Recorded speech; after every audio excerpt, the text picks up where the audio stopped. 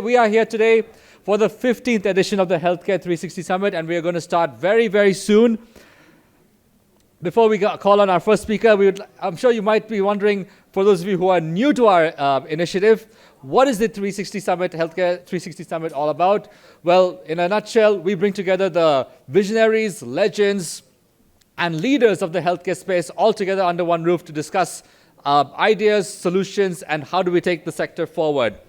So what can we expect for today? Why are we all here today? What is the agenda for today? And what can you all look forward to? We have a short video that presents to you the agenda for today and what you can expect for the summit today. Can we roll that video, please?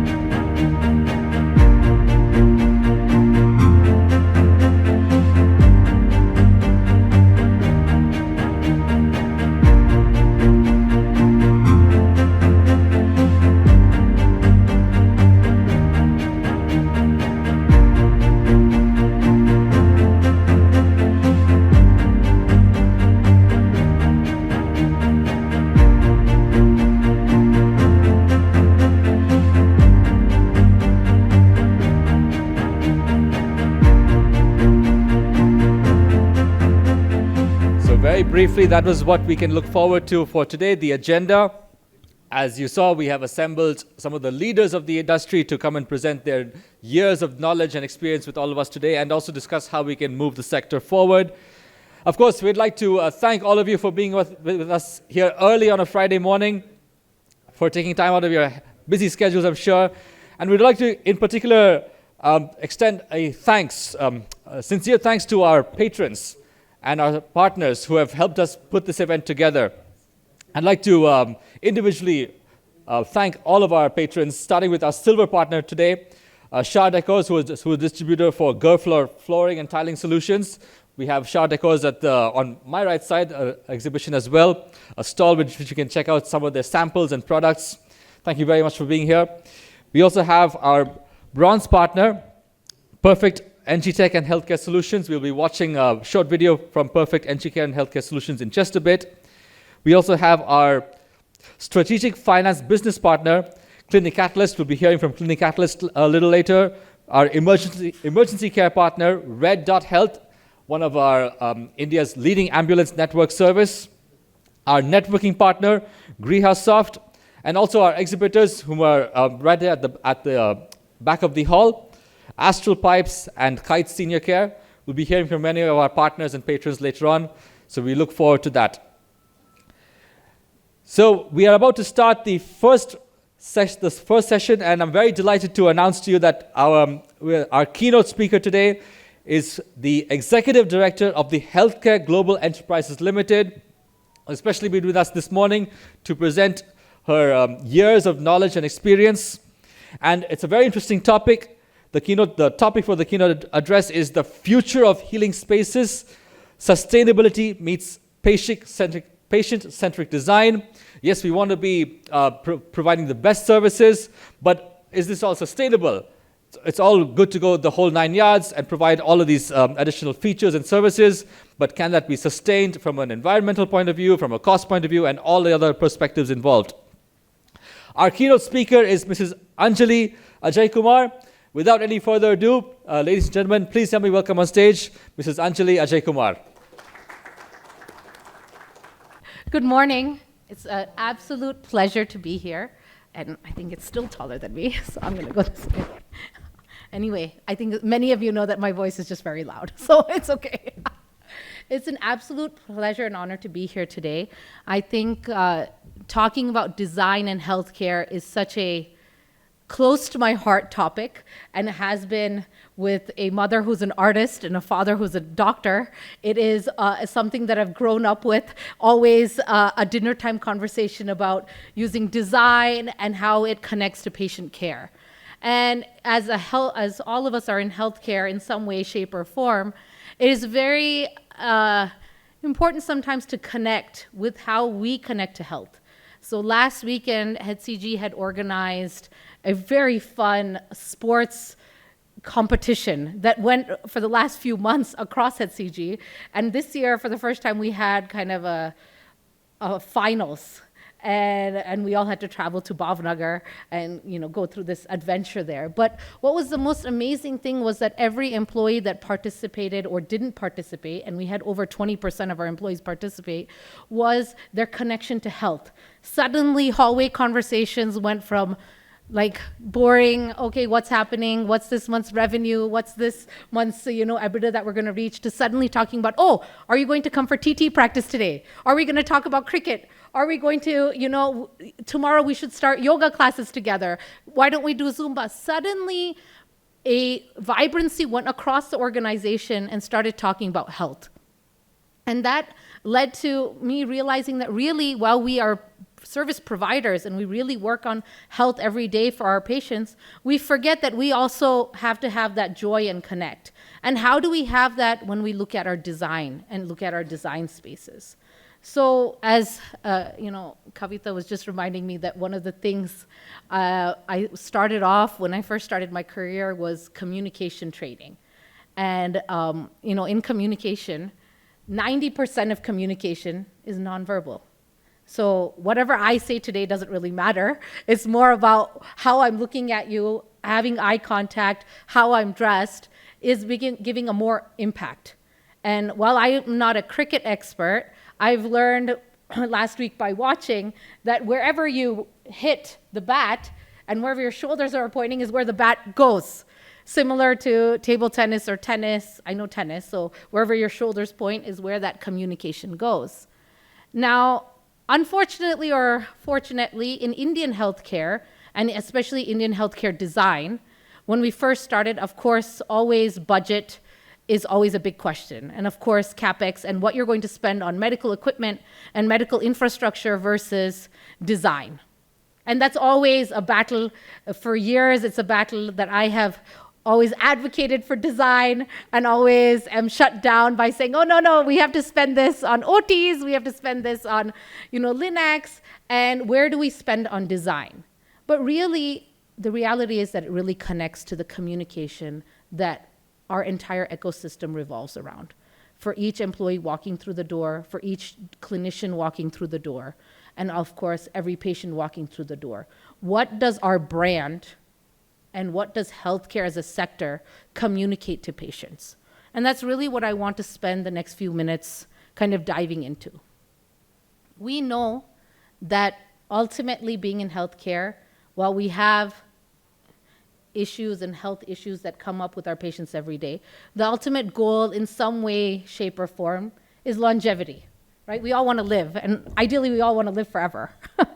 So, recent research shows, and even last 2 months ago I was in Sardinia, which is, a blue zone, and today we read that Singapore has become the new blue zone. What are the 4 factors of longevity that we look at? Research shows, of course, what we eat. Eating mostly vegetarian diet, having sweet potatoes, eating beans, all those things, of course, are a connect, but also eating organically.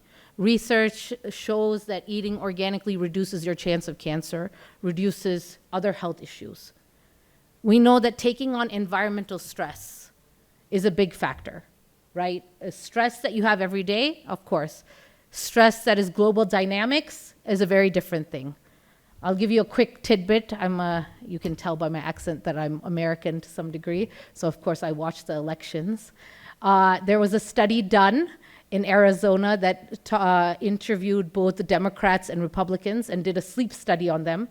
Democrats generally slept a lot worse than Republicans because they were very worried about things out of their control, global dynamics, economy, what is happening in different places in the world, much more than Republicans were. So taking on that environmental stress reduces our chances of longevity. Of course, how we connect to community, living with just your family, being isolationistic, not having a sense of community, decreases our lifespan. And of course, how physically active we are. And it doesn't mean that you have to go run marathons, but being regularly active, gardening, walking, all of those things takes us to longevity. And of course, clinical outcomes and stress is a really big factor. We know that in urban places, the chances of cancer is 4 to 6 times more likely than in rural places. That is obviously a direct impact on lifestyle, pollution, and that impacts our stress hormones, our endocrine in our systems. So all of these things, and we also know that in fertility, we know that stress, there's ample evidence that suggests that psychological symptoms have negative effect on fertility, both for men and women. So we know that stress causes all of these things. Now, on the other side, we as healthcare providers or designers look at what are hospitals supposed to do? At some point, they are trying to promote longevity. They're trying to promote healing. They're trying to promote a sense of space where patients feel secure and they feel that they are going to get the best clinical outcomes that is around. That is really what they're looking for. So how do healthcare spaces have to be designed for healing? And I've been spoiled enough in my life to be able to travel around the world. Last I checked, I think I've been to 40 countries, so it's been pretty exciting. But one thing that I always, of course, look at is healthcare spaces. How are those healthcare spaces different? And if you go to Amsterdam, you'll see that the major hospital is right smack in the heart of the city, but it has a giant atrium right in the center that brings in floods natural light. You see over 2,000 pieces of artwork there. They have their own art curator at the hospital. You go to South Dakota in the US and you'll walk into a hospital that's fully made out of wood that gives you a sense of nature as though you're walking through a forest, and you don't even feel like you're walking in a hospital. There's a nook over here for meditation, a nook over there for yoga. If you go to the chemo ward, each one, of course, they have all the space in the world, unlike us in Bangalore, but each room looks like a hotel spa as they sit down and they can play games with the family member who is with them while they're getting their chemo. This is some of the spaces. Then you notice urban spaces, and recently I was a couple years ago in Venice, and you saw this old building that is probably at least 400, 500 years old, and it's been retrofitted to be a hospital that is just elegant in any way. You feel elegance when you look at it, when you walk in, any of those things. But now we're looking at the future of healthcare, and what is it that we look at today in 2024, going into 2025, and what is it that we're expecting? It is, we talk about Bangalore, for example, being the startup hub. There's so much innovation. You can throw a coin and it can hit someone, and they're probably either in a startup or working on some technology new space or in healthcare. And I have had the privilege, I think, of meeting over 1,000 startups at this point, and it's very exciting things that are happening. But where do we take that excitement and that innovation actually implement it into design? And this is where I think we as healthcare people have a big obstacle. And that obstacle is fear. It is fear that I cannot use new innovation and technology in design because it goes back to that battle between cost versus design. And we need to spend the time analyzing data, looking at it to see where is it going to have long-term impact. Within this nation, we have amazing technology that has come up. Recently, I was seeing that you can use terracotta and wind patterns to reduce the need for even having an air conditioner. And we know that some hotels and others have used this design, but yet in healthcare, it's not really been implemented. We look at, and the amount of cement and the amount of air conditioners being used has a direct impact on climate change and pollution that we're facing around the world. So we're using something that has actually become detrimental to the very nature of the business that we do. which is healthcare, right? We look at looking at alternatives for pre-manufacturing. Very little of that are we using in architecture or in design. And that is partly because the customers, hospital customers like us, don't really ask or demand that we want to use these aspects in our design. We look at, for example, almost 20 years ago, Japan invented the solar tube for bringing natural light. It is still going viral on Instagram and everything else, but it's not actually being used. And it is a very simple structure that brings natural light into buildings. Now imagine a patient who's a bone marrow transplant patient stuck in a room for 30 days. They're not allowed to leave the room. Most of the time they're children. And there is not an ounce of natural light coming in, especially in a city like Bangalore. It's very difficult for them to have that. So, but our skies are bright. How can we use that technology to bring it in and help heal our patients and help them feel great? We look at now there's the new thing of moss and using that in cement. There's a very interesting study done in Vizag that shows that using moss mixed into cement actually makes it stronger, but also it reduces our indoor temperature by 1 to 2 degrees. And if you do it on the entire top of your hospital or building or whatever, you can actually reduce by 4 to 5 degrees. That, of course, has cost implications, benefits that happen, and it reduces noise, which is a big factor with all the honking that we hear in our urban cities. So these aspects of incorporating them into design is a teamwork approach, just like sports, just like how we deal with our patients. It's a team approach. It's never just one clinician treating the patient, but rather, on average, there's at least 7 to 10 people behind every patient's care. Just like that, we need to have these conversations in healthcare design to say, what can we use? What are the advances we can use in technology or in innovation and actually implement? And how does that ultimately connect to our brand, our healthcare sector as a whole, and our brand? And not to say that, some of the work I'm doing in this field is work in progress, but to give an example, we have a 10-acre hospital in Mysore, has a organic farm around it, has organic milk. Yes, there are cows, and part of my discussion every month is don't give antibiotics to the cows. What are they eating? It's a weird conversation to be having in a boardroom, but it ultimately is giving a benefit to patients. And that environment, bringing in, it's a very old hospital, so now innovation has come in. We're bringing in new elements.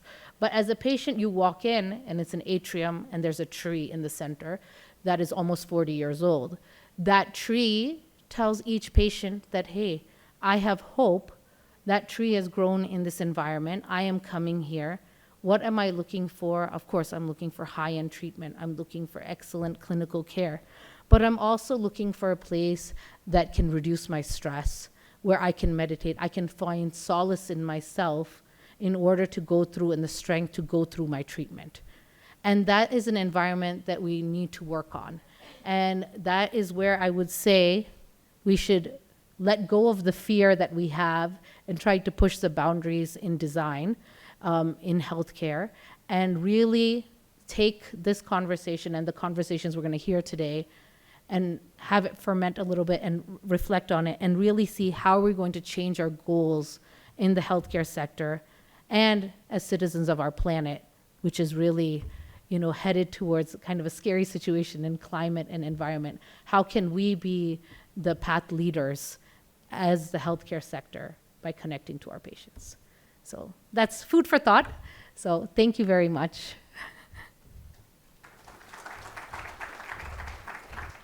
To be a vendor, they asked us for the entire value cycle. So they were actually looking at how we're going to dispose it after 25 years of life that the product has, how we're going to dispose. They asked this to us before they even considered purchasing our product.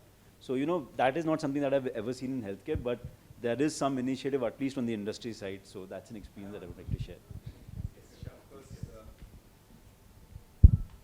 From material science to intellectual science, I would like to say I'm Dr. Balkrishna Shetty, Professor of Radiology, and also Vice Chancellor of a medical university.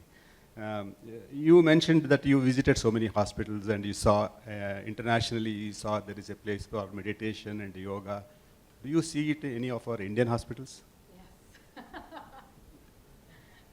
We do. We do have it in a lot of Indian hospitals, but it is usually not on the ground floor, because that is a high revenue generating area.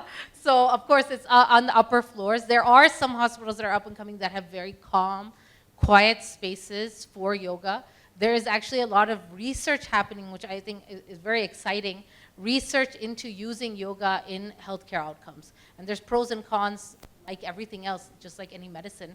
But these are elements that I think as India, bringing those things and having those conversations is wonderful. From even 2009 to when I moved here to now, I see that conversation and also people having a lot more pride. Whereas when I first moved here, it was like yoga, yeah, that happens, but that doesn't have to happen, when we're doing, cancer care. But today it is something that's integrated. It depends on the environment, right? It totally depends on the environment. If it was I'll be biased to Mysore, of course there we have space, or you do it on the ground floor and everybody can participate. But probably in the heart of Bangalore, if you can do it in a high floor, it's probably quieter and you get more natural light. So maybe you want to do it, obviously it depends on the floor plate of the space. That's always something we have to consider.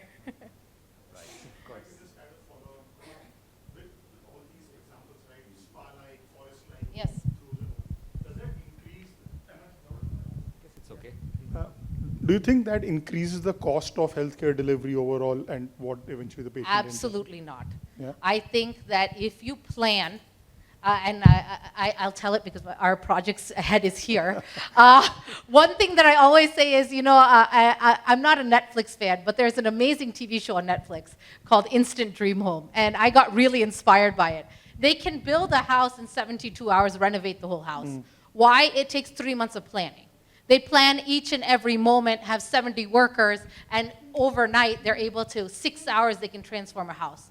What is it that we do that's really bad? We procrastinate and do last minute aspects, which it increases cost.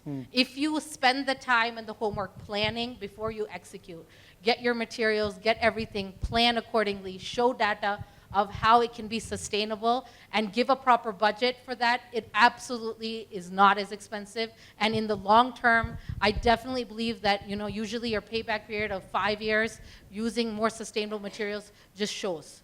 It's much more sustainable, but we have to do the work. And that's where I think all of us, our Achilles heel is that we don't spend the time to do the work or the time to spend focusing on that aspect before we release a purchase order and say, okay, now how fast can you build this hospital for me? That's right. In fact, thank you, Anjali. It so happens, I don't know by chance, but this point of meticulous planning happens to be the precise topic of conversation for our next panel discussion. So thank you very much, Anjali, for being with us this morning. And thank you all very much for your interaction and comments and questions. And as I pointed out, it so happens that the very next topic of discussion for the agenda today is a panel discussion on the healthcare vision for 2024, now till 2030, planning, as Anjali pointed out, designing and executing the future of hospitals. As she pointed out, patients are going to judge by the cover, so how do we put together a hospital that is appealing for all kinds of patients and for all kinds of purposes? Right, so I'd like to welcome our panelists on the stage, starting with Mrs. Sujayanti Dasgupta, who's been with us for a number of our initiatives. Mrs. Sujayanti Dasgupta is the co-founder and director of the Healthcare Ward for Design. We also have with us this morning Mr. Narasimha Raghavan, who's the director of design and projects at Designovate Studio. We also have with us Mr. Rajesh Sivan, who's the group head of projects at Asia Healthcare Holdings. Welcome, sir. We also have Mr. Imad Adnan, who is the Director of Healthcare Arun Nalapat Architects. Mr. Anand Swaminathan, who's been with us as well previously, who is the Director of Healthcare and Airports Division at ADM Design. Mr. Deepak Agarkhed, who's the Consultant of Hospital Projects and Medical Technology at ISC Bengaluru. And the moderator for this interesting discussion and for all of our esteemed panelists today is Dr. Vijay PV, who's a partner of Integra Ventures.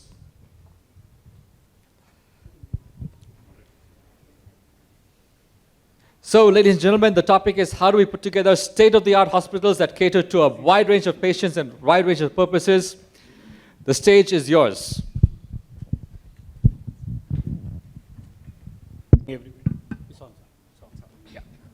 So, I think we had a very interesting keynote speaker. She has actually ignited a lot of thoughts into us. To start with, we have a very esteemed panel here. I think who is who of Bangalore in planning and designing and projects are here. I think this panel on this stage would have done more than 150 plus hospitals, or I can say more than 2 million square feet of built up area. So there is immense experience with them. So let's start with this. As a moderator, I don't want to take much of the time. I would like to go on to the questions to them and try to have more of Q&A from the audience. So what are we discussing about? So what is the healthcare vision for 2430, planning, designing, and executing of the future hospitals? So recently, last week, I was in a sleepy town called Mombasa, which is an old Kenyan coastal city.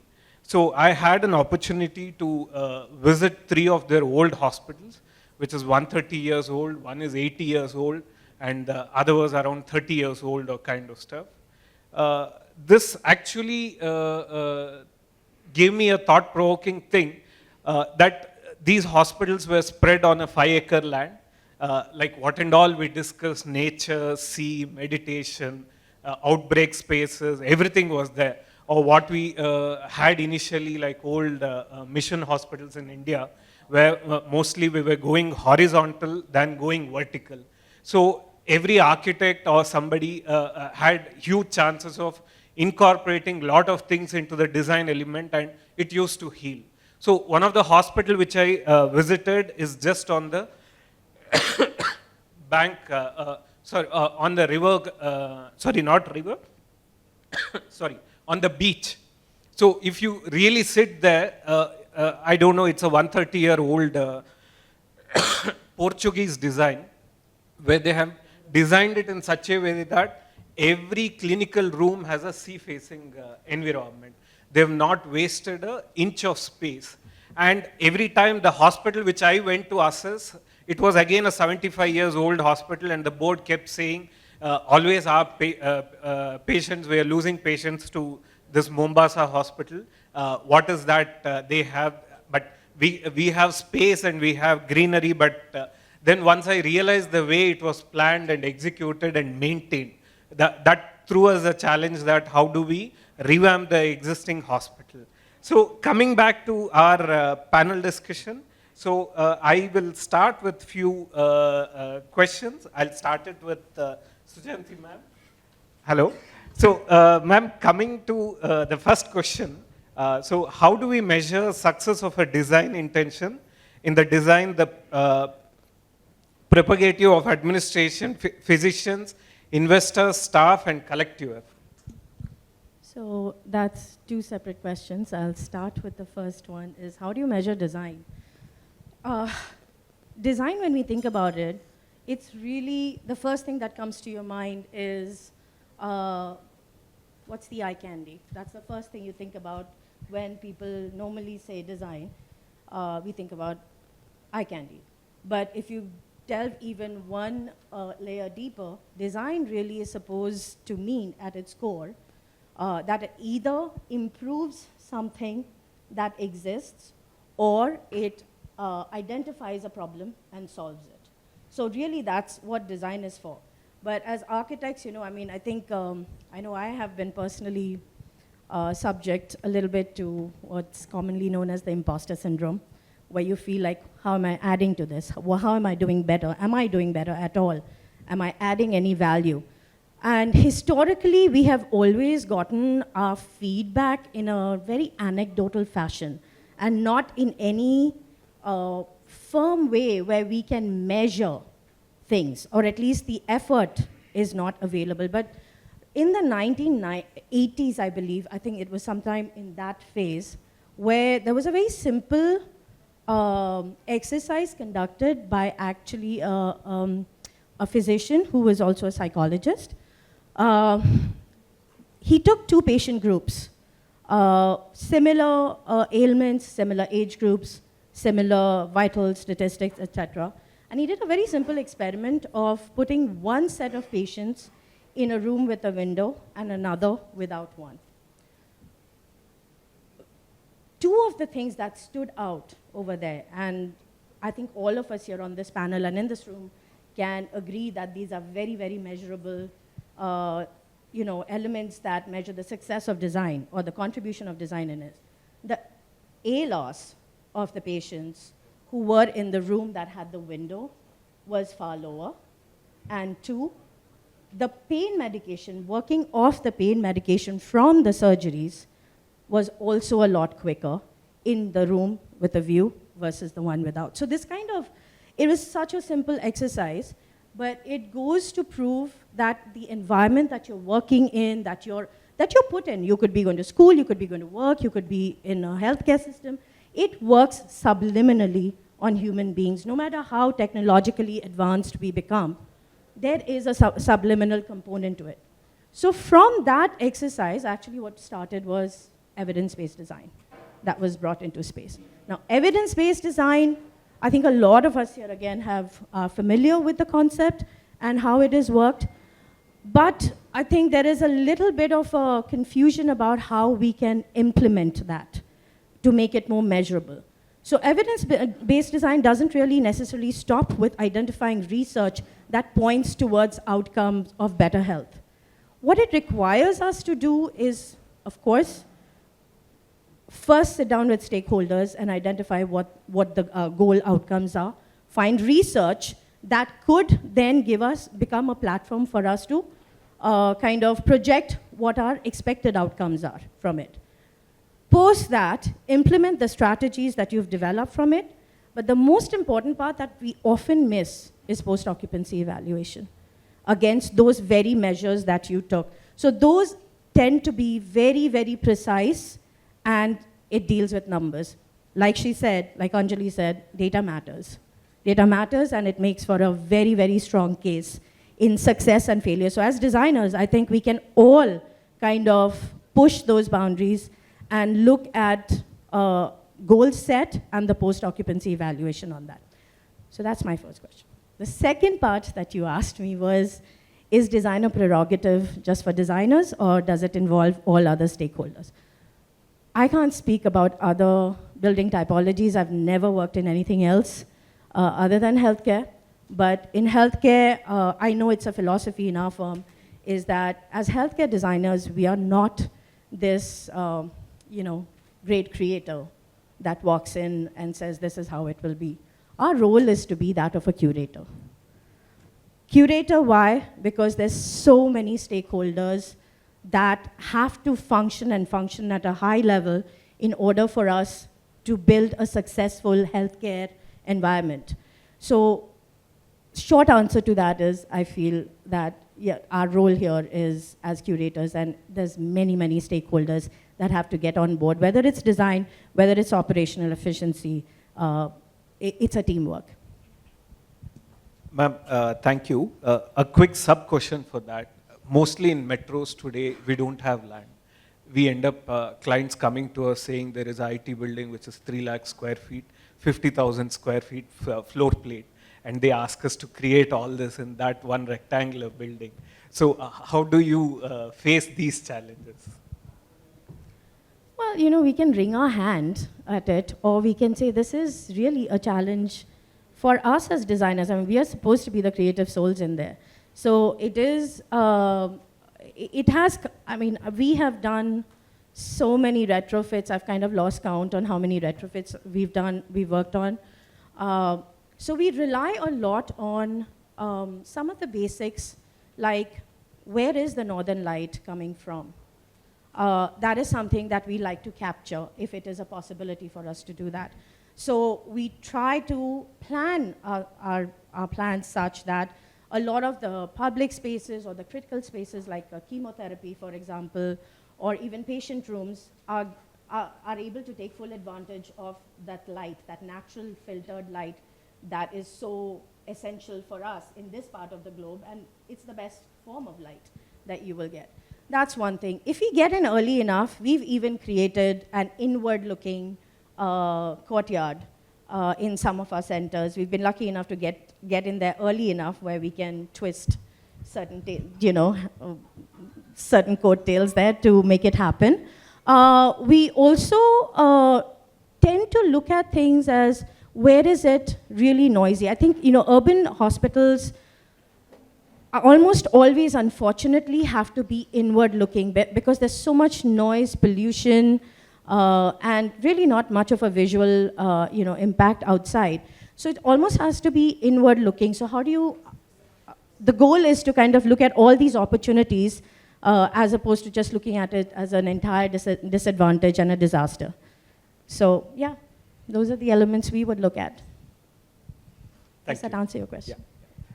Sir, question for you is, what are the challenges involved in translating design intent to ground in the perspective of multiple components involved in hospital construction? Absolutely. So when we start with a great design intent and then we present it to the the team, and then that gets signed off, so the immediate challenge comes, the first challenge comes, what's the cost?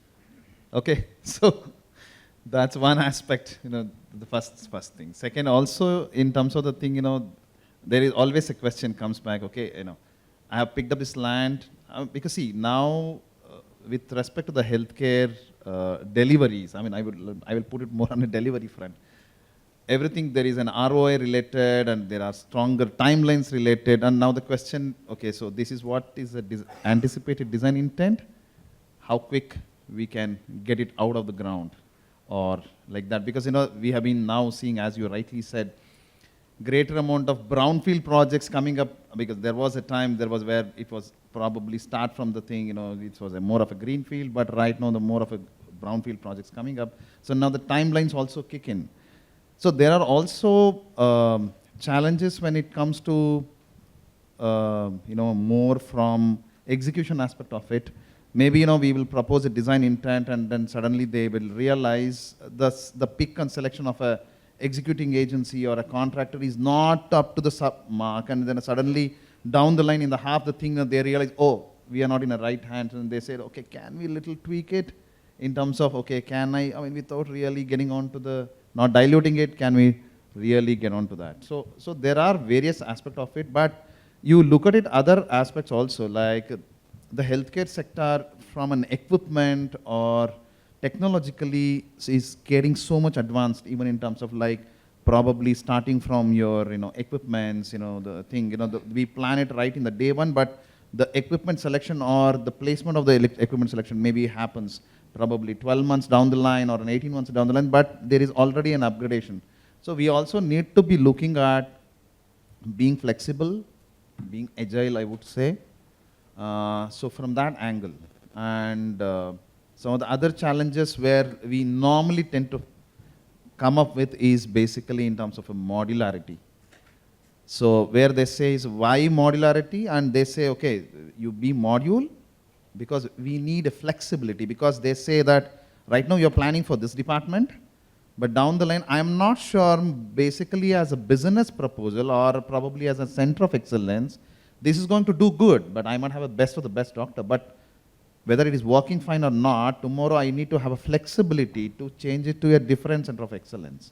So we have come up with such different challenges aspect of, when we are trying to, we arrive at a design intent, but these are the different challenges which we have been day in, day out, been facing it. So more from that angle.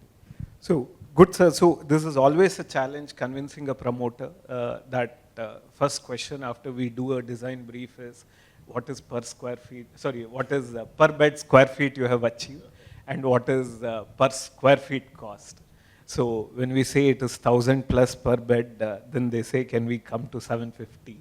Then we start eating into common spaces, whatever the other luxury or the, what we say, healing spaces, we have to dip into that. So that's a very big challenge.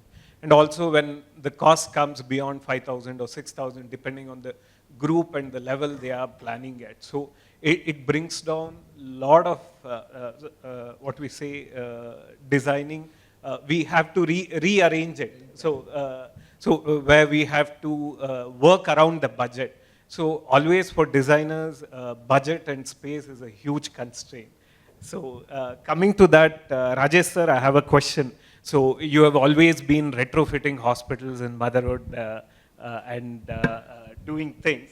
So should the new generation greenfield hospitals be designed based on the growth of geographical locations or lease the existing infrastructure to leverage cost and optimize growth?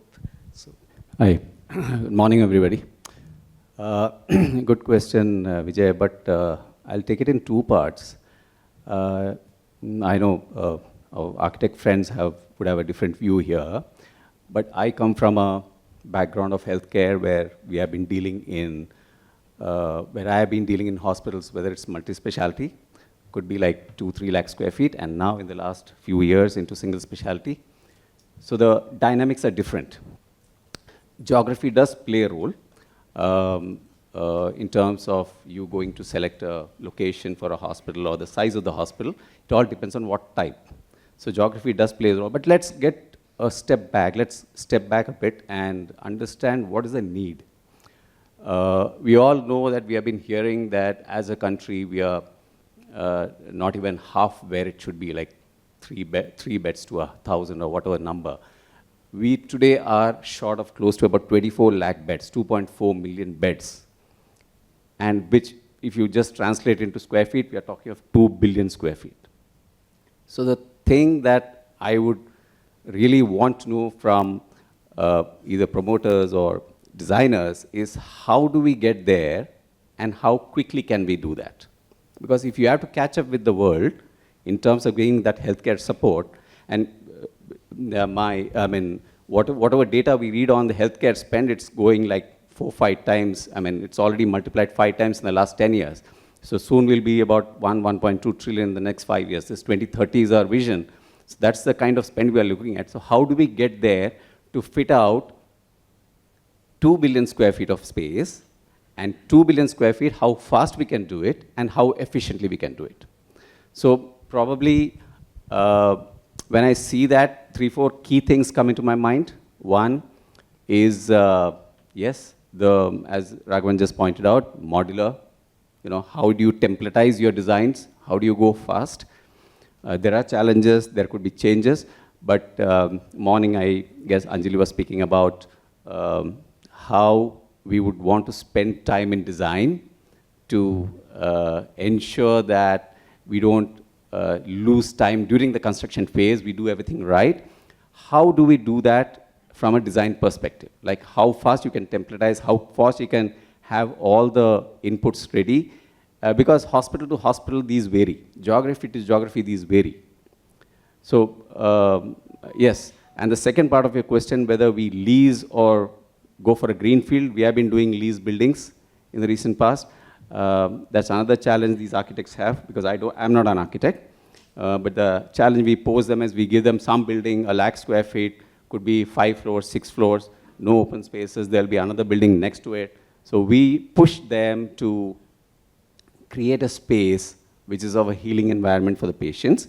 We do try that, but I believe a combination of this green and this retrofit is what the way forward is if we have to achieve that number of 2 billion in the next decade at least. So one more sub-question for that. Given a chance as a head of projects, you would like to choose a greenfield project or a brownfield project? Oh, any day a greenfield. Any day a greenfield. But the board is always pushing you when is the... Yeah, I have a few investor friends here. I'm sure they'll disagree with me. The moment they put in the money, they'll say, when is the return? So I'm sure, as somebody pointed out, that you have a project ready, the construction has to start first. You know? Just to add to that, so recently we got one similar project. So it was actually a brownfield. It was a building which is around maybe roughly 1 lakh square feet. And like you pointed out, there is nothing, no green space, nothing around. And adjacent to it, there's another building, right? And on both sides. So we were scratching our heads what to do now. And this was a children's hospital, right? So what we ended up doing was we literally created a hole in between the building. So we created like a cutout which is like, like 3 floors high and 2 of those, right? So we got the building to be cut in the center, and we created some, like communal space around that. I think that's where architects come in as the solution providers, even when operators come up with more challenging, like buildings, like an existing building, which obviously, along with the floor plate, the other main issue is the floor heights, right? So a hospital requires more floor height than a typical office building. So how do you, like incorporate all the services within the false ceiling that you are actually going to get in those areas? So I think that's where architects do come in. Imad, you are right, because infrastructure, if you give a ready infrastructure for an architect, these are some of the challenges, the floor heights and the temple floor plates, the core locations and all. Yes, I agree. Yeah, so in my opinion, I don't think it's that big a challenge as such. I mean, it's a challenge, yes, but I think architects are well versed to, like overcome that. Thanks. So that's true, Imad. In one of our projects, we convinced the client to spend 5 crores to cut the similar thing. It was a PT slab building. So cutting a slab for 5 floors, which was almost like 3,000 square feet cut out in the center or 2,000 square feet. But once the design was explained, the client got convinced, and today he is happy about doing that. So I think once we explain them with facts, figures, and advantages, they really come down and agree. Otherwise, spending 5 crores on just cutting out slabs of an existing building, nobody would agree. Yeah. So coming down to next question for you. That's the very challenging thing always. Should the design of the hospital be designed to suit the need of the doctors, or design to have a facility which is pleasing for patients and which is pleasing the boardroom where there is a better ROI? So how do you think? Again, in my opinion, it's not that difficult to, like suit the need of the doctor as well as give a good patient experience. Because doctors, yes, you will get the best cardiologist in town, you will get the best of, like pediatric cardiologist in town, and they will want things a certain way. And you would be, like forced to give them that because it directly affects your profitability, yes. But at the core of it, a patient is your heart of the hospital. So the utmost importance should definitely be given to the patient experience and how patient, how the care is provided for the patient. That's why you see, like today, hospitals looking like hotels, the inpatient rooms looking like hotel rooms, and even the public areas looking like malls, like with coffee shops, with bookshops, with even salons, spas. And just to give an example, one of our hospitals has a, like a large restaurant chain operating 3 different outlets with different cuisines, like inside the hospital premises. But that again doesn't really, like keep away the fact that a hospital is not just for patients and doctors. Like Anjali was saying, each patient, there's like 7 to 10 people running behind one patient, like to care for that particular patient. So how are you making the nurse feel good? Like how long does the nurse have to walk to just get a basic consumable for an ICU patient? Or how much does the attendant has to, like walk to go to the pharmacy or to find out where the lab is? So when you design a hospital, as long as you cover all the core necessities that is required for patients' experience, everything else falls in place. And I'm sure from an operator point of view, there are like many, like different people who will be able to answer that. But from architects, yes, I think as long as you create better spaces for patients, everything will fall in place. Good. So I think we all agree form follows the function for our hospital designs. Sir, next question to Anand sir is, when we are talking about green and sustainability and stuff, so how do we achieve a net zero energy design in the hospital building? What are the design strategies to be adopted? Hi. Morning, everyone. Yeah, that's a good question. How to achieve a net zero energy building in hospitals? Yes, it's very tough, but it is doable and difficult too. There are a lot of design strategies available, like passive design strategies. Obviously, that holds good for greenfield projects, but not for brownfield because the building is built and it's ready for and available for immediate start of construction for the fit-out spaces. And apart from passive design strategies, we have application of energy monitoring systems, like say how much energy each department consumes, and with respect to their business revenue, month-on-month basis or on a quarter-on-quarter basis. So we need to have an application and system and smart control meters to find out which department consumes more energy with respect to the revenue systems. That is an inbuilt within the separate, or you can say a separate business unit within the hospitals to measure that. And obviously usage of sustainable materials that consumes less energy, we can say about it.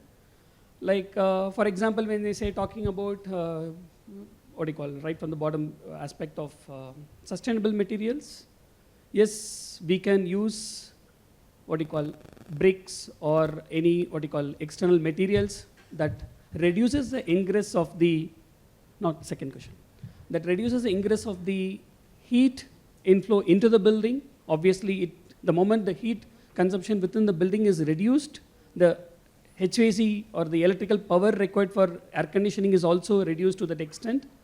And let's say about energy consumption, maybe when we talk about sustainable materials, apart from the external things, bringing in the natural light or bringing in the natural, what do you call, respite spaces where people spend less time in their rooms, and little bit of communal spaces, as Imad was talking about, provision of that spaces in hospitals will definitely cut down the energy consumption. And having occupancy sensor lights, and what do you call, like, for example, typically in basements, which we hardly patients or doctors go over there, only the back of house areas or the infrastructure of the hospital operators work over there. We do a 24/7 mechanical ventilation systems, which can be completely controlled by having sensor controlled ventilations, like it's like what we call as a demand controlled ventilation.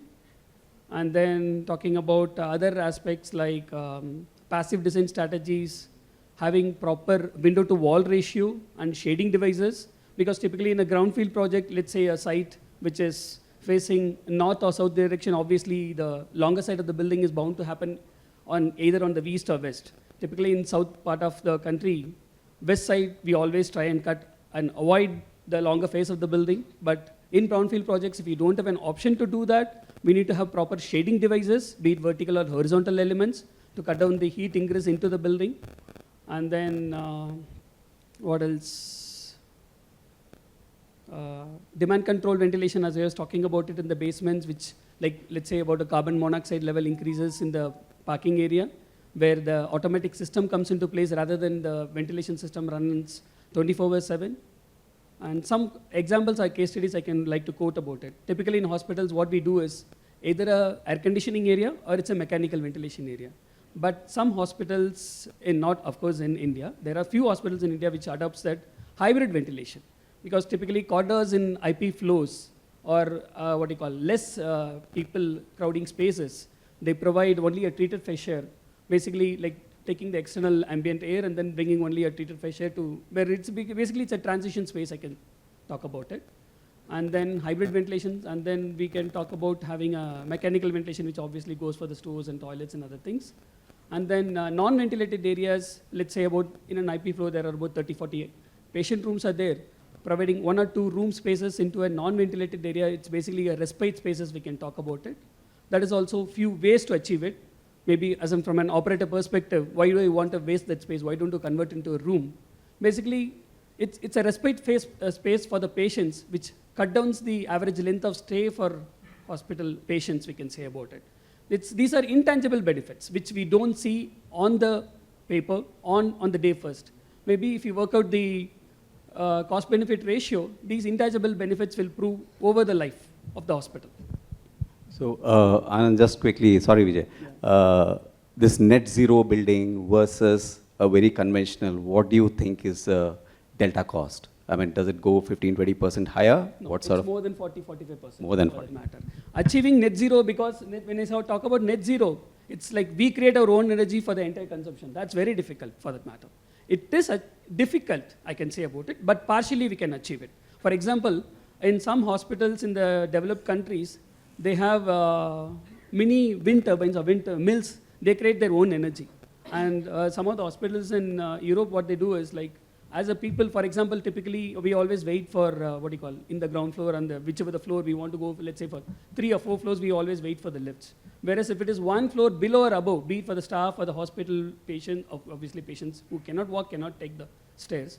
But for hospital staffs or back of house staffs or even the visitors, instead of waiting for the lift to come down, let's say from the 4th floor to the ground floor, if it is 1 floor above, they obviously take the steps. They even create kinetic energy when they step onto the steps, for that matter. These are some of the mechanisms available. So one add-on question. Yeah. Does hospital gain any benefit doing a LEED certification or a IGBC certification? It definitely benefits, but not on day one, because obviously when the budget has been given to the projects by the board, it is always with an exemption or exception of, I can say about it.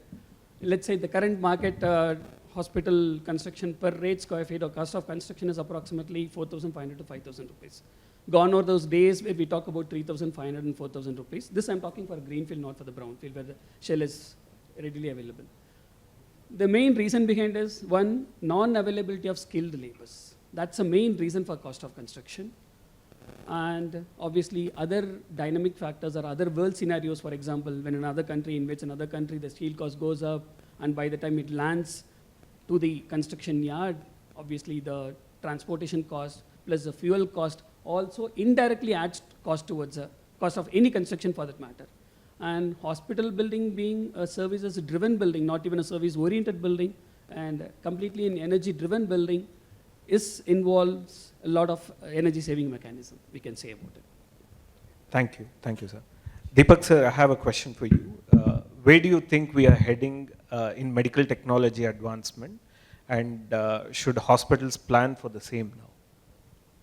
Well, typically the annual growth of a medical technology is 5 to 7%, whereas when we compare with the IT growth, it is 10 to 15%, and communication growth is about 7 to 10%. But medical technology, medical equipments, basically nowadays, all the high-end medical equipments, it is an integration of the medical technology with the communication with the IT. So 7 to 10% is the growth which we can expect in technology innovation. Having said that, by 2030, so there are few things which I can cite can be the things which can be technology which will be adopted in a hospital. One is advanced imaging technology and a diagnostic. If we talk about the advanced imaging and diagnostic technology, now you know that the photon counting CT has come a year back. So, but it is going to be very popular because of the reason that the image resolution is very high and there is a direct conversion of the X-ray image to the signal. So similarly, the 7 Tesla MR. 7 Tesla MR, though we talk about 3 Tesla MR, but for the brain and musculoskeletal image, 7 Tesla MR is going to be the one of the thing which is going to be adopted in near future. Then AI is a buzzword in everywhere. So AI is being a part now currently in all the medical equipments. So to have a faster sequence, to get the analytics, AI is one of the important thing which is going to be an integral part of the medical technology in the coming future. We also talk about the precision in the surgeries. Precision in surgeries are being, basically the robotics has come. So a couple of decades back in urology it started, but it's been moved to the other areas like the neuro and the brain. The orthopedic is also common. Even in the rehab you'll find the robotics. Not only the robotics is used as a medical technology for the patient care, but it's also been used like for repeated work which has been happening, like vitals to be captured in the OPDs. The robotics can replace it. Robotics can replace, there are some companies who are actually tried it and it's been tested in some of the countries. Robotics is used for linen management, even the drug delivery to the particular areas. So the technology is heading to the integration of all the things so that patient care can improve. The other part is the IoTs. IoTs have actually changed the dynamics of the medical technology. So you have a real-time monitoring of the patient data, so which was only confined to the particular, the ICUs or particular ward where the people were monitoring it. With the IoTs coming in, you can see the data at your fingertip, and any critical inputs coming, you can act on it. So patient care is getting improved. Of course, the telemedicine is one of the important things which we felt the need during the COVID, but lost its flow in between. But I think telemedicine and a virtual IC is going to be one of the important things which is going to come. And by 2030, it's going to be one of the important things which will be added as a part of a clinical command center. We also talk about uplifting the people. So AR and VR are going to be one of the other points, so which you need to be looked into. How to implement these things? So we talked about the flexible design. So we need to have a flexible design for the OTs, ICU, even the diagnostic facility. Why diagnostic facility? Today we may have a 1.5 Tesla. Maybe by 10 years down the line, we may go for the 7 Tesla. So all the MEP requirement, infrastructure requirements will change. So we need to ensure that all these things are being considered. Similarly, we also need to have a digital transformation. This is one of the important things which a hospital should think of. Digital transformation will change the entire dynamics. So be it the capturing the clinical data or a non-clinical data. And of course, the sustainability which it was been talked about, and the Make in India path. The technology innovation is happening abroad, but in India also, so we need to have a collaborative approach wherein hospital can tie up with the startup or any of the tech organization, so that Make in India can be initiated, more sensors can be done, so more technology innovations can be done. In nutshell, the new what I can see is a patient care is going to improve, the efficiency of the system is going to improve with the technology adoption. I think I covered most of the points. Yeah, thank you. A short question, if it's possible. Yes. So all this technology innovations or advancements, or be it for AI, VR, AR, will this reduce the hospital clinical expenditures for the end users? See, from an operator perspective, yes, these are innovations. I can do more detailed diagnostics or whatsoever it is called. But will these benefit be passed on to the end users? Will their clinical expenditures be reduced when compared to the current scenario? Well, this is exactly where I was talking about Make in India. We in IISc, we have a Center of Nanoscience. They build a lot of sensors. We have the other departments like the simulation labs have been there where the simulations have been done. So if we don't integrate ourselves and explore our technical skills, rely on the technology from Western, we'll never be able to reduce the cost. So the very idea of having a Make in India is to ensure that we take the ideas, incorporate those things, and make the system so that end user, the patient, is not paying in dollars, he's paying in rupees. So we need to look into this aspect and initiate for a Make in India. Another question, because based on your answer, I'm just deriving it out of it. When you say Make in India, it's mainly for the manufacturers or whatsoever it is. It'll obviously, patients will not pay in dollars, but obviously they're still paying in rupees. But will it still come down, or will it not shoot, is the question. Well, there is see, there are two ways of looking into it. Like digital transformation, which I talk about. If we typically look into a digital transformation, like creating a digital envelope or a digital blanket, so the cost of the project, it will be around 10 to 15% of the project cost itself. Are we ready to effort to it for a day one, or we'd like to do it later? But if you do it, but there are a lot of benefits are there. So we will get a lot of advantages of having a clinical command center wherein you can have one platform for integration of all the information, whether it's a DICOM information, non-DICOM information, HIS, and you will have a real-time the data inputs which are being acted upon, then AI analytics which is going to be done. All these are the advantages. So you need to really decide when you are talking about the progress in 2030, what you would like to invest and what you are looking at. For this, I would like two important things to be done. As a management of the promoters, you need to have a good technology people backing you. You need to have a good IT person, you need to have good clinical engineer and clinical excellence person, a quality person, so that all their inputs along with the architects will make the hospital take it to the 2030 vision. Thank you. Thank you. To add to that, last month I just did a simple exercise for a client where we did a financial feasibility for using all imported technology for a 50-bed secondary care hospital, which was coming to close to around 16 crores. But when we considered the same alternate indigenous or make in India kind of stuff, it was 8.5 or 9 crores. So there is almost 50% delta which we are paying for higher thing. So ma'am, following question from Deepak sir to you. So what are the different ways in which modularity can be built in the design of the hospital so that it can be flexible for future? So modularity is not a term that, is new to anybody anymore. It has been around for many, many years. We understand the basic building blocks of modularity, which is prototyping, standardization, and then building off-site. That's something that we are all fairly aware of. And then, of course, within the healthcare sector, what are the ones that, what elements of the infrastructure is easily, turned into a module.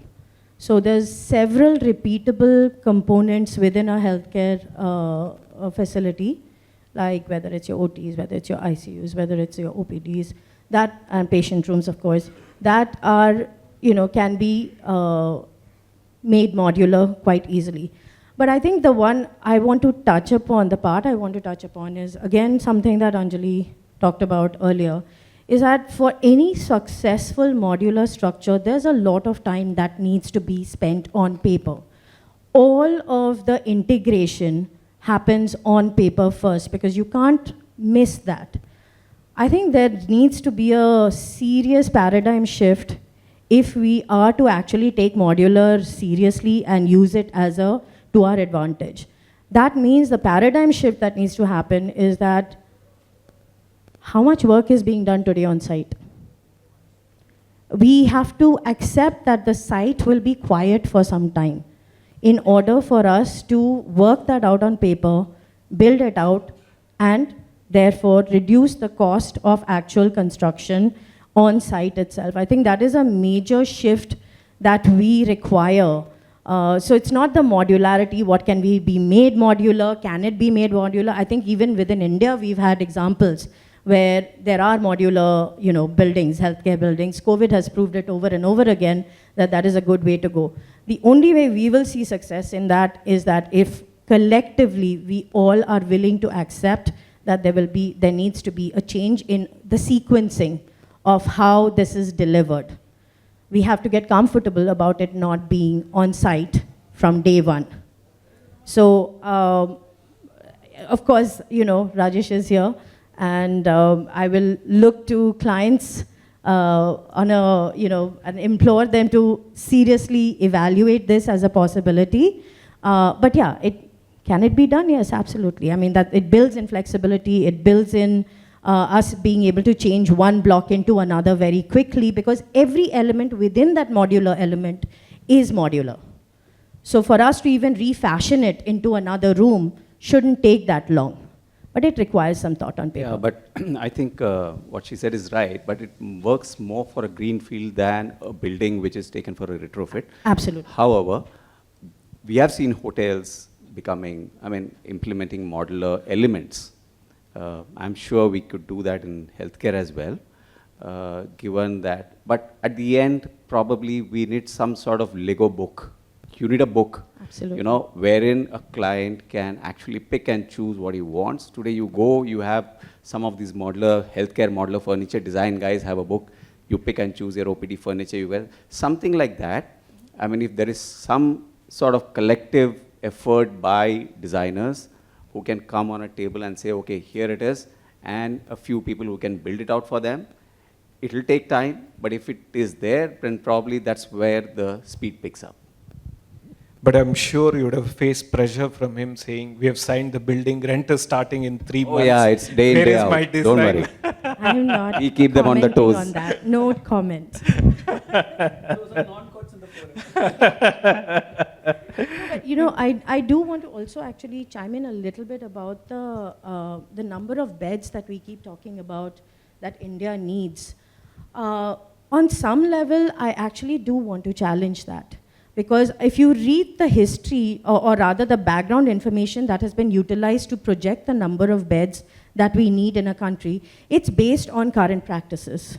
Now, current practices has, I think one of the first things and the simplest things and in a healthcare setting is to look at your operational efficiency. Simple things like utilization of your OPDs, how long is it being utilized?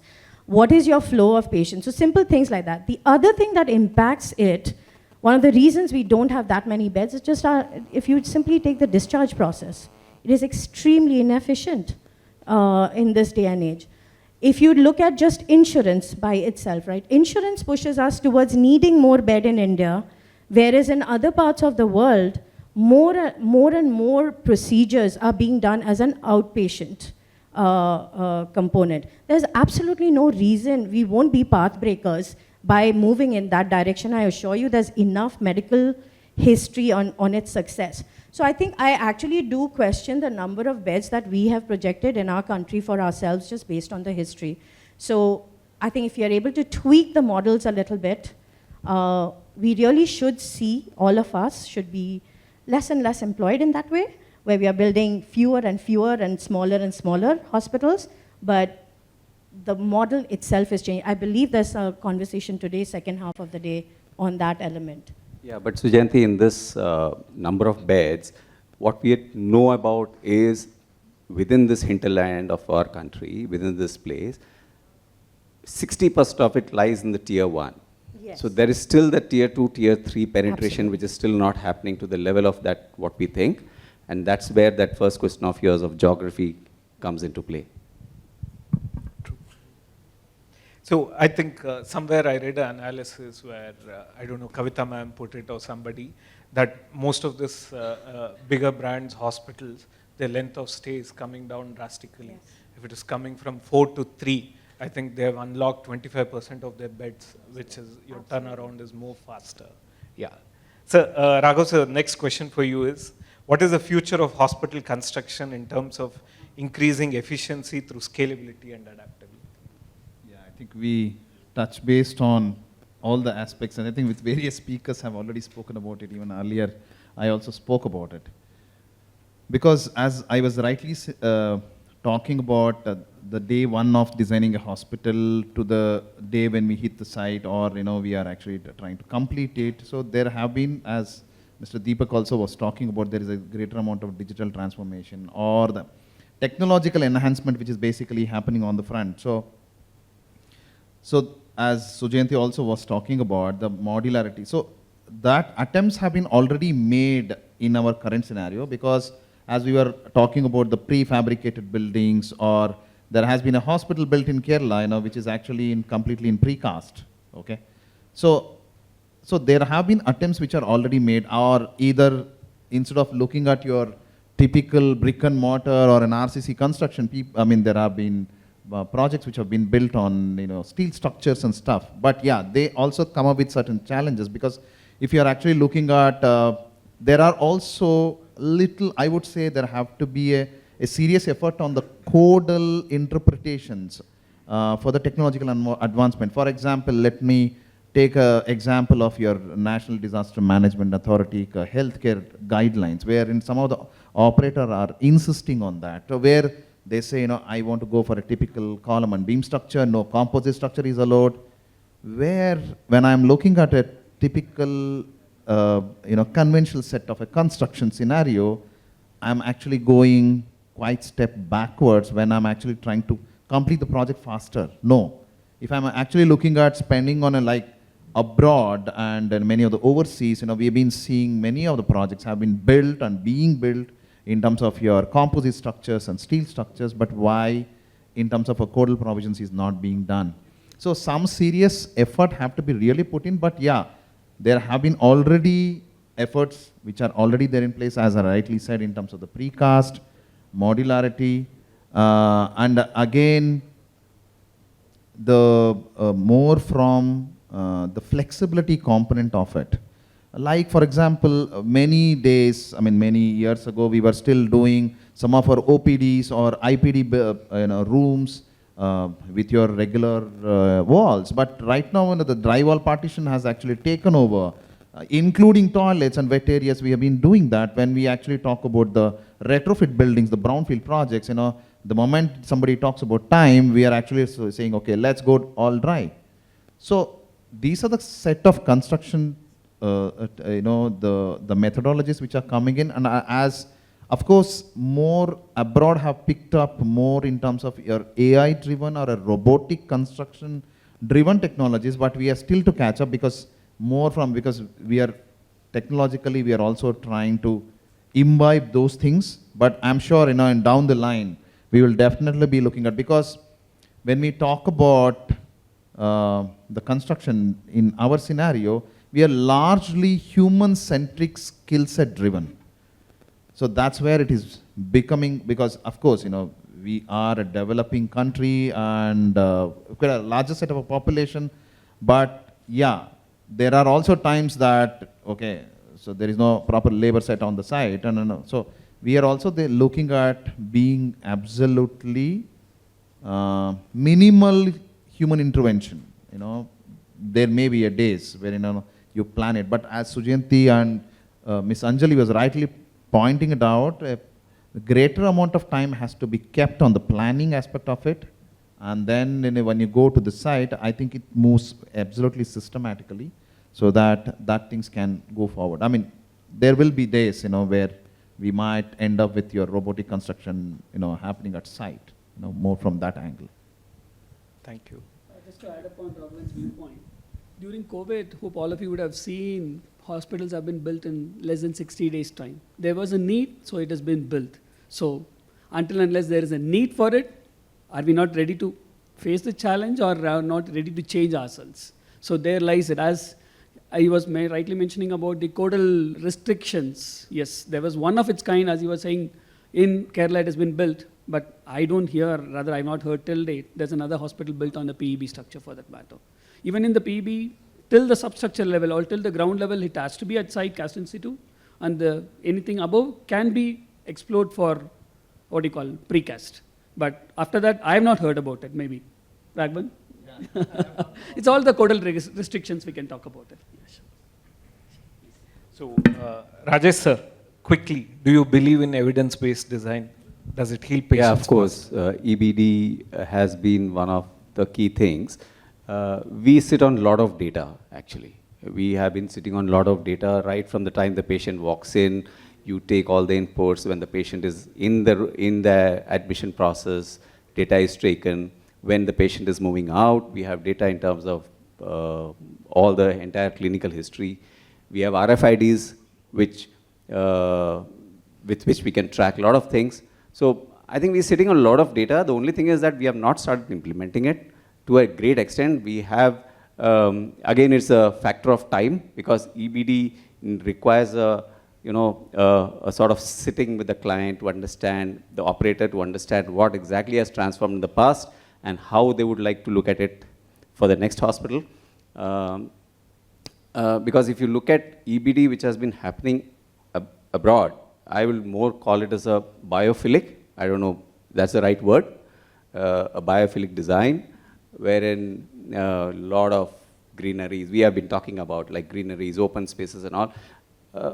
We are yet to see that. I did read in one of the papers where one of the articles that there is one hospital up north which has been constructed with all the EVD data, and it's very biophilic in nature. So yeah, as she pointed out earlier, the time to heal is faster. There is a research document which says that using these natural light and ventilation and greenery, probably the pain medication has dropped by 20% for a patient. There have been research papers on that. So yeah, it's very important. Thank you. So quickly a question to Mr. Imad. So what are the challenges in building healthcare infrastructure, and how can we make our buildings more safe and smart infrastructure? I think it's a very good question. Partly everybody has touched upon it already. So I think one of the major problems I see in the newer hospitals or the existing hospitals also is the time it takes for approvals, especially the greenfield ones. So, like your local municipality or corporation approvals takes something around like 6 to 9 months. And you add on to that AERB approvals for your Linacs and nuclear medicine, that takes 28 days. And if there is any small, rectification in that, it takes another 28 days. And add on to another, your PCB approval from Ministry of Environment and Forestry, it takes many months. And even your fire and life safety, there are like multiple inspections, pre-NOC, NOC, and post-NOC, like the occupancy stages. So it's easily a year's time before, even a single bore is drilled on ground, right? By that time, we end up, due to the evolving requirements of a particular, specialty, we end up sitting with the client and discussing the program all over again. So this is the case with all the private hospitals. And if I talk about public hospitals, obviously, we know what the condition of our country is today. We saw what happened in Jhansi last week. And a few years ago, even one more hospital in Gorakhpur where fire struck in NICU. We need stringent regulations, particularly from the Ministry of Health. And, I was reading somewhere that the health expenditure of India last year was less than 2% for the entire country. That doesn't even, suffice the basic requirements of electricity or, continuous uninterrupted power supplies or even, generators in many of these public hospitals. So I think we definitely need much more stringent regulations and as well as more, fund towards public hospitals. Like Rajesh was pointing out, our, bed, right now we are at 1.9 bed per 1,000 people in India, as opposed to, I think WHO recommendation is 3.5 for 1,000 beds. So how are we going to add these beds when we are not even, funding enough to, do good for the existing hospitals itself? So talking about, VR, AR, IoT, all these things, yes, definitely yes. For all the private players, yes, but how are we going to improve our public hospitals? I think that's something that we really need to, think about and push for. Thank you. So I'll come to Deepak sir, I'll come back to you later. So Deepak sir, as you were discussing on digital transformation in hospital, what benefits can we expect out of it? Well, first, before that, I would like to answer on one regulatory question which you was talking. One of the important regulatory is about the medical device also. We find that the fire has started with the medical device, because we don't have a good approval system like the CE or FDA. All those CDSO has come, but it has not been applicable to all the medical equipments. So we need to have the stringent norms like what has been put by FDA or CE, so that these kind of mishaps cannot happen. So now answering to your question on the digital transformation. So I had an opportunity to visit one of the hospital, so within India. So I was thrilled the way the digital transformation has happened. They had an experience, the hospital is around 30-year-old. They tied with most of the major players, so national and international players, in terms of building the HIS or EMR and integration. But whatever the expectation from the users were not been met. So then they started their own journey of having their own people building the digital transformation. So that has led to us, right now the ground situation is like this. They are able to get all the information in a single click in their mobile, and they are able to take a decision. So what I would emphasize by 2030 is to have a thing like a digital command center, which has a clinical command center as well as a non-clinical command center. Clinical command center should be like any of the hospital, any of the buildings where the BMS, there is 24/7, there is a monitoring or CCTV monitoring. Same thing should be applicable in a clinical areas where the clinicians are sitting and seeing the real-time information of all the patient information deleted.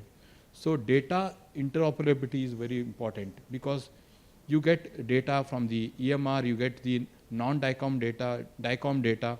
All these should be uniquely tied to a patient. So thanks to the accreditation wherein patient unique ID has been harped upon.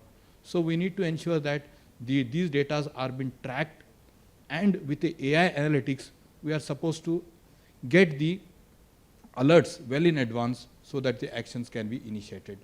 So this is one of the important things which we can do as a part of the digital transformation, so or a clinical command center. So we also have the non-clinical command center, which is also very, very important, because as we are discussing, the energy cost is very high. So are we really monitoring it? Energy management, the intelligent building management, security control, CCTV, access control, fire, patient flow management, parking management, queue management. So all these things are very, very critical. So is the patient and visitor experience. All these things can be clubbed as a digital envelope, and as a part of a patient experience, we need to ensure that we build an infrastructure toward future so that all the touch points related to the patients are being captured.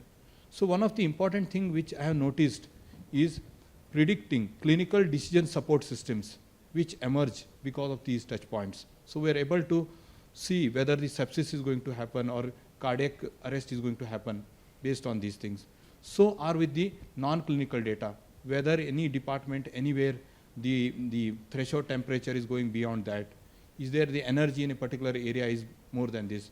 So overall, yes, the investment is high, but towards the end, if it has been, I have seen again one other hospital wherein they have an access control and CCTV, but if you still see the number of manpower deployed, but the security is still same. So that will not work. You need to plan in such a way that all these things are being looked in totality and bring the digital transformation. That is going to make a difference to the hospital in future. Thank you. Thank you. So, sir, again, for us, can you please explain what is biophilia and what's the advantage of that? I think maybe panel members or what do you call, who are sitting on the dais will be aware of what you mean by biophilia. For others who are not aware of biophilia, simple. Philia means a love of. Like say, I would like to connect to the nature for that matter. Like, how does it helps in building typology? It is one of the proven concept in building typologies, mainly on the educational buildings, office buildings, and hospital buildings. In hospital buildings, obviously, all the users, performances can be measured, or the outcome of the results, or their, their development or deliverable systems can be measured across. Biophilia, as simple as that, it's as I would like to connect to the nature is the main thing.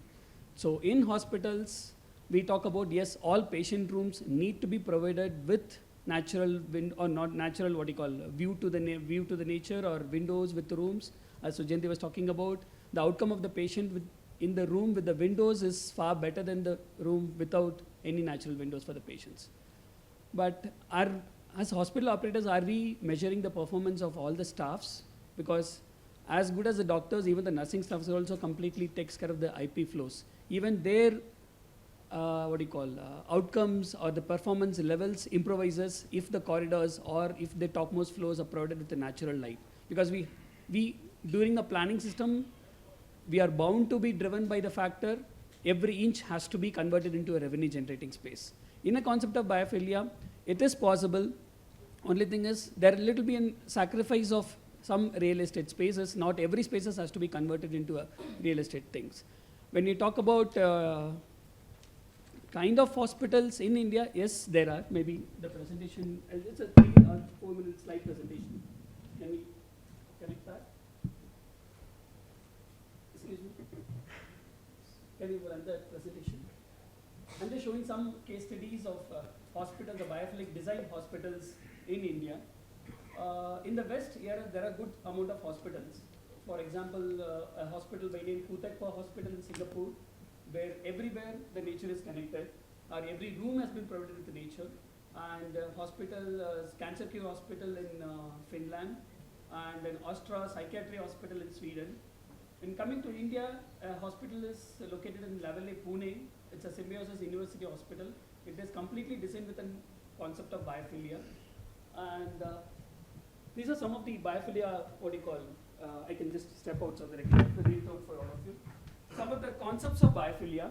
So whatever I have highlighted in red color is achievable in hospitals. It's basically sensory connection or non-rhythmic sensory stimuli or biomorphic forms. But the first aspects what you see in the nature in the space is possible to achieve in a green field hospital, whereas in a brown field hospital, bringing the nature in the form of a material usage is what we call as natural analogs. And nature of the space is not to be used in hospitals, it's mostly towards the resorts or in vacation spaces, because these are risks and perils where we walk with the risk, but at the same time we have a psychological feeling, yes, it is possible, yes, we are covered up. So these are some of the hospitals which I was talking about it. So the extreme left, what is in a hospital in Singapore, where every spaces have been provided with the nature, and they even have a complete garden space. As doctor was asking, how can we have a garden or a walking in the forest? Yes, it is possible to achieve. And as all of us know, Singapore, where real estate spaces are even costlier than Bangalore, it is possible to achieve for them. And the cost of spend when or percentage of increase when compared to normal rate per square feet is approximately 45 to 50%. And in the second hospital, what you see is in cancer care hospital, where they have complete courtyards in their hospitals. And the last one is in psychiatric hospital in Sweden. Here also, the one bottommost image on the extreme right is the entry of the hospital. It's basically like the entry, you don't even feel like you are entering into the hospital. And this is another one hospital which I was talking, it's built in India in 2018. It's a hospital in Pune. The extreme rightmost image in the lower one is an ICU spaces. Here every bed will have a natural window for the ICU spaces. And the one on the top right is an IP floor with a nurse station in the corridor. Even every corridor will be provided at the end of the corridor with a natural light. And these are some of the natural materials what they used across. And you could see the window in the typical IP room, where the window is even taken till the skirting level. We hardly provide this in hospitals, because we always, the patient who is on the bed always sees bound to see a light or a natural space above a 3 feet level. Whereas in this hospital, they achieved it, the light or the window is extended till the floor level. That's from my side. Just to touch base, I think, on the Kutek Park Hospital, Singapore, what I was given to understand is that they have 20% of the air circulation happening by orienting the walls or something, yes. In which I think 30% of the hospital is without air conditioning. Exactly. As he rightly said, the hospital in Kutek Park, I couldn't, take back the images. The complete corridors in that hospital is with hybrid ventilation. So the weather or the climate, what you see is as good as in Chennai, where humid levels are even higher than Chennai in Singapore for that matter. They use hybrid ventilation, basically the treated pressure, plus during peak summers, they use fans for that matter. So none of the corridors are air conditioned. So basically in an IP floor, in a typical IP floor, corridors alone constitutes 45% of the floor space. They provided no air conditioning in that space. Only the patient rooms will be in air conditioned spaces. So can we say that Terminal 2 airport is a biophilic design? Yes, that's right. Basically, they're trying, it's a second category of bringing in the natural forms in terms of material applications in Terminal 2, we can say about it. Thank you. Do we have time for questions?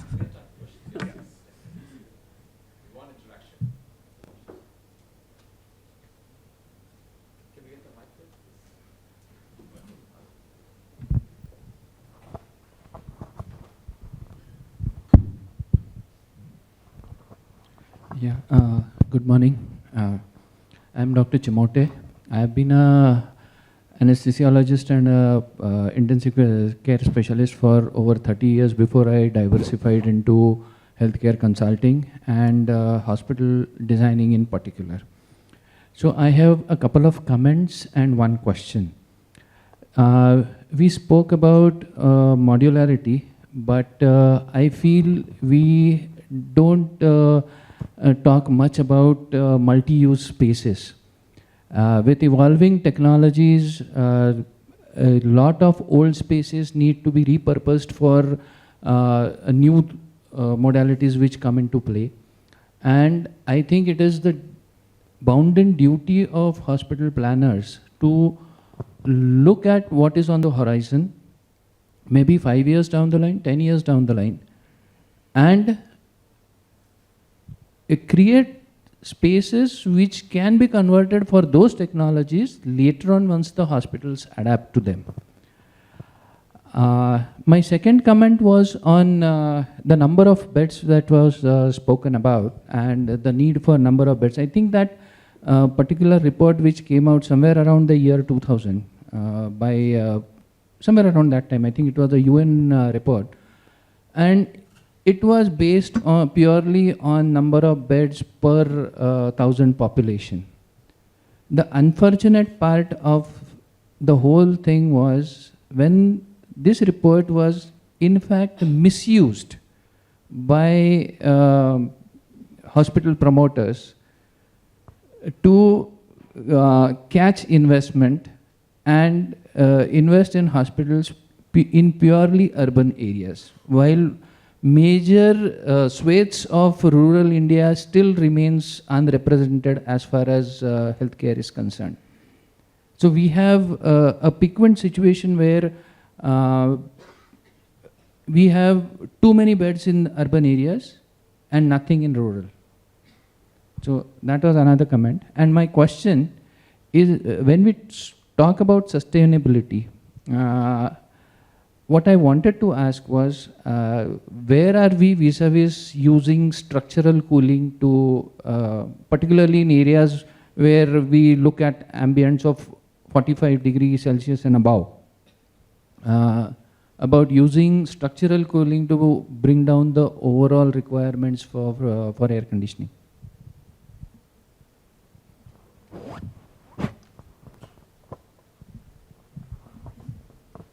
So I'll just take a shot at trying to respond to this, but I think there are qualified people on this panel who can also chime in. So see, one of the things that, and a lot of this, we have to keep adding this caveat that it's a greenfield versus a brownfield. Brownfield, as Anand has mentioned, or many people, is that we have less and less control over situations like a brownfield project. And I'll come to that, I'll touch upon that in a bit. But in a greenfield situation, a simple thing is how we orient our buildings. It doesn't cost a dime for us to orient our buildings right. It just takes a little bit of due diligence in orienting it right. I think, so that's, if we focus as designers, if we focus a lot on the passive methods that we can bring into, and go back to, this is really architecture 101. This is something we all grew up with, which was common sense. If you look at the way we've built in this part of the world, those were all practices that were followed. Thickness of wall, how much opening on west versus east. These are all common sense things that we have done. But somewhere, we went off track and decided that the American model of wrapping our buildings in glass is a good way to go in this part of the world. I think that's where, I think we'll take responsibility as a community of designers, whether we've done it individually or not. And I think, more and more architects are realizing that that just doesn't serve any. There's no point in wrapping your building in glass in Gurgaon and then retrofitting it with energy efficient systems. So that's really creating the problem first and then trying to, over-engineer. You have to over-engineer it because you've created a problem in the first place. So I think, just to answer your question, I think just structurally, if you say structurally, I'm just going to say that just start with common sense practices that we all learned in college and school growing up, and we've watched it done. In brownfields, it is a little bit more difficult, but it is, there can be attempts made as to looking at which parts of the hospital require openings versus not. There are large areas that do not require openings, like if you take a linear accelerator, for example, or even an MRI, for example. You can look at some of these components where you can position them, or even your engineering block, on the side that is not desirable and you don't want heat to come in. So exterior design is not really an art and craft exercise. It can be very scientifically measured with the program, overlapped with the program that's going on inside of the building.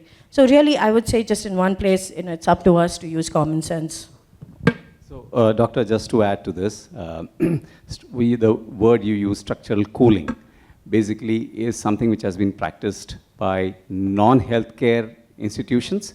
So if you look at a couple of classic examples of, say, IIM Ahmedabad or India Habitat Center, for a matter of fact, these are some of the buildings which have gone through that process of evaluating the design through a structural cooling process. But these are not tall buildings. These are buildings which are laid on larger land parcels. So that is where the limitation comes as far as the hospitals are concerned. But yes, it's doable. It's not that, it just needs to, culminate to that design intent by the architect. And it's pricey.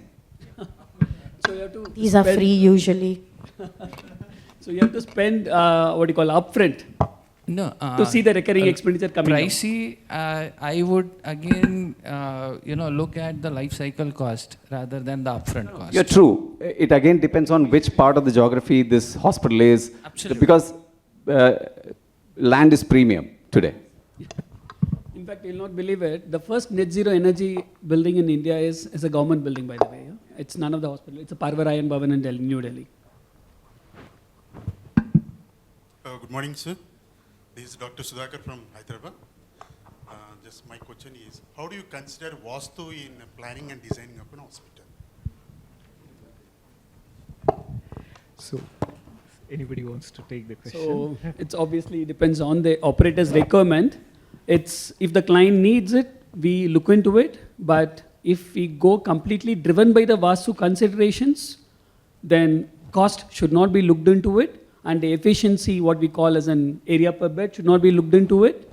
It is achievable. It comes with these many disadvantages. Like you cannot meet the 1,000 or 1,100 square feet in an, what you call, a tier 2, 1 or 2 town, or an 800, 900 square feet, what we still talk about it. That cannot be achieved. And second thing, cost, obviously. Because when we talk about for Vastu, when we say about, like, say, the entry has to be northeast, but if you have a site which is facing the west direction, it is obviously not possible to achieve. So certain considerations are possible as per Vastu and not. Like adding to what Anand was saying about, so the primary importance in a healthcare thing is basically the efficiency, the functionality of the thing should be looked at as the prima facie important criteria. Vastu, whichever is adoptable, basically, of course, that depends on the operator to operator, and because it's more to do with the belief system, and from that angle, whichever is can be applied, can be incorporated, can be adopted, should be looked at, but prima facie, the functionality, efficiency part of it, because that's makes the most of the, because your clinical relationships, and from how the faster movement happens in between the departments, so we should be looked at. Vastu is probably can be looked at only as a parameter to what extent it can be followed. That's more from it's more of a judgmental, more from a judicial aspect of it. We can look at that. Thank you, sir. So a small experience which I had is like 10 years back, we commissioned one hospital in Chennai which had 50 OPDs. All the doctors came and I had to change 40 OPD designs in the orientation because everybody came with his own Vastu consultant saying, I should face north, I should face south, my sink is here, my table is that side, my door is this side. And it was a crazy experience for us. So, to add upon Vijay, even currently also we are doing a similar concept called a medical office building in the part of what you call South India, where all doctors wants to face when their OPD either north or east. Believe it or not, the building is a brownfield project and one side of the skin is completely glass. It's a building wearing a Ray-Ban, I can say about it. We completely have to reorient it. It comes with an efficiency loss. They're ready to accept it. Fine. thank you. One more question, sir. Is there any grants or incentives for implementing the renewable energies in the hospital? So I'll just quickly chime in here. Globally, ESG reporting is becoming a thing where it's currently nice to have, but in a lot of the Norwegian countries that we are seeing, ESG is getting tied to government benefits, whether how much land or at what cost you get depending on your ESG reporting. Loans are being disbursed at basis of your ESG reporting. So right now, I think, this part of the globe it's nice to have, but I think if you're talking 2030, then that is going to become more and more mandatory for hospitals, which is a very big energy consumption heavy building typology. So I think proactively, it is not a bad idea to get on that bandwagon versus waiting for the hammer to come down. I think the time is up, but one last thing, in that probably the renewable thing, what you said is there is no direct benefit on the hospital from the operation, but yes, there are solar or whatever things you adopt, there are subsidies available through the operators. So either you can go that route or wind energy and stuff like that. So you get an intangible benefit there from the cost point of view, which will impact your, of course, running costs. Shall we conclude? Thank you. Yes. So, thank you all very much. We hear for our panelists, please, for being with us this morning. Okay. And there were so many insights that were shared, so many to even enumerate. But one thing that really struck, and one probably common theme was, it's important to do the due diligence prior to the project and then executing the project, rather than, get it, as Sujayanti pointed out, creating a building and then trying to over-engineer and come up with solutions which cost a lot of time and money to then try and course correct. And that is why it is important to engage with the specialists and the experts in the field before executing a project or during that due diligence phase, and then executing the project. And one such expert is our bronze partner for today, Perfect Engitech and Healthcare Solutions, who are specialists when it comes to providing turnkey solutions for modular operation theaters, ICU facilities, and many other facilities in a hospital. We have a short video of Perfect Engitech and Healthcare Solutions, our bronze partner, who are specialists when it comes to anything related to the medical sector. Can we please roll that video, please, before we proceed to our next panel discussion? It's Private Limited, your trusted partner for innovative operating room solutions in healthcare. With over 12 years of experience, we have successfully completed more than 550 operating theaters, 50 IVF labs, 400 ICUs, isolation rooms, and transplant ICUs across India and abroad. We exclusively use Nicomac products, which include non-metallic and metallic double skin partition walls that are scratch and dent resistant. We also offer walkable and semi-walkable ceilings that ensure ease of maintenance and protect operating rooms from contamination. The hermetically sealed sliding doors are built to last, operating smoothly for years without breakdowns. These doors come with autonomous controls like non-touch sensors, foot switches, and safety sensors to maintain sterility and ensure reliable operation. The manual swing doors provide similar protection against external contamination. Our detailed HVAC engineering and design with ducting and riser positioning maintains sterility around surgical areas, recover quickly from contamination, and uphold class 100 in static conditions. In our operating theaters, the control panel simplifies the management of essential parameters such as start time, elapsed time, gas pressures, and alarms. It also controls utilities like temperature, RH, and differential pressure, with the option to integrate with a BMS system via Modbus. We take pride in delivering fast-track projects with strict quality and timeline adherence, ensuring your healthcare facilities are equipped with the best. Our unique mural graphics wall adds aesthetic value to the operating theatre complex. We effectively utilize large DGU with blinds to provide natural light inside the theatres. Our anti-static vinyl flooring laid over a zero-leveled surface ensures safety from static charges. Our laminar airflow systems made with SS Body 304 and equipped with HEPA filters provide 99.99% efficiency, ensuring the highest standards of air purity. Our static and dynamic pass boxes featuring door interlocking, UV lights and standalone blowers with HEPA filters maintain sterile conditions during transfers, connecting care, innovation and community in health. Perfect Engitech. So that was Perfect Engitech, a specialist when it comes to turnkey solutions for the healthcare space, especially when it comes to operation theaters, ICU facilities, and many others. Their executives are available on the right side of the hall over here. And of course, very important, especially when it comes to due diligence and project execution. And on that note, ladies and gentlemen, we shall proceed to the next item on the agenda for today's summit, which is a panel discussion on finding the right balance between profitability, social responsibility, and clinical care in private hospitals. Those are a number of conflicting priorities. How do we find the right balance that caters to all three at the same time? I'd like to introduce our panelists on the stage, starting with Dr. Mahendra Kumar, who is the Director of Medical Services at Kaveri Hospital. We also have Mr. Nitin Nag, who is the Chief Operations Officer of Cloud9 Group of Hospitals. Mr. Utkarsh Agarwal, who is the Business Operations Head of Rainbow Children's Hospital. Please help me welcome Dr. Uday Davda, who is the Vice President and Unit Head of Apollo Hospitals. We also have Mr. Rajgopal G, who is the co-founder and Group CEO of LifeBridge Senior Care Private Limited. And finally, the moderator for this discussion is going to be Mr. Vinayak Chakravarti, who is the Business Head and Center Head of Apollo Spectra Hospitals. So gentlemen, can you please welcome all of you on stage?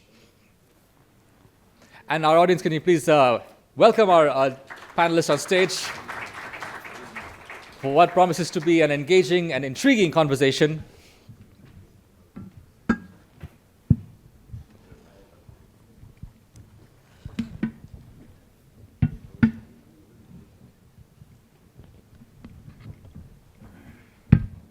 So Mr. Vinayak, the stage is yours.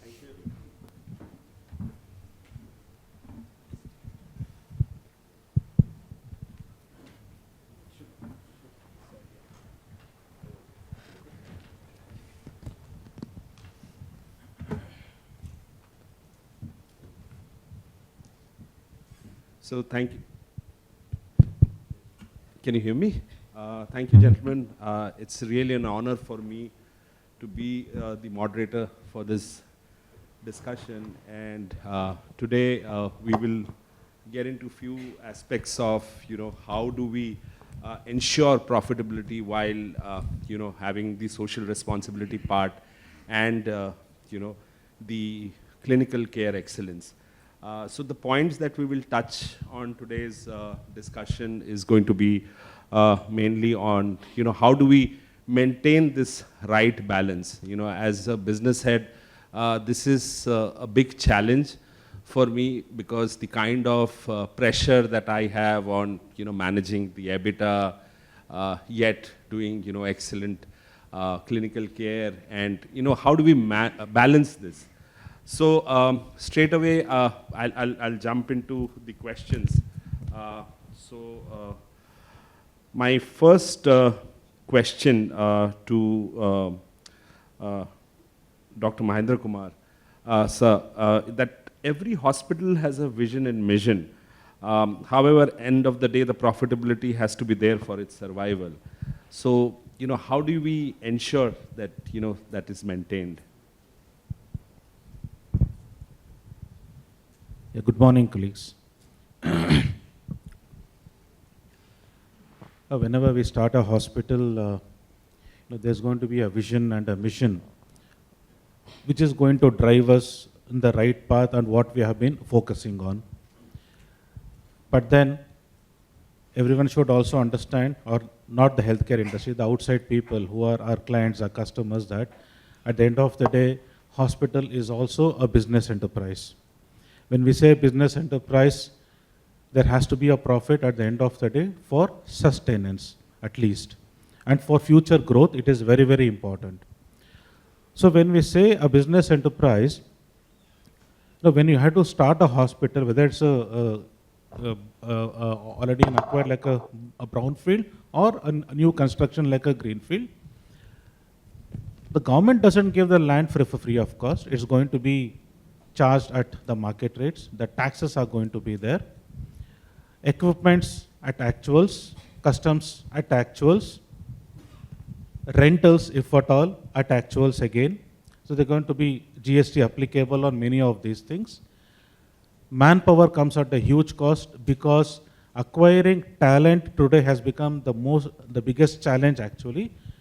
Managing the nursing teams is becoming another challenge because having only doctors on board cannot run the hospital. We need nurses, the backbone who actually run the hospital 24/7. And finding the right nursing team is becoming even more challenge because nursing is a dying profession today. Because we have not given them a career as such, and there are more lucrative careers for those young grads who come out of those colleges. Now, with all the techies around, with 5-day work profile, with so easy life and with fixed life, fixed working hours, all these motivations are there for them not to choose nursing at all. So the people who are actually passionate about nursing are the ones who actually join the hospitals. So to run a hospital is a massive challenge, managing across so many parameters, and everything involves with a cost. At one side, there are insurance companies squeezing us with pricing, with very strict monitoring of our expenditures, packages and all.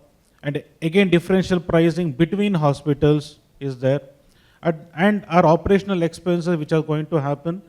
So at the end of the month, when we sit and tally our top line and the bottom lines, the what ends with our EBITDA or whatever is the one which is going to be our profit, and that's going to be our investment for the next month or for the next year, and to improve upon our own quality. So it's a huge challenge where the public has to be educated rather that, they have to look at us as a quality-driven healthcare company who have a responsibility to ensure that we are there to manage their health. But there's going to be a cost. Even government hospitals also has a cost, though it is not free. And government hospitals also cannot run it free of cost. Even the Victoria Hospital also charges a nominal amount because though it is a taxpayer's money at the end of the day which runs those things, even they find it difficult to run. So at the end of the day, healthcare today is becoming expensive. And in a country like India where the healthcare expenditure by the government is very, very minuscule, the population depends largely on the private sector. But there are many incidences where a bad outcome, people are not able to tolerate it.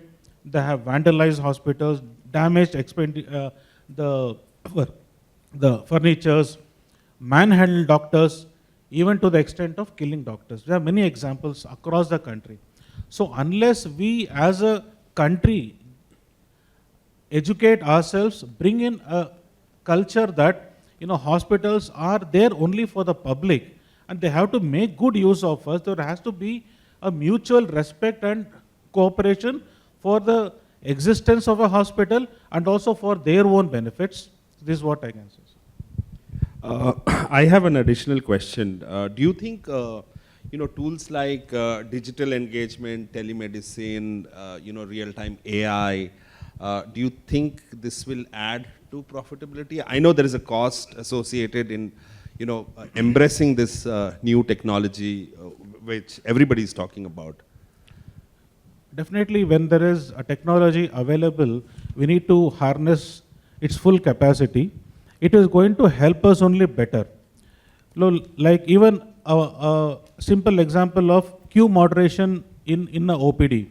On Saturdays, we know that in Bangalore today, the OPDs swell up to the maximum numbers, maybe because of the clientele who have a weekend, they want to spend, where they can use that holiday of theirs, their workspace to come to the hospital and get the health check.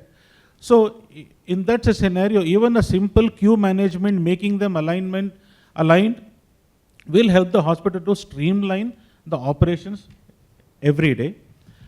Also, the artificial intelligence will help us streamline to understand the trends, the customers' expectations, their behaviors. All those things can also be tracked through this artificial intelligence driven modules. I'll move on. It's again an addition to the question. Raj, I would like to ask you, I mean, you maintain, yours is a step down kind of a facility. So how do you see technology playing a role in a scenario like yours?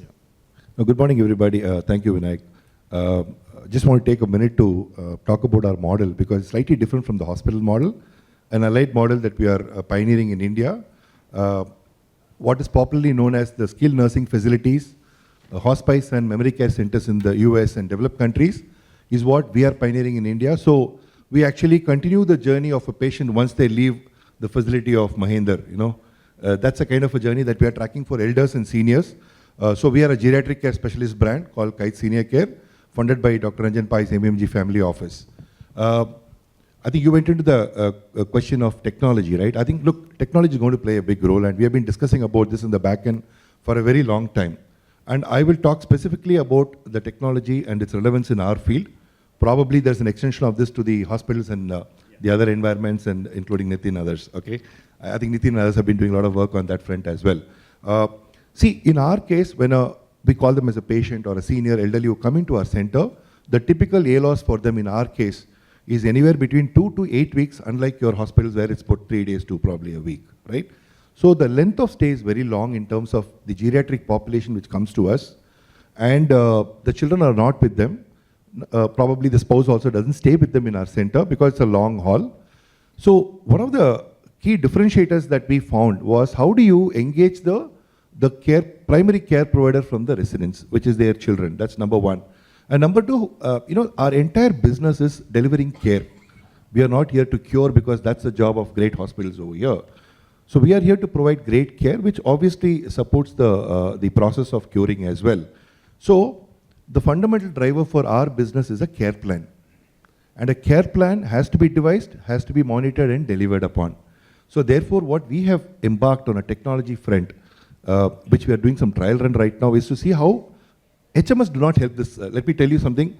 Healthcare management systems that are there today are very good in terms of managing the internal affairs of a hospital, right? But doesn't extend the journey beyond the discharges or even to the extent of managing the quality of care internally.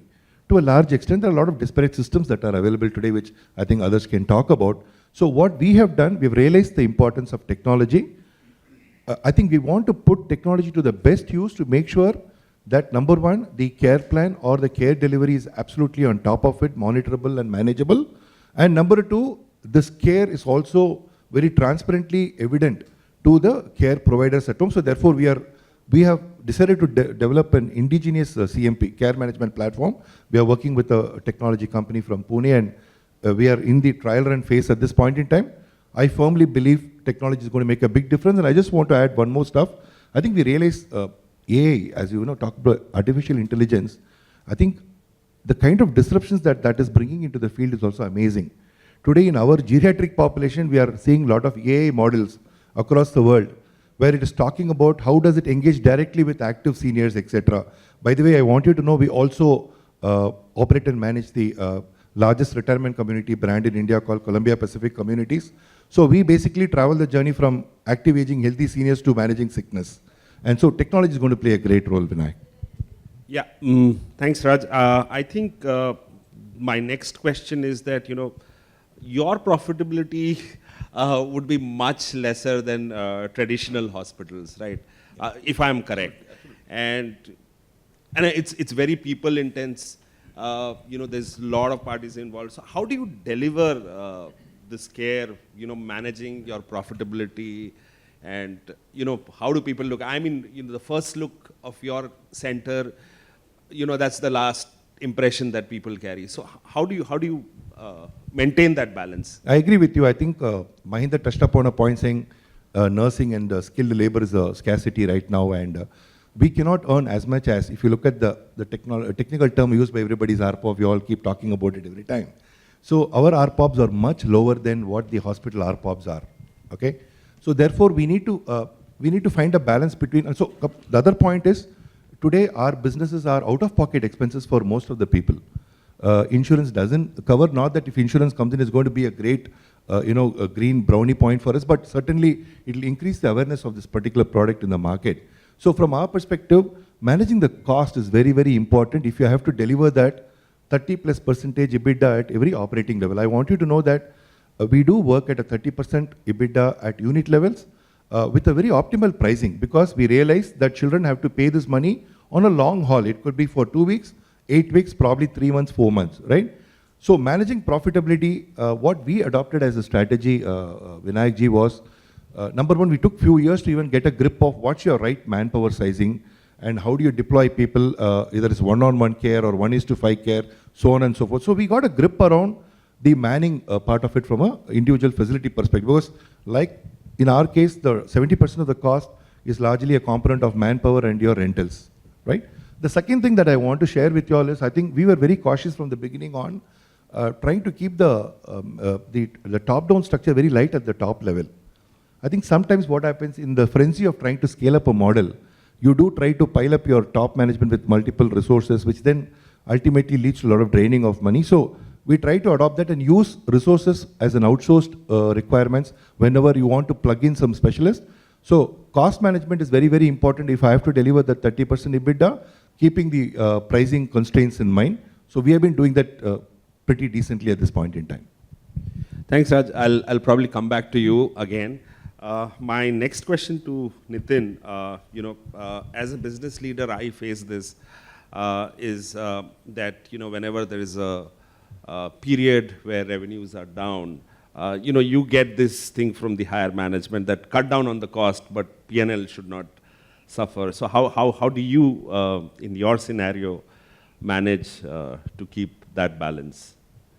So, yeah, it's true that we have had scenarios like that or had conversations like that. And I'm sure all of us remember the COVID that we went through. And none of us knew how the industry would pan out, how things would pan out, what would happen to the whole business model that we were actually working on in itself, how the country would change and how the social landscape would change.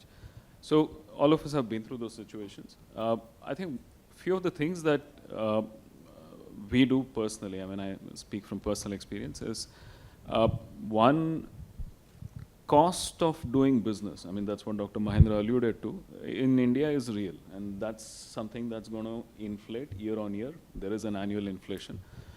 So what we have to do is to be able to design the business in such a way that it is viable. Profitability is not bad, because only when we are profitable is when your businesses are sustainable. And in all fairness, this is a market economy, and that's what it is. We are part of this entire thing. So we start at the planning in itself. How do we optimize the capital that goes into setting up a new unit, for example?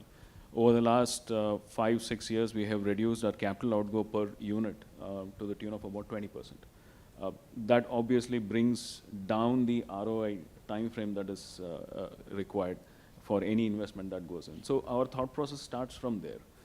A couple of other cost structures cost elements that we look at. All of us know that rentals are like a huge block of cost that sits in our P&L, regardless of which business you're running in this country. And rentals, do have a certain sense of their own. I mean, it's driven by the location, city, which part of the city. And those are factors that we have no control over.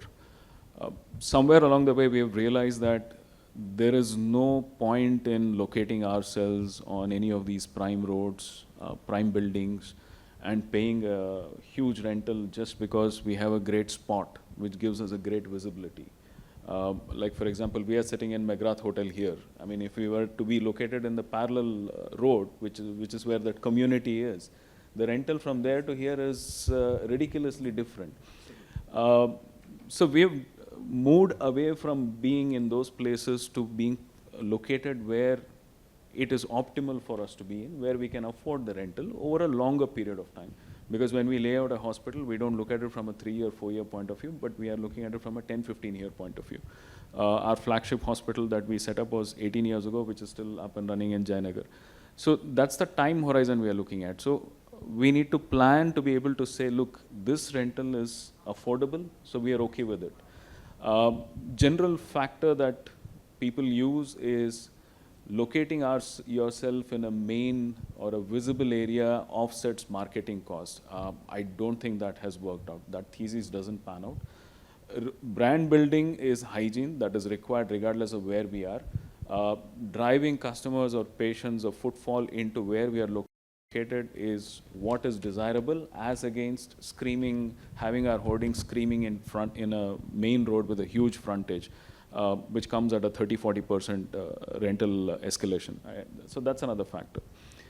Similarly, down the line, when you look at care, the entire care life cycle itself, there are many points at which we can go back to questioning the erstwhile paradigm and then coming up with new solutions which are available. About 2-3 years ago, we had this concept of, we were looking at linen costs. I mean, I said, look, what is it that we spend in terms of our linen? How much is our laundry cost? So there's linen, there's laundry, then there is transportation to that laundromat comes in, then there are people who are checking what goes out, what comes in. So when you look at this entire thing, there's a cost of this entire workflow that sets in. And after all that, when it is laid out on the bed, if there is a smudge over there, the person who's coming in is not going to feel comfortable about it. And it's going to go out and then it's going to go back into the laundry again. We said, okay, fine, let's try out a disposable linen, right?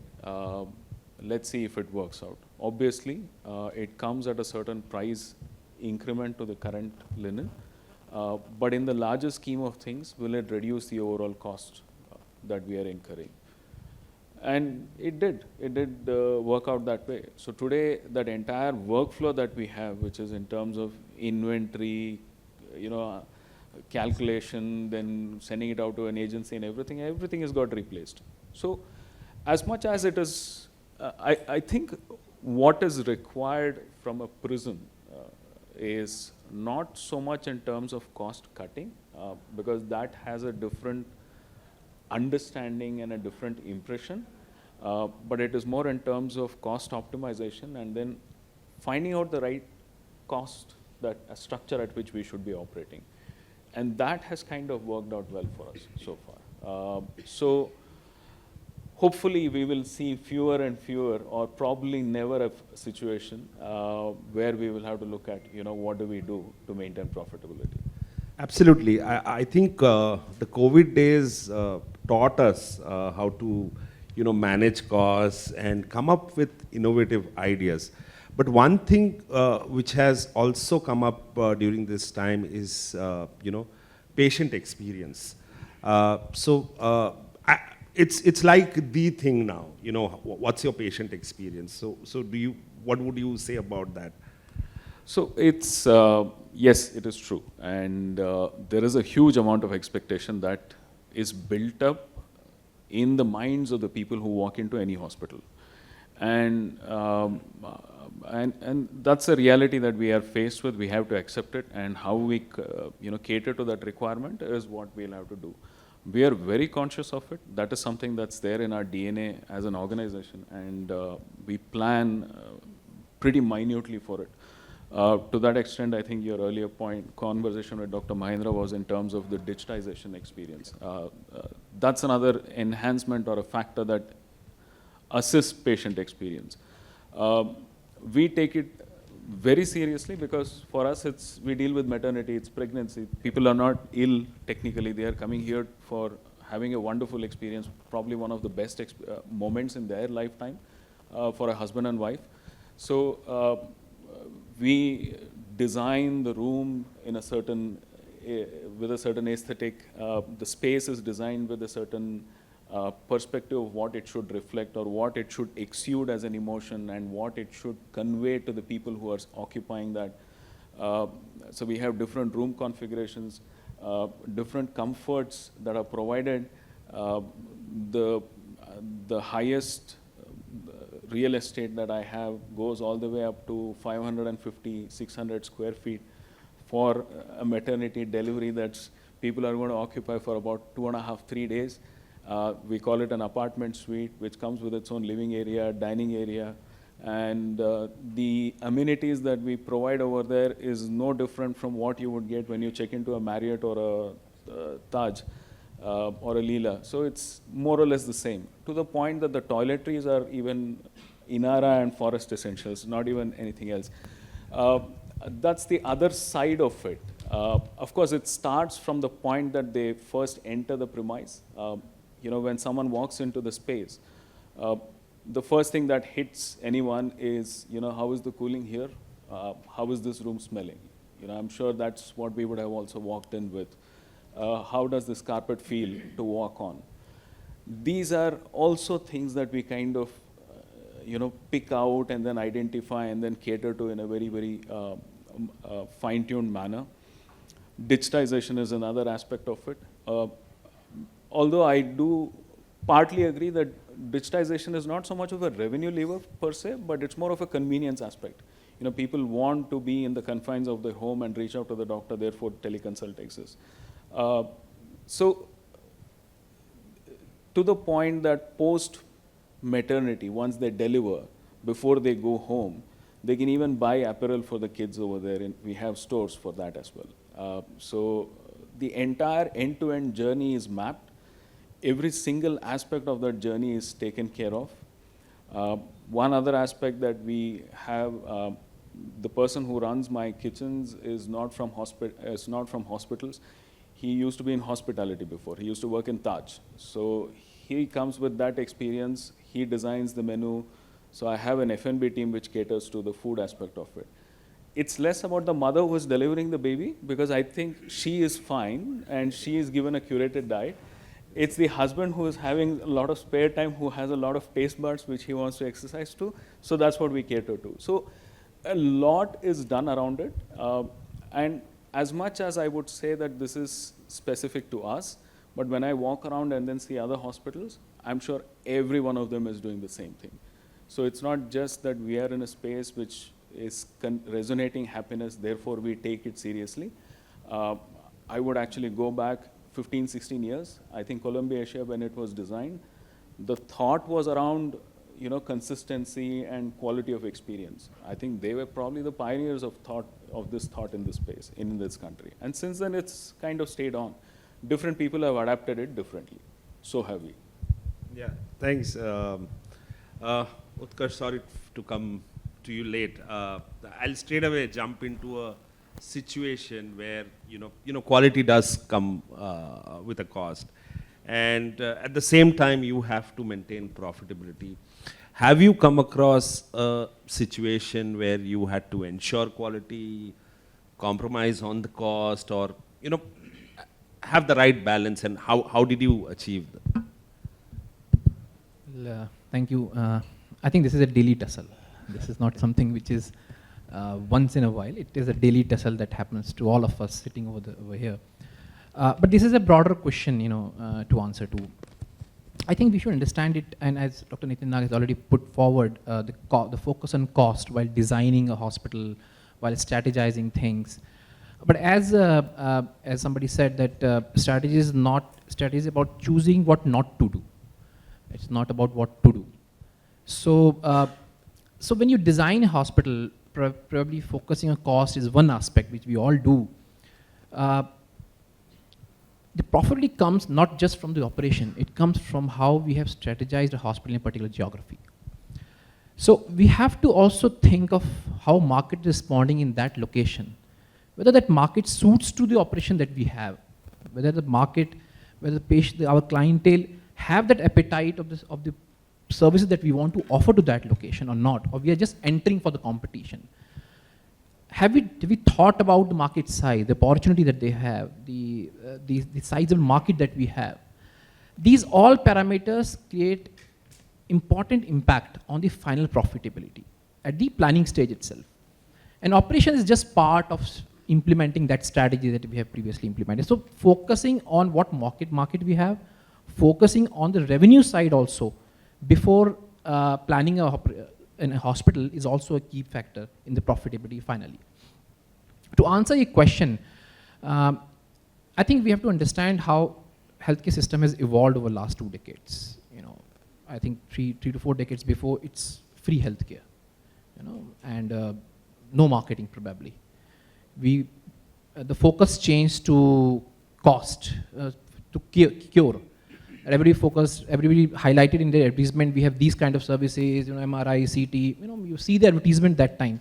Everything was listed as a feature-driven marketing. Later on, we moved on to care. I think as panelists also put about, today patient wants more, not just cure. The variance between outcomes of any procedure across hospital has reduced tremendously over the last 2 decades. And there is no objective way to define that this particular doctor or this particular hospital has a better outcome. We are not an American system where we publish our clinical outcomes. So it's more of care. And that's how the focus of all the hospitals has been driven through experience, well-being, and care. And that's where key lies in profitability. It's all about when the patient enters to the hospital and to his exits, how the journey has passed on. Whether we have been coherent on our message to the patient, whether we have been able to uniformly tell how we have delivered that care, whether every parts and modules of the hospital and the treatment giving the same message to the patient or not, with every person, manpower, design, floor, linen, everything gives the same message or not. That is key. And since we come from maternity and child hospitals, the perception matters much more than the clinical outcome, because delivery is something which happens anywhere, and you can do it at home as well. Being a child-centric hospital, it's very important that comfort and well-being taken care of. And that's how we develop our niche area in the market. To drive profitability, uniqueness and niche is the key factor. If you deliver a service which nobody else is giving, or you are differentiating yourself from the services present in the market, that's where you drive your profitability. And that's across any sector. That's across any sector. So I think to have good profitability in any healthcare operations or a hospital sector, differentiation is the key. Second is pricing. How you are pricing your products. It's very common understanding in finance that you increase 1% of price, then you have 3 to 4% if you increase EBITDA. So I think right pricing is more important, not the best pricing, not the more pricing. It's the right pricing to that market is key to increase your volumes as well as your profitability. The third, I think, which we all focused upon is cost. I see it in a different way as well. When you see our discussions in meetings, we always generally focus from the operation point of view on manpower costs. We generally say, as Sir also pointed out, that nursing is a profession where we keep on nudging, reducing the cost. I think its time is right now that we should start seeing manpower costs as a driver to our other costs. If we probably make right manpower cost and put right people in right place, we can reduce our maintenance cost, we can reduce our consumable cost, we can reduce our pharmacy. There are many costs, we can increase our supply chain, but we don't have an objective way to define it as of now. So moving forward, I believe that reducing costs is not the only way to increase profitability. Maximizing your revenue from the right market fit. Second, right manpower costs to optimize your other costs is the key. Third point that I think in the previous panel also we discussed, and few of the panelists also touched forward, is about data. And then, as somebody told, that there are a lot of data available in the hospitals and healthcare which we can utilize. I think I remember Mark Twain said once that data is like garbage. You should know how to use it before you collect it. The problem in healthcare, which I persistently talk about, is that there are a huge amount of data available, but many of those data is unusable. They're not rightly collected on one part. And second, the purpose is not defined. So all these operation matrices, we are still at a very early stage to make use of it, right use of it. And when we talk about technology, I think there's a new revolution coming in healthcare. Till now, our cost escalation has been driven by technology use. But with data and AI, I think now is the time when we can reduce it. Having technology is good, but when to use it is more important. And I think AI and data, right data, can drive us to that. I think very well said. And when you talk about pricing and the right time to use technology, I think it's extremely critical. The other question that I have, as a, you have the dual role of being the business and the operation. So I also have that same thing. So wearing two hats at the same time. How do you handle requests for discounts? When a patient is up for discharge. I mean, that's some area that, as CEOs or business heads, we are now facing this pretty often. And almost like in every case, when, there is a copay of 20%, you don't charge me non-medicals, this is a problem I think in everywhere we are facing. I mean, I wouldn't say problem, this is something we are facing. How do you? But that's a problem that we all face. But to answer the question, I still remember one of my negotiation professor, Professor Jonathan Pinto, once told me a story. He said, it's a small story, but he said that one of a mother, two kids approached a mother and asked them that I want orange. And I think many of you must have heard of it. And mother said, okay, I have only one orange. I can give to only one person. Both cried. Then later she said, okay, why do you want orange? He said, no, I want the peel of it. He asked the other child, what do you want? I asked the orange, I want to eat orange. So she told the orange and gave peel to one and the orange to other. I think in any negotiation, in particular discounts are part of negotiation, you need to understand what patient actually need. Many of time when I have negotiated with patients, I find it's not the discount that per se that he's requiring. I think it's inability of us to communicate what services we have given to them.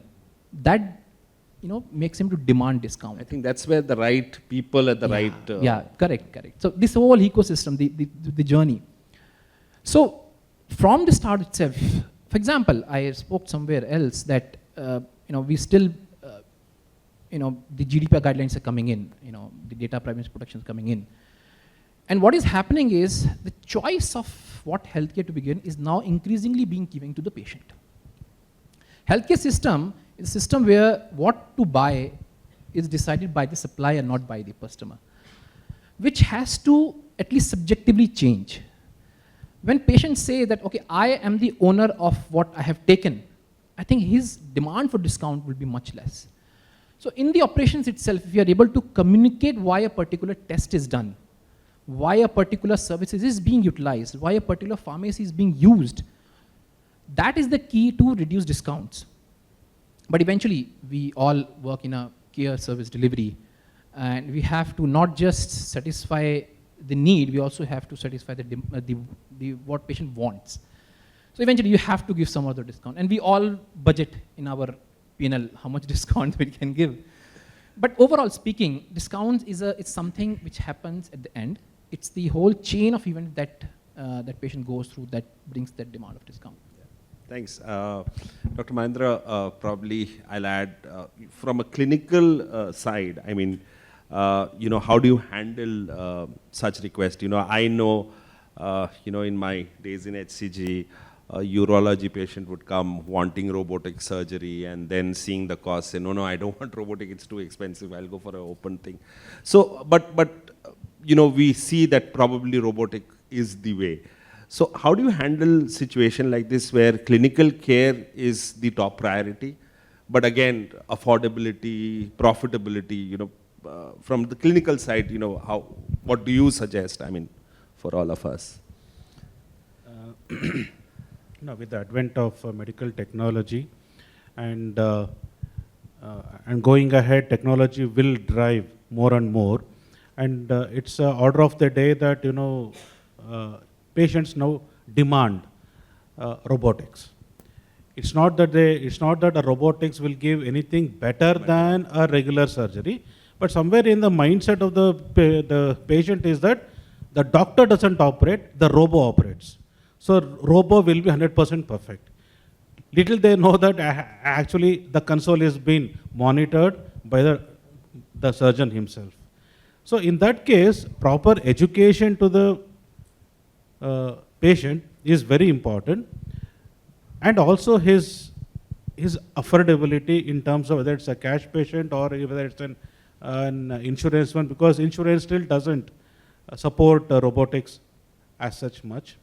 But then, because the need of the hour that, now to remain alive in the industry for a hospital, you need to imbibe technology. Otherwise, people will think that, suppose for an example, you want to do a total knee replacement through robotics, and one hospital has it, another hospital doesn't have it.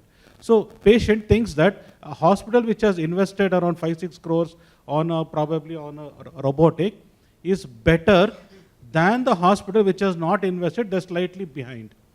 But then it is so difficult to convince them that the outcome of both robotics and non-robotics will still remain the same.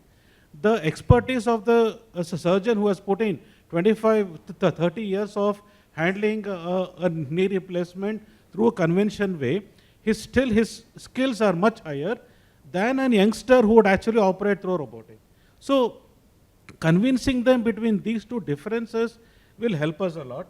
And obviously now when you have to do a robotic, and when the insurance company will not going to support you, obviously you will have to take up the cost to within you, and you have to adjust it somewhere in between by slightly tweaking your other miscellaneous expenses here and there, so that your cost is at least covered at the end of the day.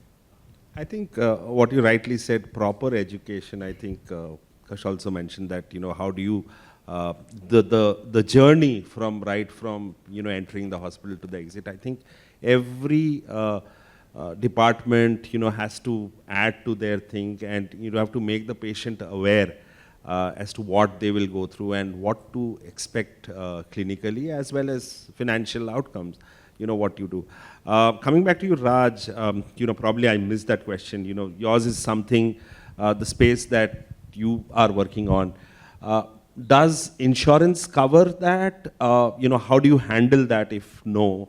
And, are insurance companies looking at it now more seriously? Because I think the focus is very much there. What vis-a-vis it was, maybe 10 years down the line.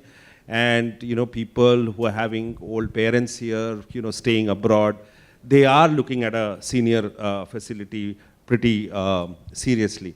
So, what's your take on the insurance thing? Absolutely. This sector is, as you rightly said, is in the early days. It is evolving, but something which is absolutely an important sector in the next 10 to 20 years to support the hospital and healthcare system across India itself.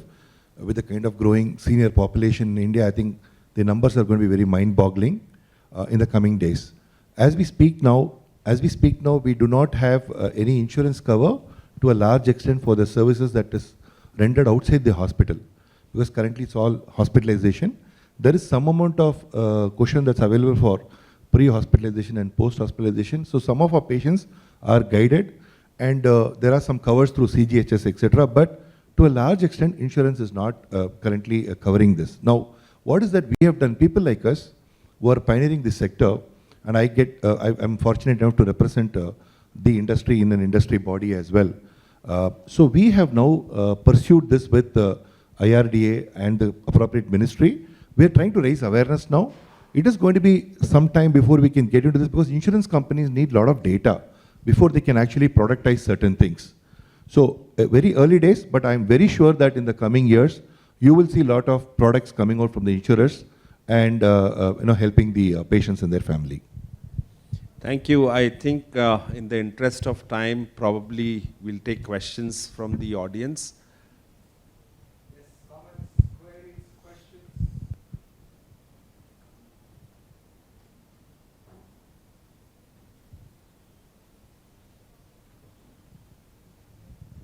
Okay.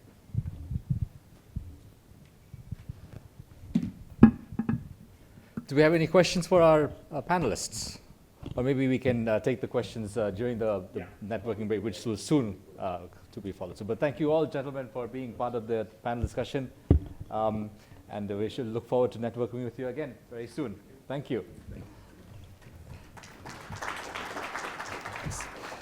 So almost the entire panel discussion was revolving around costs and finances. And in fact, even Dr. Mahendra rightly pointed out, there are so many real work expenses like land costs, staff costs, opportunity costs, taxes, a very real cost there. All of these have to be factored in when we're running a business like a medical facility. And it so happens that before we head to a networking break, we have a quant to explain and analyze all of these various factors. And how do we unveil the hidden drivers behind performance and finances? I'd like to introduce our next speaker, a quant, chartered accountant Kavita Gandhi, who's the founder of Clinic Catalyst. Now, Clinic Catalyst is an interesting firm, a healthcare-focused advisory firm whose expertise is matters related to strategic and operational finance. And this is especially relevant because the discussion just now was all related around finance and costs. So please help me welcome on stage Kavita Gandhi for a keynote address on how to unveil the hidden drivers behind performances. Thank you.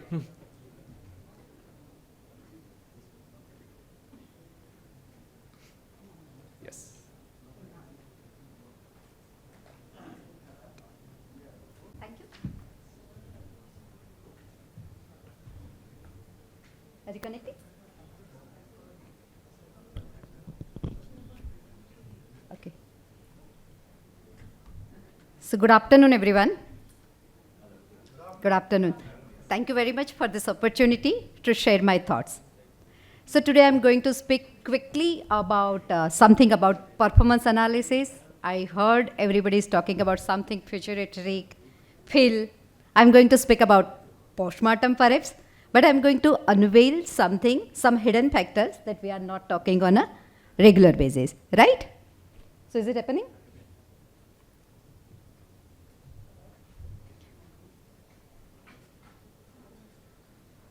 So we all used to monitor certain KPIs on a regular basis. Yeah, that definitely gives a meaningful analysis, some valuable insights, but it may not tell a complete part of the story. True success of any KPIs requires to unwind, by different way of analysis. Just to explain this concept, I have taken RPOB. RPOB, a very critical, crucial indicator, yeah? But our RPOB is directly linked with revenue. High RPOB definitely indicates strong revenue generation. Okay, but does it guarantee a best profitability, good profitability? Not necessary always. So this is the, I try to compile some information. This is the RPOB versus PAT percentage of 12 listed hospital during FY24. I intentionally masked the name of the hospital so that, we do not go into analysis of each hospital rather than stuck on the concept. So you can always see, the company having, there is no direct relationship between RPOB and PAT percentage. Company having high RPOB may be low in sense of PAT percentage and vice versa. Say the last company having the last line, having the lowest RPOB but much higher in sense of PAT percentage. So obviously there is some reason behind it, and that is definitely cost pattern. Yeah. Just we will dive in a number of 2 hospitals. We have just break the number per bed day. So this is the pattern of 2 hospitals. First hospital is giving RPOB of 76,000. If you take the direct expenses, the remaining portion is 43% after direct expenses. Take 28% overhead, EBITDA is 15%, and per bed day, per occupied bed day profit is close to 4,000 only. Go to hospital 2, having RPOB around 30,000. That is also managing similar PAT per bed day. I'm yet not talking about investment per bed day and other return on per bed day, but just it is a simple P&L performance. Yeah. So what is more important over here? RPOB in isolation will not give any meaningful indication. You have to understand the real costing pattern. Practically, we people are using ARPOB, that is average contribution per occupied bed day, that gives a more meaningful result. Okay. So normally, when we analyze performance or in ARPOB, naturally we'll go little bit detail. And ideally, we need to go how this ARPOB is generated. Is it what is the mix, revenue mix, geography mix, unit mix, product mix? That, and then identify the expenses directly linked to that specific revenue generation. Remove this revenue, direct expenses. You will go get ARPOB. Work out your overhead, keep it in mind your infrastructure requirement, your payroll requirement, work out total overheads, and make it as a per bed day overhead. That will help you to decide the target ARPOB also. And then you can work out target ARPOB, or probably you can set the performance standard requirement. Further, like same thing that I was telling, I break into for a two speciality when we do the analysis of ARPOB. It is just a sample. We took this two speciality where, sorry, I think it went peach. I'm sorry. Okay. So I spoke about it, ARPOB and ARPOB. ARPOB is revenue based, ARPOB is always go contribution based, and you can use it when you derive the per overhead expenses also. Overheads, I mean. Further example is, ARPOB analysis for two speciality. See, you can see, like number one, having a lower ARPOB, but high ARPOB. So every time ARPOB only will not give the right picture. What ultimately resources we are consuming to generate that ARPOB gives a more meaningful picture. So practically, we people use ARPOB only, not only ARPOB. ARPOB together and total overhead per bed day. That is the same.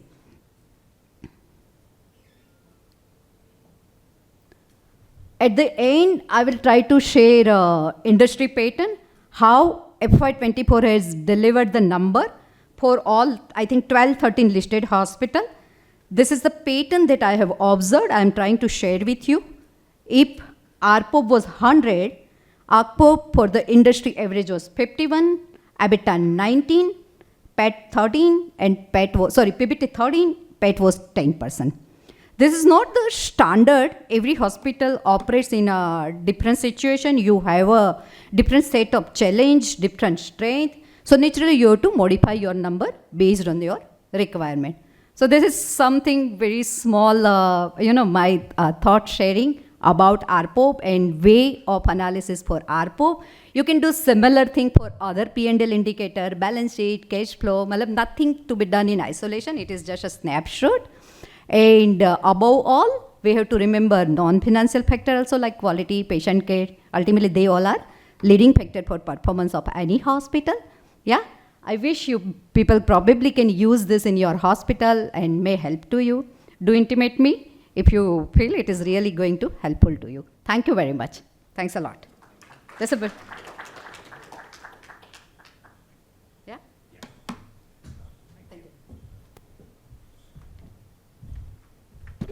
Thank you very much, Kavita. And so now, ladies and gentlemen, we shall break for a networking coffee break. Our coffee and refreshments is served just outside the hall. And we'll be back here soon to continue with the next item on the agenda. Promises to be very exciting after the coffee break, and we'll look forward to seeing you in about 15 minutes or 20 minutes from now. Thank you.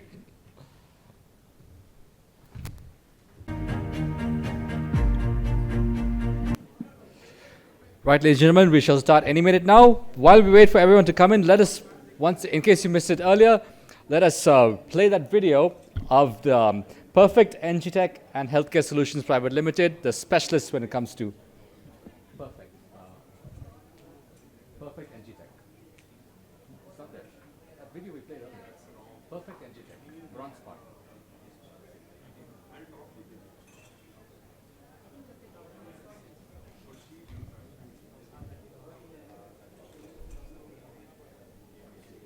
Yeah? Okay.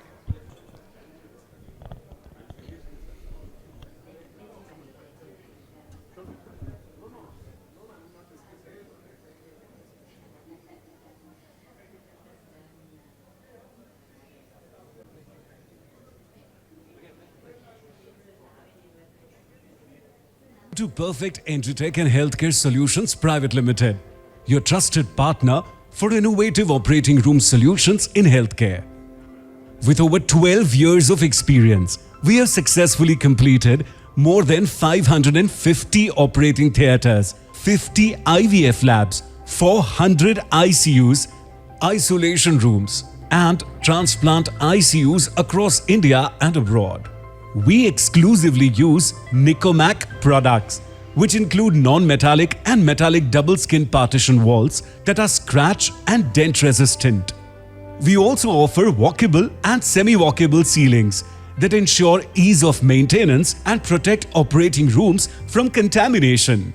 The hermetically sealed sliding doors are built to last, operating smoothly for years without breakdowns.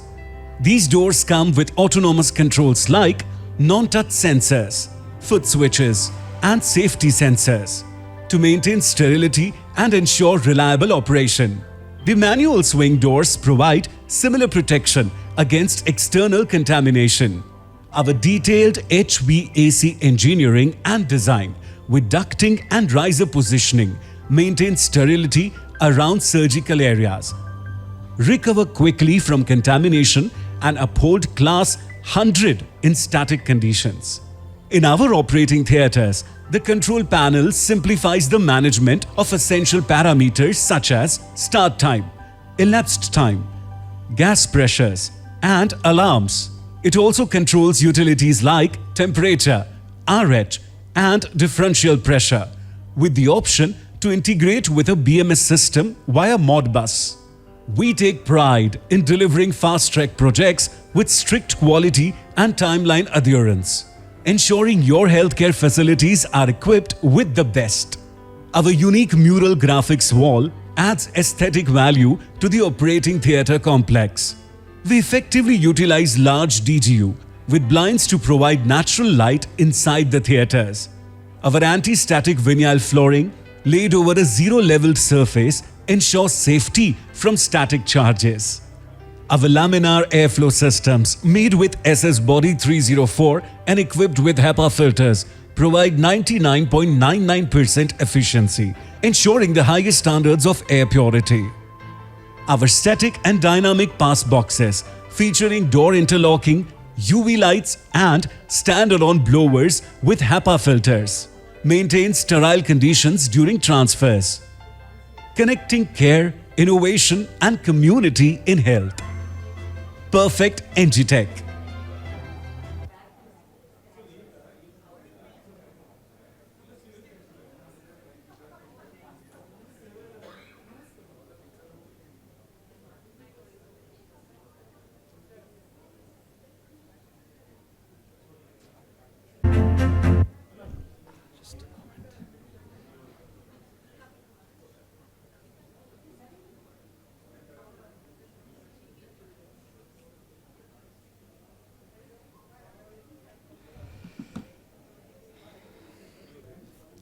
Okay, so welcome back, ladies and gentlemen. You might notice that there is this pamphlet on your table from Red Dot Health, the emergency care experts. Red Dot Health is one of the leading providers of ambulance services in our country. In fact, I would say the leader of the ambulance services and emergency care services in our country.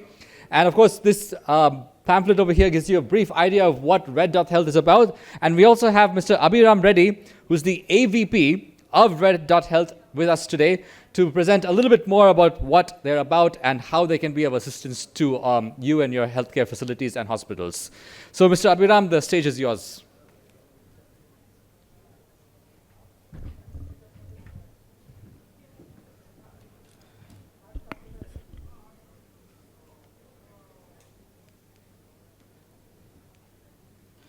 Good afternoon, everyone. Firstly, thank you for giving me this opportunity. My name is Abhiram, and I'll take a couple of minutes of your time to just run through what Red Health and what exciting things we are doing at Red Health for the healthcare community.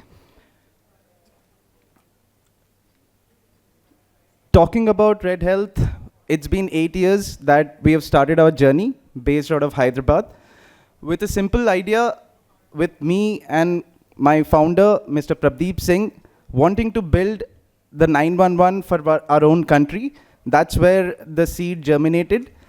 And as we got deeper into what we were trying to solve for, we understood that we wanted to really solve the pre-emergency logistics solution for the country. And this is where we found evident gaps, and that's what I want to talk about. And as we got inwards into that particular journey, we realized that there is a lot of gap with respect to what the hospitals are wanting, what the market is providing, and what the patients are actually getting, right? A lot of our emergency rooms are really not prepared to have the best of the emergency care solutioning with respect to the logistics that they are wanting to have for.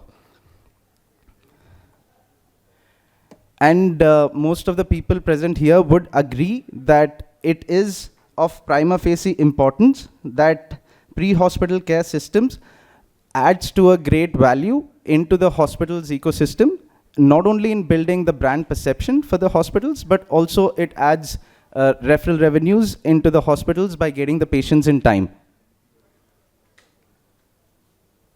Now, an interesting fact is, as per WHO, the number of ambulances which are required to actually serve to the population that we have, India has twice as many number in terms of the ambulances which are required. But the problem is that we don't have the right ambulances, we don't have the right manpower manning those ambulances, and that is a big problem statement that we are trying to solve as an organization and across different geographies in the country. 90% of the ambulances which we find in the market are not equipped with the right equipment. They're not calibrated equipment. The personnel involved in those ambulances are not qualified enough to actually cater to the treatment of the patients. And that is where we are trying to bring a holistic solution in one, standardizing the processes which can be not only used by the larger audiences, but also imparting knowledge towards these ambulance operators in the country to get them all on page with the requirements in terms of the standards which are needed for the hospitals to follow for. Whenever we have an emergency, right, anybody first thinks about the hospital to reach out to with respect to having an ambulance or with respect to having a support system to reach to that particular hospital. Now, are all our hospitals equipped with enough number of ambulances? Are we able to ensure that we can give that commitment to the patients that we will be reaching them in time? Or our journey is only starting once they reach to the hospital? This is where we as an organization want to be that extended arm for the hospitals to commit to the same quality of excellence which they're providing in terms of the treatment once the patient is in the hospital, but from the doorstep itself, where he can be assured that the best of the ambulance with the best of the manpower is reaching him in the shortest possible time to pick him up and to get him to the hospital for the treatment. Some of the challenges that this industry faces is with respect to having fewer ambulances which the market or the ecosystem can depend on, right? And the second is the regulations are not there, standardization is not there. That is the big problem statement which we are trying to solve. And one way that we are doing that is by running a program that I do all over India. We run it as a name of Sati, where we are tying up with all the local operators apart from obviously having my own fleet, which is there in every city, where we are ensuring that we are giving that knowledge, training, and getting them on board with the practices that we follow, which the hospital needs, whether it be an NABH or JCI accredited hospital. The same protocols which we would be following in our operations is also being shared by the operators, and the protocols are being followed by them as well. There is a high dependency right now with respect to managing the TAT in terms of reaching to a particular patient, where dependency cannot be only on the dedicated ambulances which are placed inside the hospital, because there is a certain radius that can be covered within a 1 hour span. And that is where the larger network solutioning is required to create that supply and a dependable supply for the hospitals to ensure that, be it a patient which needs to be picked from 100 kilometers away or 50 kilometers away or 10 kilometers away, the same experience is given to the patients from the ambulances that they're getting service from.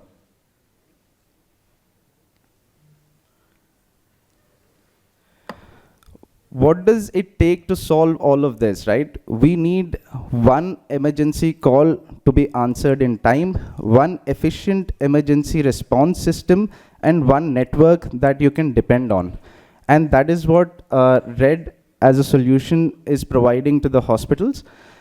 We are seeing with all the partners that I'm working with tangible results, both in terms of quality and quantity, where we are reducing the reach time to the patients drastically within the urban areas and as well as the remote areas or the drainage areas where the hospital needs to pick us patients from.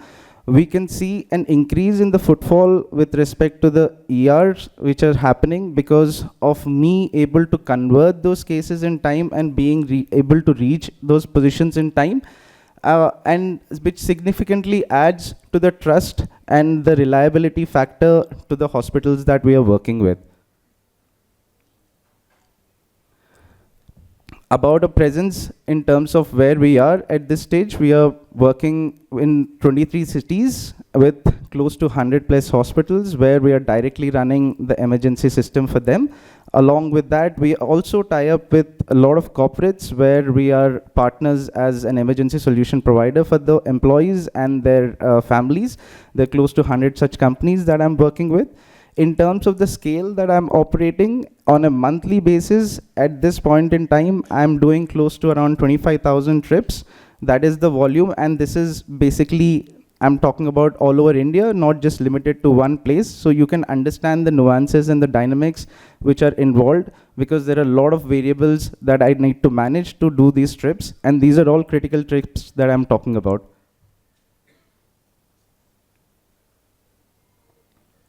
What are the differentiating factors? What is it that I'm doing right compared to what the local operators are actually doing? We understand the value of every call being answered within 5 seconds.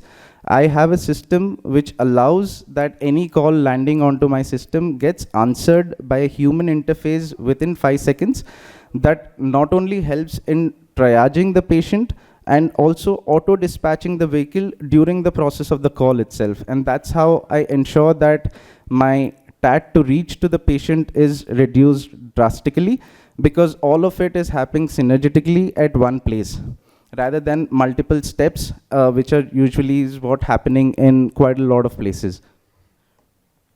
Everything is tech-driven.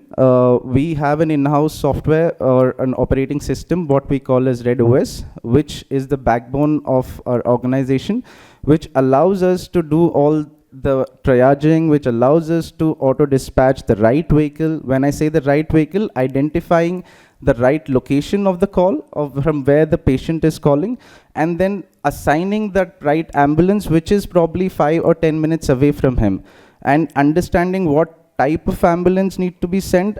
Do I need to send it with a doctor? Do I need to send it just with a paramedic? All these variables are being addressed and then answered to and sent. And all of this is happening within 5 minutes, right? That my average dispatch time right now for all the ambulance trips that I'm doing is between 5 to 7 minutes, and my average reach time to the patient is somewhere between 25 to 30 minutes. And this is in the urban areas that I'm talking about. And along with it, what allows me to able to do this more efficiently is the clustering which is happening. I'm able to partner with more hospitals. I'm able to reach to the more societies and corporates, which is allowing my density to be increased in every geography that I'm operating, which implies that I am there for the people at the right place at those regions.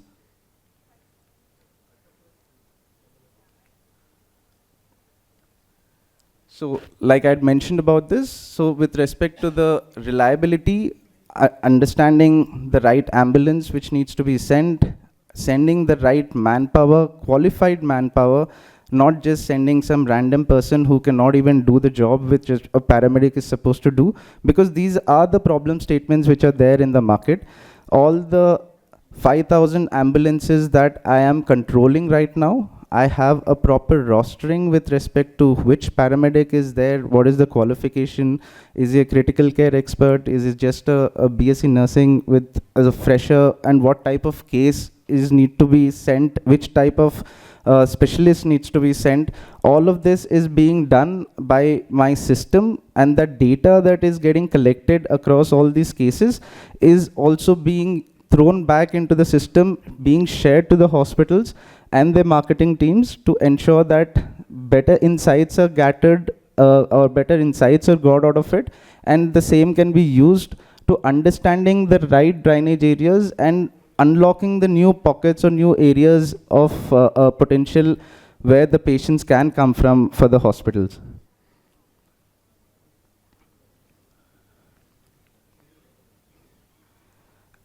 So there are three things that I do for the hospitals, which are spread across three products that I integrate into the hospital's ecosystem. Starting with a Boost EMS, which is the top of the funnel system, where I ensure that more and more visibility and more calls are coming into the system for the hospitals. And that is done through a lot of activities, a lot of BTL activities, a lot of ATL activities. I have my own digital arm which ensures that the visibility of the emergency numbers of the hospitals are penetrated more to ensure higher volumes of calls are landing into the funnel system.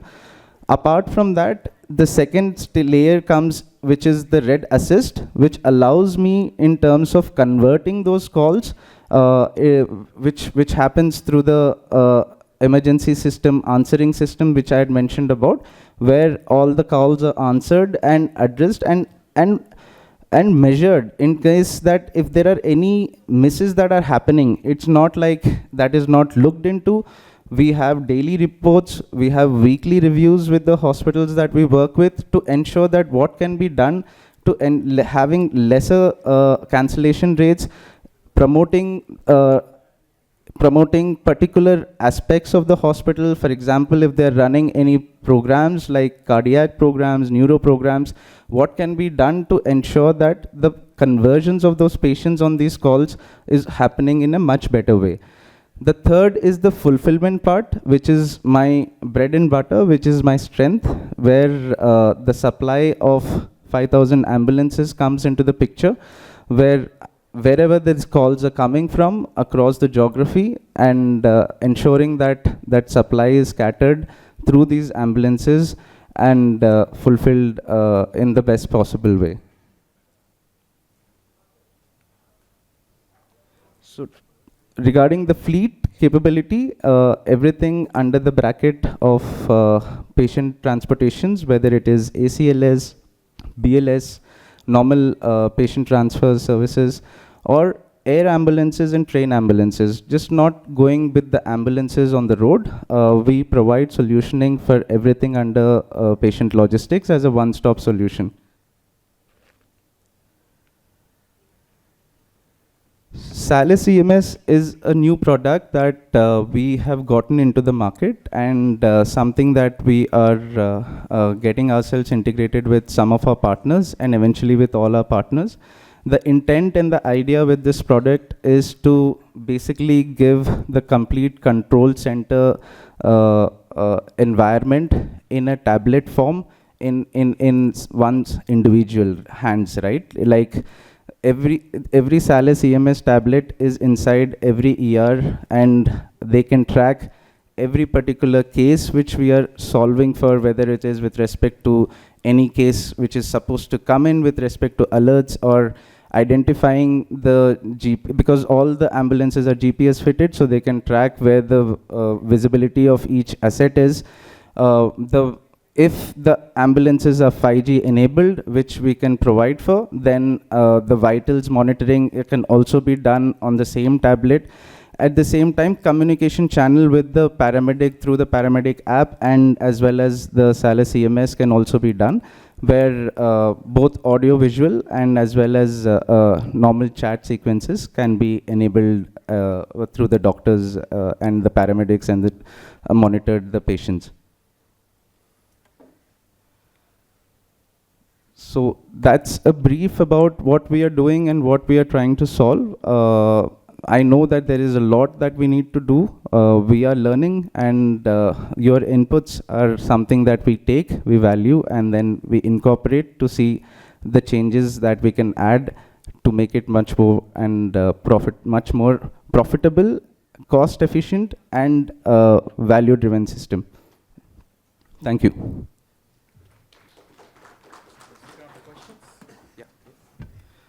I'm open to questions, please. Any questions, clarifications? No questions. Well, one interesting that caught my eye at least is there's on the brochure, which you see on your tables, there's this number on the ambulance, 911 4911 911. Yeah. And I noticed that you wanted to bring the 911 system to our country.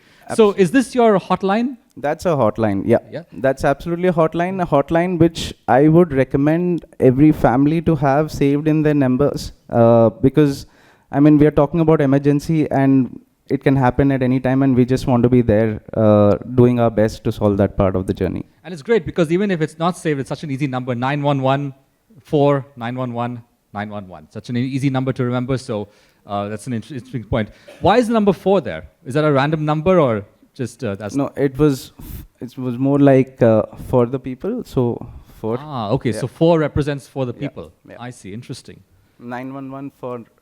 911, of course, is the internationally recognized emergency number. Yeah. So if we were to dial this number, within 5 seconds, we can expect a person to... Absolutely. I mean, you can do it right now. Shall we try that now? Absolutely. And put it on speaker on the microphone? 100%. No, just pulling your leg. No. I'm confident. Okay. You can do that. Shall we do this small experiment? Absolutely, you're okay with that? absolutely. I would love it. So we're going to dial 911. I just hope Murphy's Laws doesn't kick in now. Oh, yeah, of course. Sod's Law. 911 4 911 911. Okay. Red Health, yes? Yes. And we're going to put this on speaker. Welcome to Red 911 helpline. How may No, you could. You'll keep getting the call back, so just tell them it's a test call. No, it's emergency. It's our job to call you back. Absolutely, yes. So it's legit. Once again, the number is 911 4 911 911. Yeah. And of course, if you dial this number, we can expect an ambulance to be arranged promptly. 100%. Well, thank you very much. Thank you. Thank you for your time. very noble service, making something that is so essential, so available, and democratizing it for everyone. Thank you so much. Thank you. Oh, sorry, we have a question. Sorry. Yeah. Can I get the mic there, please? Check. Right. Abram, this is Rajesh. That was a wonderful presentation and nice initiative. Thank you so much for that.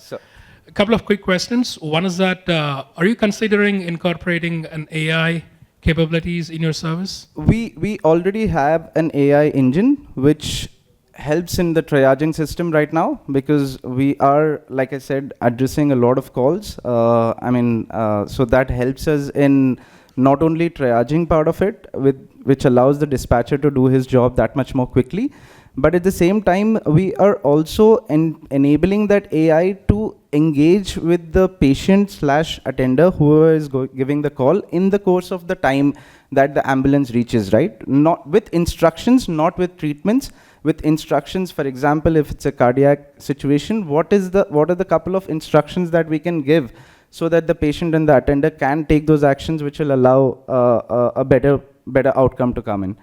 That's brilliant. The second question is, that the trend is moving towards air taxis, although we don't have it right now. Right. But the air ambulance here, that'll be the right term. Absolutely. Are you guys considering or working anything on that? So we right now are one of the largest players domestically in terms of the number of air ambulances that I do in a month. Having said that, we are in a plan of leasing couple of hours, because at this point in time, that is the next practical move for me to do, because I am doing that for the last 3 years now, and there is enough validations for me to get myself those flying hours and then dedicatedly giving those services. That's something that you can expect in the next couple of quarters from our side. Awesome. Thank you. Yeah.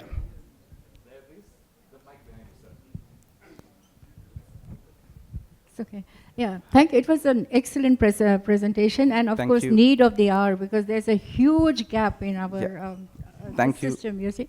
Because my father suffered from breathing difficulties, and on the way to the hospital, actually, Right. he passed away. Right. So I'd just like to know, what are the emergency devices or personnel that you have for patients like suffering from trauma, serious injury, a woman in labor? Right. What does your ambulance do to help these people get to the hospital? Because there are traffic delays and Correct. so many things you can't Correct. control. So what do you do in the ambulance, if you could? Ma'am, there are two things basically that we are trying to solve out here. One, we do understand that the ideal case scenario would be a doctor traveling in every such kind of a scenario. But we need to understand the practicalities with respect to the number of doctors who are available who can actually be there in every ambulance, and that is a problem statement which needs to be solved. So what we can do in the meanwhile, while we are creating a pool of doctors in every city that we work who help us in this part of the job, simultaneously we are empowering the nursing staff and the paramedics. Because if you see, apart from India, I mean, if you, anywhere outside India, the intubation and everything is done by the paramedics, whether it is in Europe or the US. So we want to promote and empower, and obviously with the support of the doctors, where we can connect at least the doctor and the paramedic through the 5G ambulances, where even if the doctor is not traveling, at least he's there present to take those interventions, with the paramedic being capable enough to cater to such kind of situations. And that is something which is a solved problem. Now we need to scale it up, and that's where we are with respect to that. Yeah, thank you. Thank you. So continuing on from that, our next panel discussion is Beyond Brick and Mortar, exploring new models in healthcare delivery, which is kind of what Mr. Abhiram was referring to in his own way. So how do we explore new models in healthcare delivery? What are those models, and how do we implement the same? We have assembled a list of panelists who to share their knowledge and experience with us, starting with Dr. Chetna HS, who is a consultant of medical digital services and healthcare audits at IHMR Bengaluru. We also have Mr. Madan Sampath, who's the Chief Supply Chain Officer at Healthcare Global Hospitals. Mr. Akshay Oleti, who's the Business Head at Fortis Healthcare. Dr. Balkrishna Shetty, who's the MD and Pro-Chancellor and Professor of Radiology at Mala Reddy University, and the Chief of Isha Diagnostics. And also Mrs. Manisha Kumar, who's the Regional Chief Operating Officer of Healthcare Global. And our moderator for this discussion, let me tell you a little bit about our moderator first before announcing him. So, normally this pre-lunch session is one of the most, I wouldn't say dreaded sessions, but more awkward and difficult to organize and conduct, because it's pre-lunch and the audience is a little bit on the edge. But our moderator was so confident and so savvy that he said, no, I want the pre-lunch session, because he's so confident that he's able to make the session interesting and engaging that we're all going to forget about lunch and be so tuned into the conversation, because he's that astute and that good at making it interesting for the audience. So without any further ado, please help me welcome our moderator for the discussion, Mr. Rajarajan, who's the Group Chief Operating Officer at Alluri Sitarama Raju of Medical Sciences. So, Mr. Rajarajan, we've got top billing. Thank you. The stage is yours. Yeah. So, just a disclaimer. So, there has not been any financial transaction for that. Okay. So, without much further ado, I'd like to set the context for this particular session. So, we are looking at a paradigm shift which is happening with respect to the healthcare delivery model. During the pandemic, we saw that how the telemedicine practice guidelines, I'm part of the Telemedicine Society of India, and for 20 years we didn't see a telemedicine practice guidelines which was actually coming out of the country with the seal of the government. But then, it took a pandemic for the telemedicine practice guidelines to be rolled out. Then we also now have all these wearables, these IoT devices, which makes a lot of operational efficiency, makes things better. The mHealth, the digital health apps that which we are all having, and the very many online platforms. And this is the Mecca and Medina of those online platforms, I should say. All these advancements aim to meet the rising demand for accessibility, affordability, cost-effective, patient-centered care. So are we getting there? So this panel out here of a league of stars of their own kind from different organizations, we are going to deliberate on these. You know, how do we expand accessibility and efficiency? For example, telemedicine, or even internet for that matter, ARPANET, it was started to be used for the military usage. And then later on, even with telemedicine, one of the earliest usage, which was with NASA in the 1960s. So if you look at, again, telemedicine with respect to e-Sanjeevani, we've got, even now, many of our aims are using that, leveraging the urban-rural divide and continuing to provide care for patients which are in the rural side of the settings, and even some of them from the urban side of settings. So we have, Bangalore has seen Practo, we've seen very many other successful ventures. A Deloitte report says that 72% of patients prefer digital engagement tools, leading to improved adherence and satisfaction. So things are changing, and here the digital adoption rate in Bangalore is phenomenal. In India, we are at 52%, but in Bangalore, I think I would go a high 80s. We are going to address on the barriers, the challenges. We'll be talking about data privacy issues and other legal entanglements that many companies are getting into, or so. We'll talk about DPDP. We'll touch upon DPDP. It's connect with HIPAA, GDPR, and all this stuff. Wearable tech, as I said, a lot of things are happening. It's all booming from here. And as much as machine learning, artificial intelligence, one of the algorithms in 2023, AI algorithms demonstrated that 94% accuracy in diagnosing diabetic retinopathy, outperforming human specialists. We still question AI. Okay, but there is a JAMA report which says that AI was able to give the diabetic retinopathy diagnosis 94% of the times. So there's a lot to discuss. In some cases, it will apply. In some cases, it will not apply. Doctors in the thing who are against AI, don't take it with me, but then I'm talking about reports. So without any further ado, I'll start putting the questions across to my panel, and we'll take it forward from there.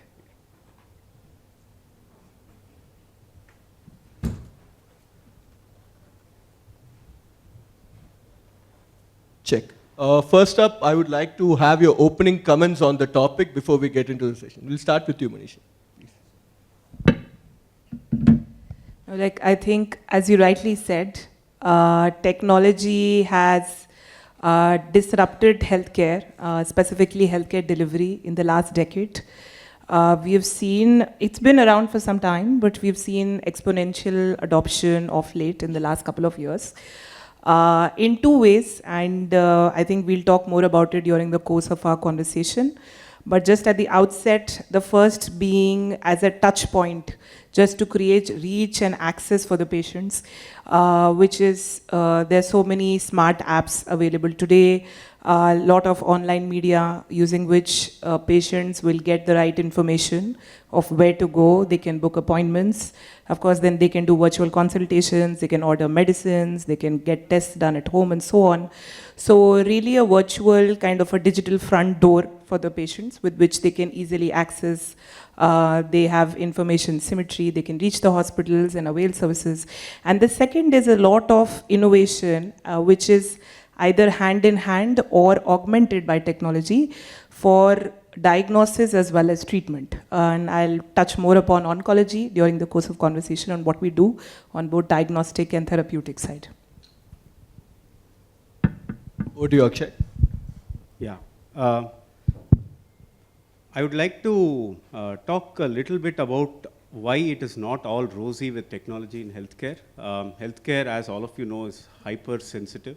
There are definitely, like Manisha was mentioning, a lot of exponential growth, a lot of new ideas and thoughts coming in. I'm a little bit of an oddball here. I was a software engineer before I got into healthcare. So I was one guy who was always focused on tech. But then more and more I realize, and during the course of the conversation, we'll also discuss that in a little more detail, that yes, there are really good things that are happening, but there is still a long way for healthcare. This is not, even the banking systems where people say money is the most sensitive thing, is entirely on tech platforms these days. We rarely see somebody walking to a cashier and having a chit chat before they withdraw their money. But telemedicine, for instance, has completely collapsed post the pandemic, and we have seen that happening across hospitals. There are things that are going really well. There are things that are still being discovered. But what is really exciting is on the medical technology side. We are seeing a lot of newer technologies that gives faster treatment, better accuracy, and overall better patient satisfaction and outcomes. And I think that is going to happen first on the medical technology side, and overall administrative access or overall access to the patient to healthcare is going to take a little more time, and that is going to be my premise and my opening comments. Over to you, Dr. Shetty. Yes, both of them told about evidence-based medicine. I think I'll show my slides here. As a radiologist, I may not be able to speak much. One thing I would like to say is during COVID infection, because second COVID, I think, there are no beds at all. So we managed almost 300 families just by online consultation. Hospital admission, remdesivir, these all proved to be not a good treatment for COVID. In the second, at least in the second, by third, we are very, very, yes, I'll come. I'll just quickly go through those images now. Radiologists and their obsession for images. Yes, obsession for images. That's a good word. So what I would like to say is, when you see all these things, okay, you say there are so many problems with the patient, but what is inside may be difficult to see. So we do that by looking inside the human body by various techniques like X-ray, ultrasound, CT scan, MRI. I don't want to go through that. But sometimes, this is one patient, they said there is just one swelling, the surgeon felt it, that it is very, very mobile, I can remove it immediately. He removed the, but when he, after doing the surgery on the table, he thought, it was not, he could not remove it completely. So then with this, he closed the wound, then he asked me to do the MRI, the CT scan, then we did a CT scan, and we could see how that tumor here there on the right side of the parotid gland, it was going inside. So what I'm telling is some tumors may be seen very well, you may think that it is removable, but a CT scan, that is called evidence-based medicine. That's what we are talking about in teleradiology, telemedicine. This is an evidence-based medicine. And this is a second case of a 45-year-old person.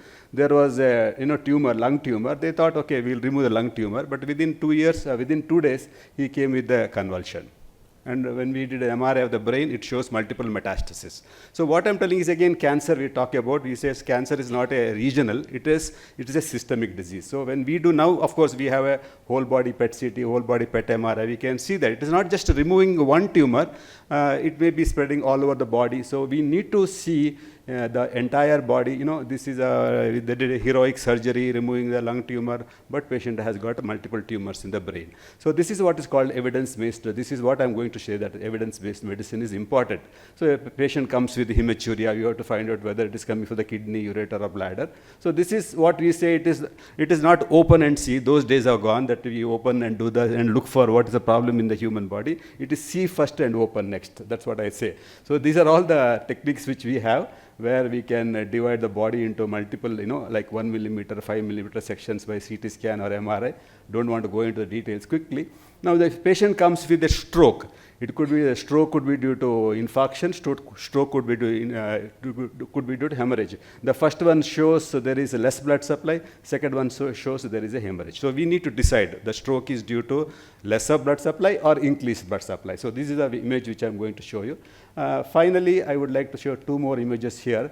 Like, let me go through that. The most important thing is how to evaluate the cancer. The cancer is not just by doing a biopsy. It is like how is the vascularity, whether it is increasing over a period of time. That is much more important than seeing the entire histopathology of the tumor. Whether it is a very aggressive tumor or a non-aggressive tumor, we evaluate by imaging, not by histopathology or something like that. So this is what it is in cancer evaluation. So finally, what I would like to say is, this is, let me see that. This is our MR brain. These are all telemedicine, teleradiology. The patient need not come. Patient will go there, get a scan done, and all those images can be reported at home. And evidence-based interventions are there. And finally, obesity. This is the one thing which I would like to speak for another 30 seconds. Obesity, we say fat. Fat can be just outside, that is just subcutaneous fat. So all obese patients, not that there is only subcutaneous fat, it could be fat inside the abdomen, or it could be inside the liver. It is called fatty liver. So there is various fat. Fat can be outside, fat can be inside, fat could be inside the liver. So it is not that for every patient you need to do a bariatric surgery or something like that. If you do a bariatric surgery, we need to see whether where is the fat. So we can do various, we do various techniques to see whether the fat is in the subcutaneous region, or whether it is in the visceral region, or it is in the liver or pancreas, something like that. So if you do a bariatric surgery without knowing where it is, you may be doing a big mistake here. Finally, the last point here is the medicines. So many medicines we give, we do not know what is the medicine, because there will be so many interactions, so many side effects. Look at the number of medicines that one person is taking. If you go to a cardiologist, he'll give one medicine. If you go to a neurologist, he'll have a medicine. If you go to a gastroenterologist, he'll give a medicine. Nobody will worry about what is the interaction, what is side effects. These are the side effects which you can see. Artificial intelligence-based drugs can tell you what is a counter effect, what is the side effect, what is the agonistic effect. All those things can be evaluated. It is humanly not possible by looking into all the drugs, looking into all their interactions, looking into all the side effects. It is very, very difficult. So artificial intelligence can definitely divide these medicines into whether they are active, whether they are interactive, or whether it's counteractive. So with these things, I would like to say that this is evidence-based medicine, and artificial intelligence also will tell us how to go ahead about all these medicines and drugs, and how to evaluate the various drugs. You can see this drug interaction. The red means it is interaction, green means it is a positive action. So positive action, interaction, and counteraction should be studied by artificial intelligence before giving all these medicines to the patients. Okay, thank you very much. Yeah, thank you, Doc. Over to you, Madan. We'll have more discussion on evidence-based versus value-based. That's super technical, and you're going to hear a mechanical engineer now, so you can wake up. First of all, thank you so much for having me here. This is a topic which we've been hearing for the last half a decade or so. See, how I look at telemedicine and all the digital intervention, they're more like it was a newborn baby during COVID. So we gave whatever we feel like, we fed them, we nurtured them. Today, we expect them to learn whatever languages they like, whatever they can do, right? We are just pushing the limits wherever possible to see how it will turn out to be, right? Soon it will become a teenager and tell us what we should do. But before that, there has been significant changes that has happened over the years in terms of telemedicine, in terms of access to patients who are in tier 3, tier 2 regions as well, right? So more to look into when it comes to telemedicine. Maybe we'll talk during the session as we move forward. Thank you. Thanks. Dr. Chetna. Thank you, Mr. Raj, for having me in the panel. We all know that 75% of the population being in the rural side, but 75% of the healthcare infrastructure is in the urban world. So definitely there is a divide. We all spoke about accessibility, and that's what technology is trying to reach. Niti Aayog had shared a report post-pandemic that 44% of telemedicine utilization was also from non-metro cities. So definitely there is a need, there is a lot of potential, but are we able to give equitable access to the society? Yes, there is a gap because of the digital literacy issues. It could be the urban-rural divide, or it could be the male-female digital literacy aspects. I think we are there, moving towards what is necessary for a customer, but I would say overall technology is the need of the hour to bridge the gap of the doctor population ratio, which is less than 1 per 1,000 population, or the beds capacity for our country. I think technology is the solution ahead, so that services reach the customer doorstep. That is what I feel has. Thanks all for your opening comments. We'll have the question from Manisha. See, we are talking about technology, but then there is a huge set of people outside. What are these technology? What is this innovation? All these diagnosis and treatment, these are all going into the efforts that which are put in. But the true adage to this is the outcomes, the clinical outcomes. Even now we are seeing the transition with NABH5, which brought in PRAMs and PROMs, and NABH6 making it even mandatory for the patient-reported outcome measures and your SOFA scores and all those stuff. So, what's your take on this? How is this technology? How are these? Doctor beautifully showed some images of AI in diagnosis. So, how are all these efforts that we are taking, getting us the end result, the picture, the total picture, not just the teaser, but the total picture of clinical outcomes enhancement? Yeah, fair enough. And I think I agree with some of the comments that Dr. Shetty made, even to a certain extent that Akshay said that medical technology is a real innovation that we have seen commence and also kind of closed loop. Whereas telemedicine and other front-end technology that we are trying to extend to the patients we still have some ground to cover with respect to, training, change management, and all of that. Now, talking about medical technology, and specifically since coming from, cancer field, I will say that both in diagnostics as well as therapeutic treatment, it is proven, and not just proven because it's published in index journals, this is what we see day in and day out, improved outcomes, minimal margin of error in diagnosing. And in cancer, the outcome is very measurable because it's not episodic in nature. We are in touch with the patient, and if recurrence happens within a span of 10 years, it is recorded. And therefore, it is very empirical. It can be empirically proven. On diagnosis side, like we have a AI-enabled radiology imaging system, which where using the AI technology, the solution auto-contours the tumor, which is then read and validated by the radiologist, of course. But then the chances of human error, of it being missed by radiologists, are minimized, as well as it helps us enhancing manpower and all of that. We actually tele-report for a lot of our spoke centers from the hub center, and such technology augments our doctors in doing this. We also do something called radiomics. So again, on diagnostic side, I think Dr. Shetty can weigh in on this also. So, scans and the current imaging technology that is there only identifies so many parameters basis which, our radiologists have been giving the final values, reading and reporting. But there are a lot of other parameters around size, shape, texture, pixel-voxel ratios, which are not quantified and are not visible to the naked eye. And now using machine learning and computational algorithm, software analyzes all of these and uses this information to give a very, very precise diagnostic outcome. So if we do a retrospective analysis using this, and we have done for about close to 1,000 patients, we are able to retrospectively tell that this is the reason why the recurrence happened. And therefore, going forward, this can be used for predictive diagnostic also. So a lot of use cases on diagnosis side, and definitely on treatment side, robotic surgery is, I think, very common now.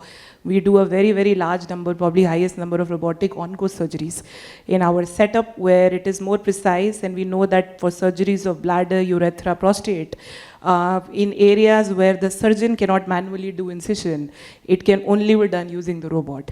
And the blood loss is less, and the outcome is better, length of stay is minimized, and so on. So both on diagnosis as well as treatment side, it is proven in terms of medical outcome, precise treatment diagnosis, and then quality of life post-treatment as well.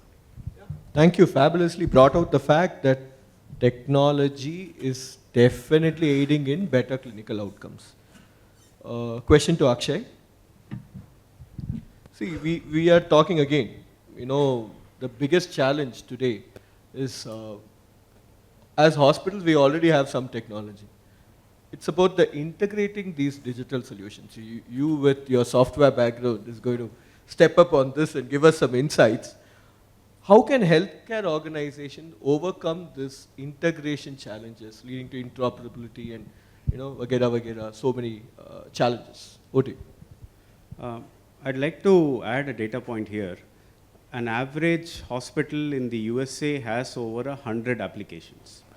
An average hospital in India would have maybe somewhere around 15 to 20 applications. Getting all of them to work together is it's called the perfect nightmare in every hospital. Because many a times we see the same issue that, okay, I fed the data in this particular system, but data is not flowing into the other system. The integration is not proper because different systems are speaking different languages, are created for different purposes. In fact, most of Indian hospitals don't even use a standard HL7 or FHIR based software that is a communication language in which healthcare softwares have to talk with each other, but most of our hospitals don't use such softwares. So this becomes a fundamental problem for everyone, that when I want to do analysis, so how does technology evolve? Technology needs something called as data, right? So with good data, you will obviously be able to come up with better technology that will be able to not only generate. So now, what is AI? AI is going to use all the data to provide an output that is going to be basis what the data has been provided. And garbage in, garbage out. You feed it garbage data, you will get hallucinating AIs which are not going to be reliable. And like I said before, you cannot mess around with an AI saying that, okay, this person has cancer, but when he actually has fever, right? So those are things you can't mess around in healthcare. So those are the reasons why all the applications have to talk with each other. All of that communication has to happen very well so that we get good data. Now we have a wonderful electronic medical record system in our hospital, but that data rarely flows into the lab system. And if that data flowed into the lab system automatically, then it would be much easier for the lab test to be coordinated based on what the doctor has written. Now these are the problems, I'm giving a sample, but these are the problems where we are not able to do an analysis of 100,000 patients that we have treated over the past couple of years and say, okay, a typical 40-year male patient with diabetes coming with chest pain will be having X, Y, and Z problems. We are not able to do that level of detailed analysis. Our paper publishing capability is also limited. We are still dependent on most of the technology changes in US and Europe because we have not thought through of the whole thing in a consolidated manner. And I think it is the responsibility of us. We cannot say somebody will come and set everything right for us. All the healthcare providers should work together, should make sure that we are a part of one system that collaborates as well as creates a pathway for technology and data to be effectively captured, and thereby the results are better. Yeah, thank you. That's the data lake system. And I think if we are all going to jump into the National Digital Health Mission bandwagon, we are definitely going to get it. And one of the big challenges today for hospital is these API-based integrations, having each of the vendors talk to each other as well. API integration would happen. It's just a matter of time. But having two vendors talk is a bigger challenge. And also, the technology-wise, what they have on cloud, on-prem, still a lot of people prefer on-prem. So we still don't understand the logic of it, and especially in urban cities like Bangalore, but that is something which we have to look at it. Yeah, over to you, Dr. Shetty. So the question is, you did talk about all those images and how these, you had changed the course of treatment and better diagnosis. But a very important aspect is the patient safety aspect. Now, how do you think technology is aiding with respect to the patient's safety from your point of view? Very good. So, of course, we talk about evidence-based imaging. I also told, don't open and see first and open. All those things are very important. But generally, we should not, but the patient is in the center or the fulcrum of all these things, patient's well-being. We don't treat X-ray, ultrasound, CT, MRI. We have to treat the patient, not these images. No, I remember like yesterday's case, one case I said the patient had come for a back pain. He had a MRI of the back, MRI of the lumbar spine. And that time they saw something in the kidney. There was a large tumor in the upper pole of the kidney. They said, okay, you have to get a CT scan. Patient got it. He's almost like about 80-year-old patient. So they got a CT scan. Then the doctors called, oh, there is a big tumor, you have to get immediately operated, otherwise it will become cancer, it will rupture and all those things. And the patient called me. Then when I did ultrasound, it was a simple cystic lesion which is filled with the fluid. No complication at all. It will remain there forever.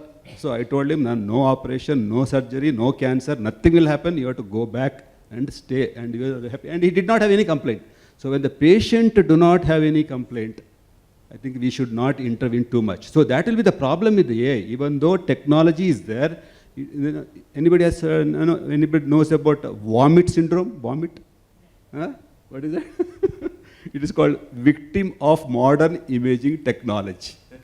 So patients should not be a victim of modern imaging technology. And because if you look into AI, look into machine learning, and look into all those things, we'll be diagnosing millions of diseases, and none of them may be requiring any specific treatment. So we decide something. What is important is, we decide if you see a scan, I say, good, bad and ugly. This is good. I see something inside. Good, don't worry, go home, relax. This is bad. I need to do something, whether it will become a cancer, whether it will rupture, that is bad. This is ugly. I showed something, but I could not describe that because of the shortage of time.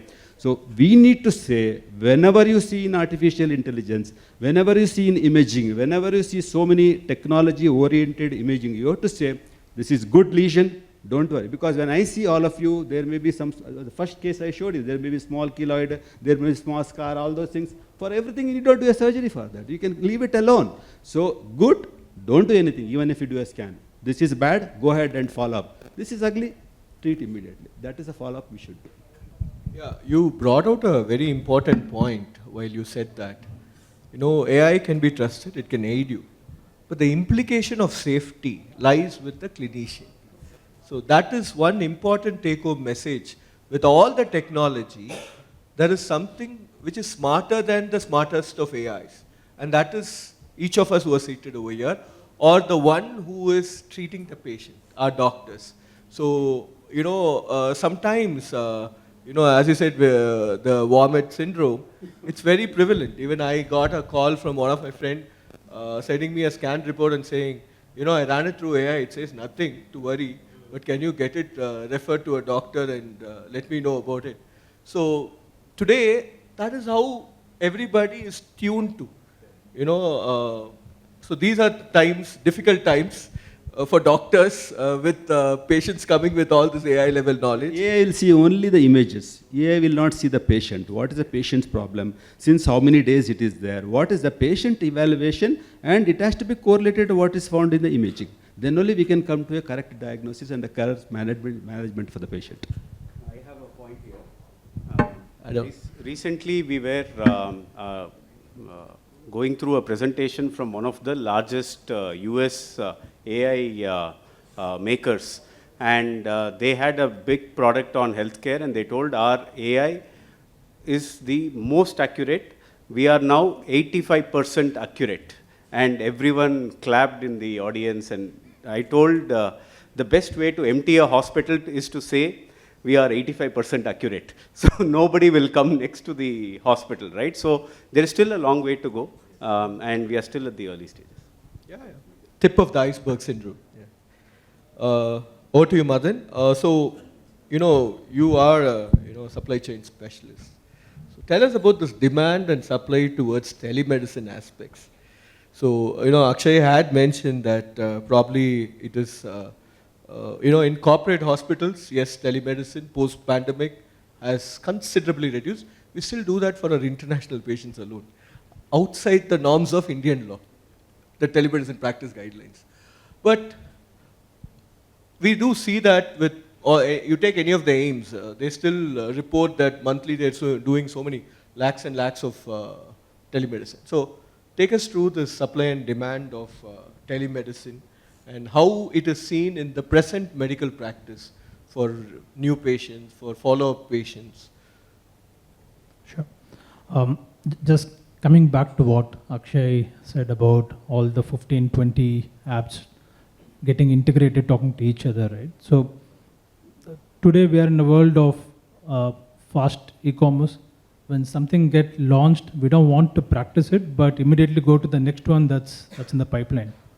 So it's all about the system architecture, the system design, what we really want, sustain it, learn, and then go to the next step. So we never had time to even adopt and use what we developed last year or the year before. So we already started looking at what's up in the future, and let's look at the new solutions coming in. So what we have done in terms of overall supply and demand forecast, so we have created a system that's integrated, let it be with the hospital information system and the ERP and the overall inventory management, right? So we have data across all our 26 hospitals today, what's the consumption, how the patient usage in terms of the e-pharmacy, what we have launched for telemedicine or for delivery of medicines. So we try to analyze the data on, especially for cancer, being in the cancer field where we have long-term medication, right? The patients are not just getting the prescription for a week or so, it's going to be a long-term medication. To understand the patient's need, especially in smaller cities, tier 2, tier 3 cities where the access are limited. So we try to know their demands, try to reach out to them and give them the quality care and the quality supplies. So that is, we still have a lot of spurious drugs out in the market, which while we can't control them, right, at least we try to give the best care to the patients who are with us. So that is the way how we try to look into the overall medicine. Yeah. Thank you. Thanks on that. On the supply and demand, one of the biggest operational problems in many hospitals is how we deal with a star consultant. Mayo Clinic had brought out this Jack and Jill room way back, wherein many of the star consultants have 2 rooms, and the teams take the history in the other room. Usually a star consultant, if they're going to see one patient in 15 minutes, by using many of these AI currently with all the technology, appointment management systems, you will be able to make them see 2 patients in the 15 minutes with a Jack and Jill room. So some study from Mayo, with the advent of technology, we could increase the throughput of a star consultants in hospitals. So this is now a time-tested model, and many hospitals are adopting it. And like you said, we just scratched the surface, right? Yeah. So we happened to be in a innovation forum last week in Japan, and we got to see what kind of biomedical equipment related innovation that's going on in terms of the chips and small devices plugged into your body, having home care services and telemedicine where real-time complete vital depending on the specialty goes to that clinician. So things are advancing in a way much a faster way than what we can imagine. But we should be in a position to adapt what we really want instead of getting everything that's out in the market. No, totally true. Over to you, madam. So you are a quality expert, academic expert, legal expert, but all this technology, eventually, what does it translate into doctor-patient relationship?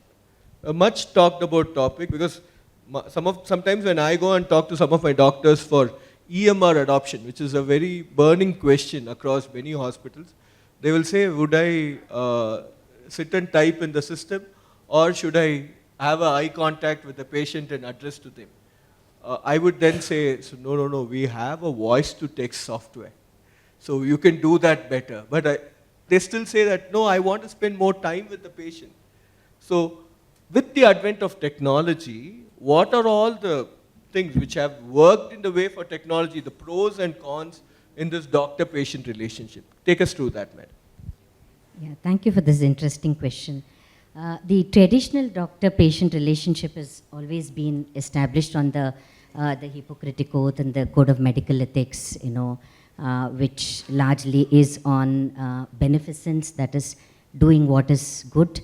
The patient should really have the perceived benefits from technology, not doing any harm. Our panelists mentioned about safety, preventing harm, preventing surgeries which can be avoided or interventions, and autonomy, which is the rights-based approach, wherein the patient has a right to take informed decisions, and of course the next thing is about justice, so that resources, equitable distribution of resources are available.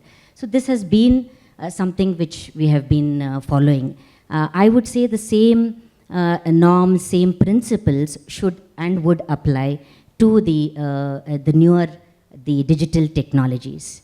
We all now are very much convinced that digital health or digital technology has definitely helped improve the clinical outcomes, whether it is precision in diagnosis or timely appointment system or availability of clinicians. While yes, this is one feedback which doctors give, that using an EMR is consuming time, but let us also see the other aspect where an efficiency in appointment system or the telemedicine itself has been able to save time for doctors who can see much more many more patients and more critical patients, when it comes to tele-ICU and those kinds of technologies that we have seen. And of course, safety, like Sir mentioned, how AI can pick up the drug-drug interactions in case of a polypharmacy situation, or various other aspects of diagnosis, wrongful diagnosis, which can, which is something which is a big challenge for clinicians. I think definitely technology has helped all of these aspects. What is important here is, when it comes to autonomy or the rights-based approach, which I mentioned, is for us as healthcare providers to educate the patients and the community on the limitations of the technology, make them understand the advantages, the disadvantages. We have seen several times the patients themselves go overboard, and they follow the virtual medical assistants and all other chatbots, which are only which we suggest to be a sort of a guiding force, and not the final validation. Recommendation should be from the treating physician.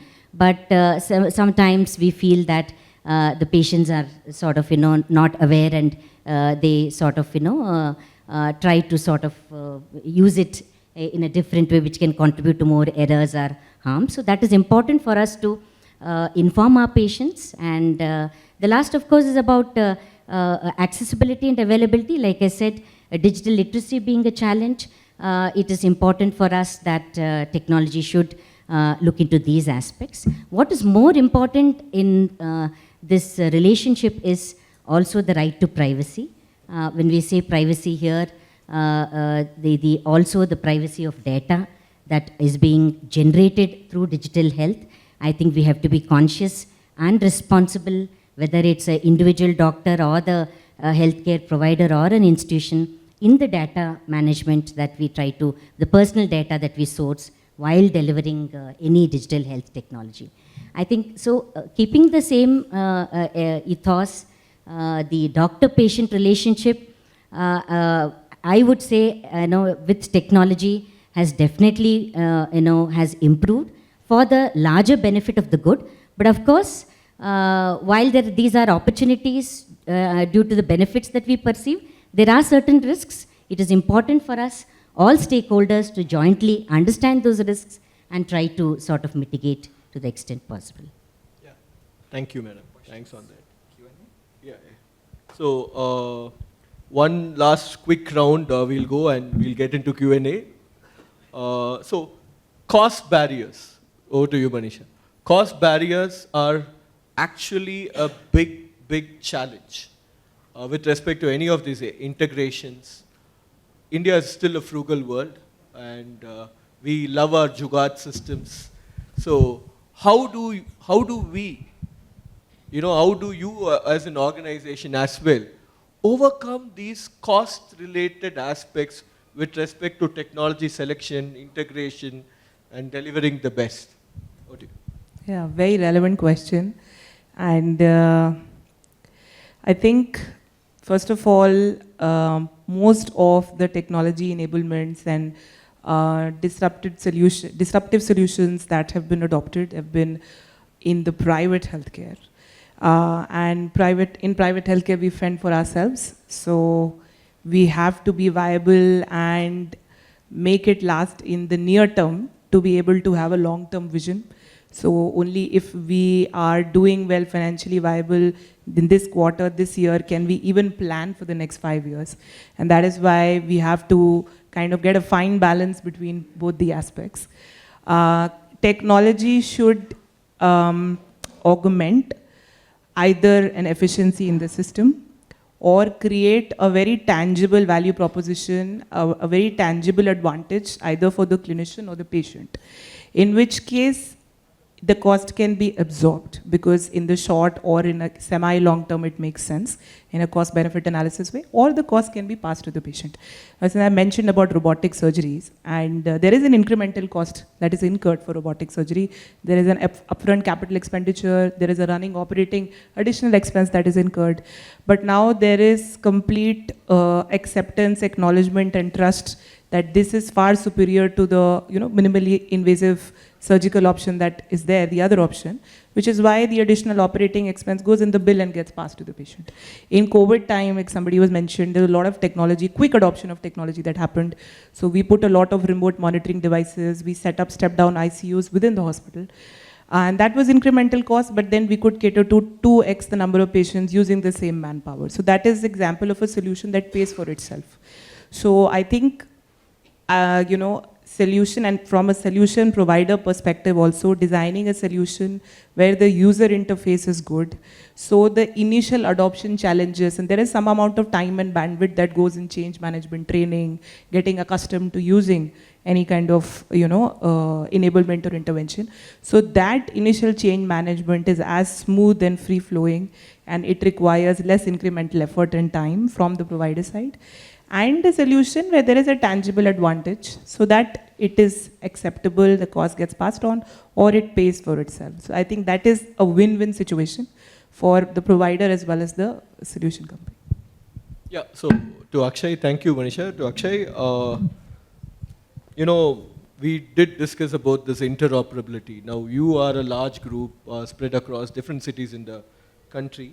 How do you look at, how do you get to that seamless data exchange with no latency in data exchange? Because that's very critical for a healthcare organization.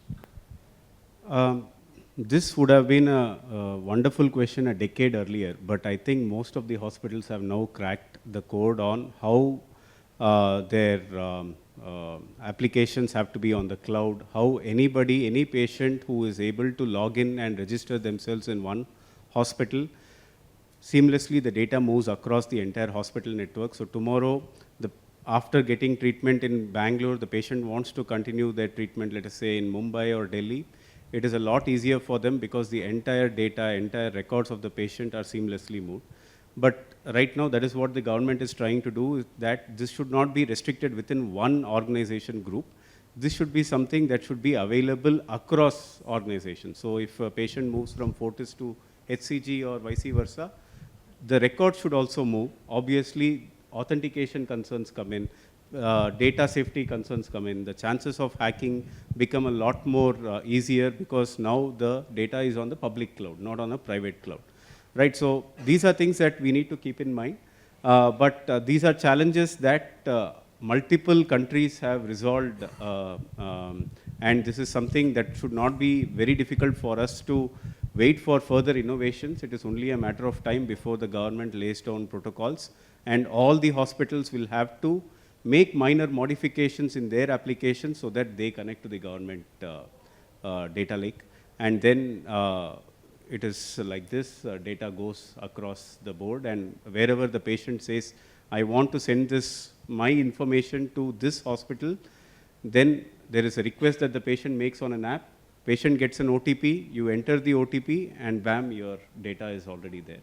So this is not a major concern from what we see. And you also talked about on-prem and on-cloud.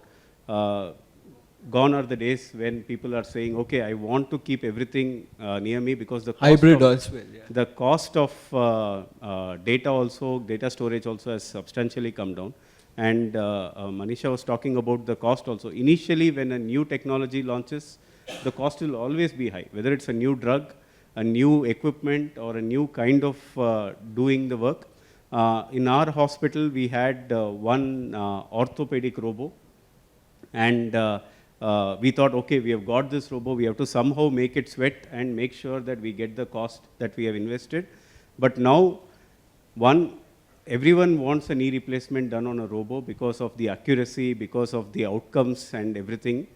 So now we have 3 robos in the same hospital, right? And how did we do it? One, because the value of the technology is visible clearly, and number 2, as more and more people start using it, the cost per use also drops substantially, and so we are able to also further invest. So that helps in making technology available for more people, and interoperability and communication becomes much better. Thank you on that. Dr. Shetty, technology is providing access, but the previous 2 questions were cost to company in bringing this technology, sizing this technology and putting it together. Now, we are smart in healthcare. What we do, we transfer the cost to the patient. Now, from the patient's point of view, okay, with all this technology advent, how do we reduce the healthcare costs to a patient, to the common man? Yes. Cost can be cut down only by when your healthcare is human-centric or patient-centric.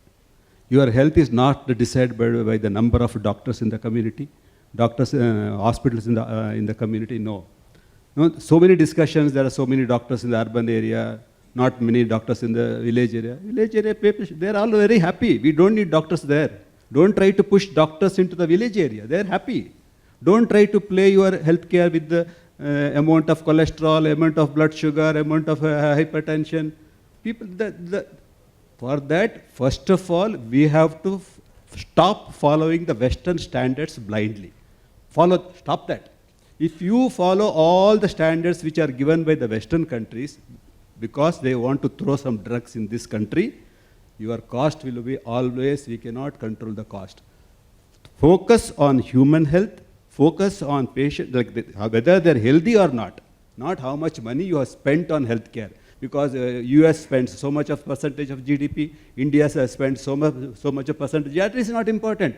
Whether you are healthy or not, that is important. That is the first point. So, Atmanirbharata, and stop copycatting everything from the Western countries. Yeah, thank you for that piece of brilliant response. Madan, so, in hospitals, we can mandate multidisciplinary teams to come together, do Gemba walks, and do the process improvements and stuff. But when we are adopting all this technology, there is a lot of, we were discussing about it, the vendor doesn't talk, collaborations. The larger picture is collaborations. How do we bring in collaborations to truly enhance the value of all these technological outcomes that which we were earlier talking about to that common man? Good question. So when we look at buying in or designing a system or a new tool, right? So first thing what we always do is keep the patient in mind, how it's going to ease the entire process, how it is going to reduce the burden on the clinicians, because today we have clinician burnout happening, and how can we improve the operational efficiency. So these are three main criteria for choosing any, of course, revenue and cost, everything will is added to it, but the three main factors are clinical excellence, service, right, and the overall operational efficiency.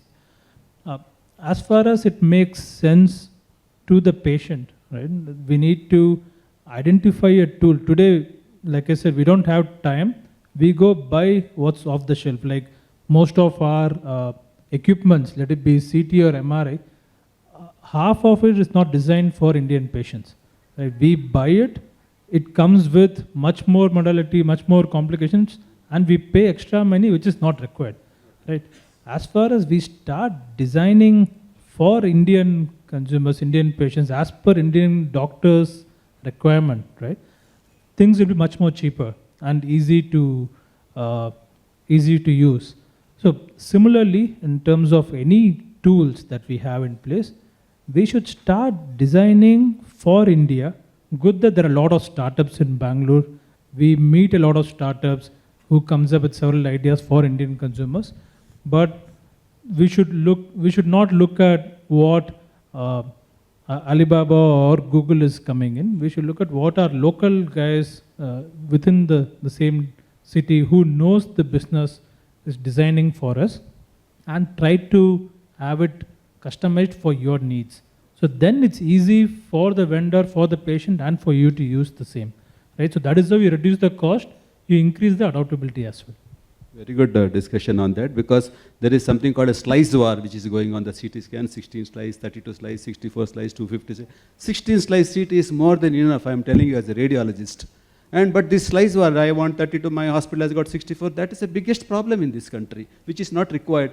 And today morning from Indian Institute of Science, he was telling 7 Tesla MRI, not at all required. It gives a lot of artifacts. Because we know about X-rays, 100 MA machine, 300 MA machine, he is there. So Ramesh is there, 600 MA machine, 1200 MA machines. We know finally 300 MA machine is more than enough. So similarly, 16 slice machine is enough. Our 1.5 Tesla MRI is enough. This is a war which is going on basically because we are fine-tuned by the Western applications. Understand. So basically putting it, you want to add? I just wanted to say we need more doctors like Dr. Shetty. So, understand the culture of your organization, the need of your patients, and bring in the right collaboration. Because there are collaborations available for us to do, we should not go about buying and, go through the entire buy list. We'll wrap up the session with one last question to Dr. Chetna. All of us spoke. Now, what are all the effective legal healthcare framework on all these technology aspects? Which one should we vary about? Each organization should understand, is there an indemnity insurance that which we can take for all these AI-related diagnoses if our doctors sometimes blindly push it forward to the patient? So those kind of aspects with respect to legal, regulatory framework, how can we help the community of healthcare, the fraternity of healthcare, from your mouth? Yeah. So currently there's no specific legislation applicable to the digital health technology. But what is available is the existing laws and regulations have adopted to the changing needs of the digitization that has happened. So whether it is the e-pharmacies, let's see. So we are expected to, e-pharmacies are bound by the regulations, the rules which are required as per the Drugs and Cosmetic Acts and the rules, whether it is obtaining a license or a valid prescription by a doctor, having registered pharmacists. I think the existing laws have sort of been amended to incorporate the changing needs. Likewise, the Clinical Establishment Act also has incorporated the EHR standards for the electronic health records while maintaining the data, the personal data of the patients. So we also have, like you mentioned about the telemedicine practice guidelines, which was, there was lack of clarity. Telemedicine existed as a technology for a very long time.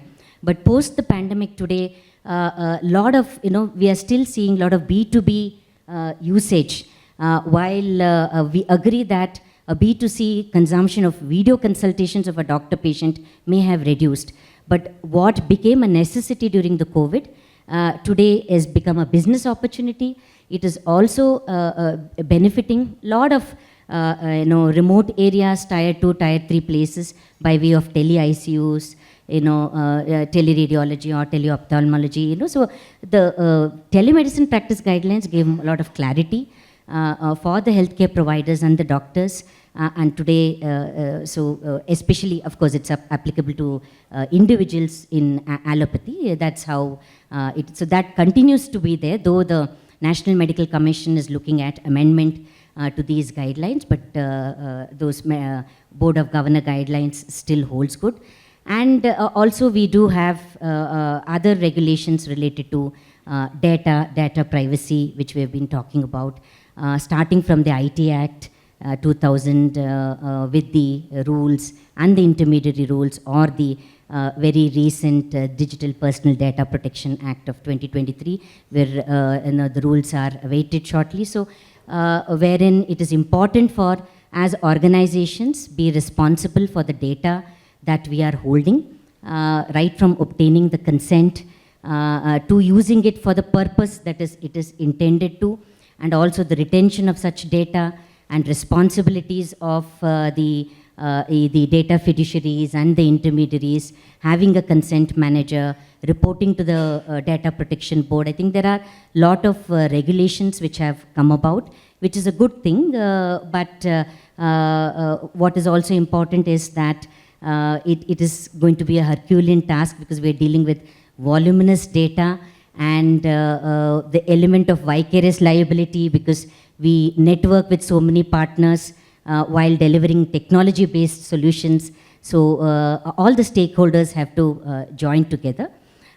So there have been a lot of changes to the existing regulations, and it is important for doctors, healthcare providers and institutions understand these recent regulations and try to implement them in a organized manner, and also have regular audits in terms of data privacy and security.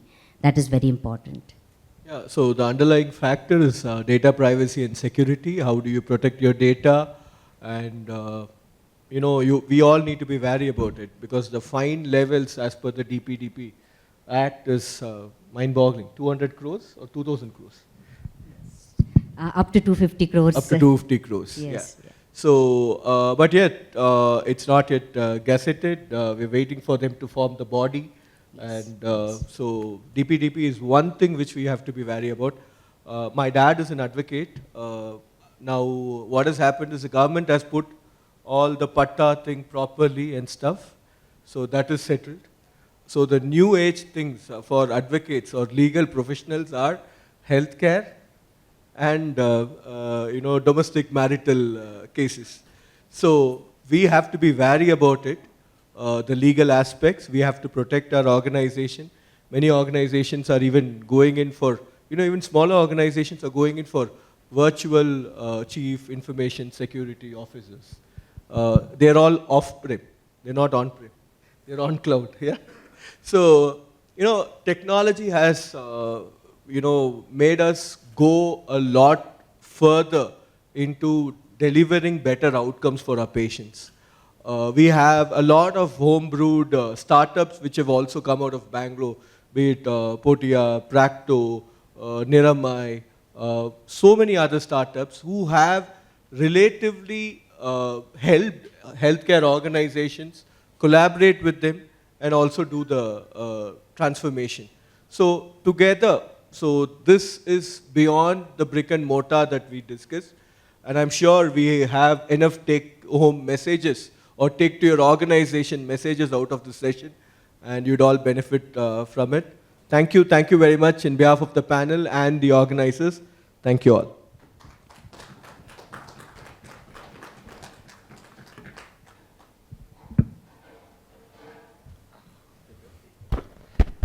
Thank you all very much. Do we have any questions or comments? Not over the lunch. I think that's a good idea. Before we break for lunch, ladies and gentlemen, can I request everybody to please come forward? We would like to do a group photograph of everybody who's here attending the event today, and then of course let's break for lunch. But for now, please everyone come forward. First the panel, yes, and then everyone please come forward for a photo shoot. Okay, and everybody please come forward towards the stage. We'll do a quick photo shoot and then we'll break for lunch.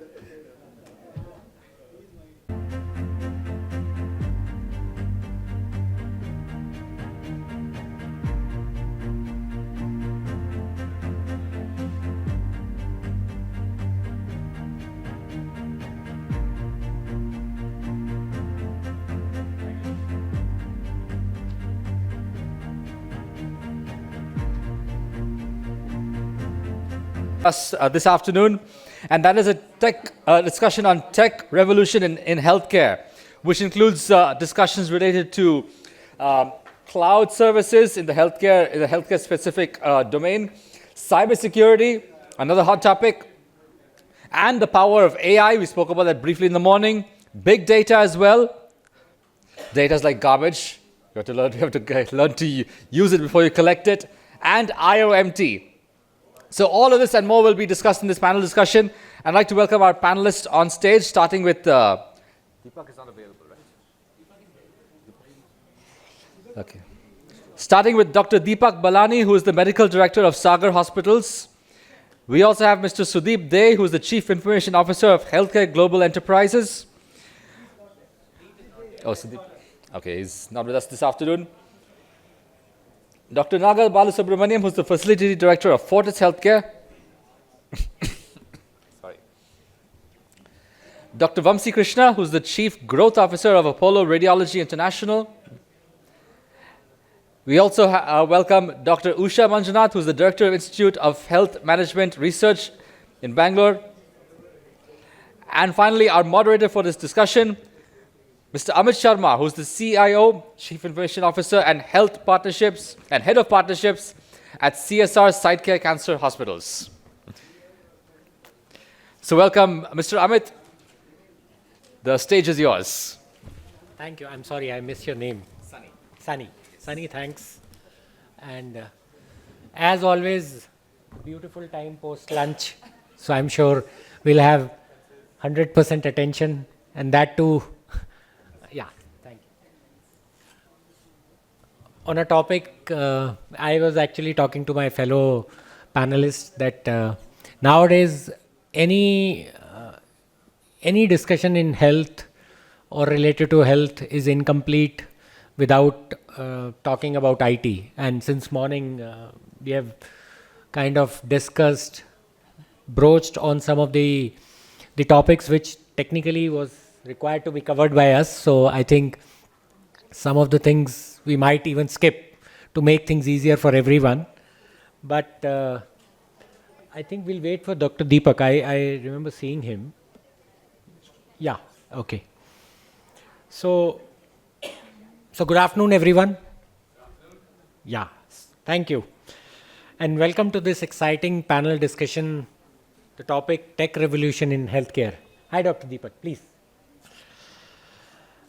So, which will cover, as Sunny was mentioning, clouds, cybersecurity, AI, big data, and Internet of Medical Things. As healthcare continue to evolve in the digital age, all these cutting-edge technologies are just not tools. They are transformational forces which are reshaping the patient care and operational efficiency and medical innovation. So today we are here to explore how maybe cloud computing is enabling the seamless data access, how AI or big data are driving the predictive analytics and personalized medicine, or how Internet of Medical Things is connecting patients and providers like never before. And most importantly, how cybersecurity is safeguarding the digital ecosystem. To help us navigate this fascinating and complex landscape, we have an incredible panel of experts who bring a wealth of experience and knowledge from their diverse fields within the healthcare ecosystem. So our goal today would be to engage in a thought-provoking conversation that not only sheds light on the potential of these technologies, but also addresses the challenges and ethical consideration that they bring. So let's dive in and uncover that how these revolutionary advancements are transforming healthcare one step at a time. Thank you. So,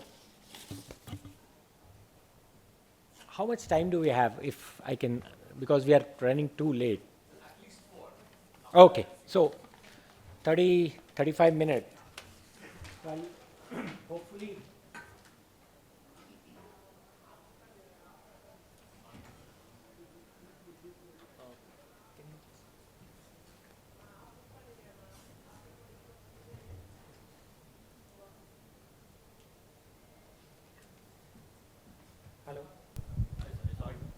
Yeah, thank you. So, as I mentioned, I think just in a very simple snapshot, imagining healthcare without technology is very, very difficult. I come from a era, I'm just a caveat, and I'm not a tech person, I'm a cancer scientist by education. For first 15 years of my, or 17 years of my 25 year of experience, I have worked in hardcore cancer research. And I have started my research career where I remember doing a data entry on a double data entry mode into the systems. And then there was a data cleaning, data review, and things have changed drastically. And now you see, majority of the time data flows seamlessly into the clinical trial management systems, barring few challenges which are there. So things have taken a tectonic shift out there. But COVID actually changed a lot of things. So from a personal experience, since I come from a development background, traditionally, and even now you will see many reports where they say a typical development life cycle of a drug was about 8 to 10 years. And in COVID, we saw within a span of year, the vaccine was out in the market. Obviously, the need was there, the push was there, but a lot of it was also related to technology because the data availability, the data cleaning, or the analysis portion was typically very, very fast. So this revolutionized the entire thing. Now, coming back to the tech landscape in the healthcare domain, I would probably start with maybe Dr. Deepak first, if you say, because we're talking about the internet and the data. So what role does Internet of Medical Things play in bridging the gap between preventive care and chronic disease management that you see? Thank you, Amit. For many of us who don't know really what is this Internet of Medical Things, we could draw a parallel with so-called Internet of Things. Essentially, it's just an ecosystem. Anything which is connected to a network can receive or transmit data or process it in some way is a so-called thing. And connected to the Internet, it's an Internet of Medical Things. We have it in so many ways across. For instance, when there's no one in the rooms, the light switch is off, to give one of the most rudimentary examples of 20 years ago types. So this thing is now kind of coming into medical sphere in a very, very big way. Is it coming in? No, it's already been there. We don't realize it, and it's just a new name we are given for something already exists very, very much. For instance, who would expect that? See, we have this thing called Google Glasses. Google Glasses have been used in medical technology 10 years back. Okay, when the surgeon's operating, he can kind of superimpose the MRI or the image with what he's actually seeing under the microscope or on his screen or live, And this is not something happening in the US here, it's happening in Jaipur in India 10 years ago. So these are things which today we are using these things called capsule endoscopy. There was a limitation that the upper GI endoscope will go up to the upper part of the duodenum, colonoscope will go maximum to the cecum, but capsule endoscope, it's nothing but IOMT. Essentially, it's a device or a so-called thing which is connected, transmitting, receiving information. Things have got smarter and smarter and smarter and smarter.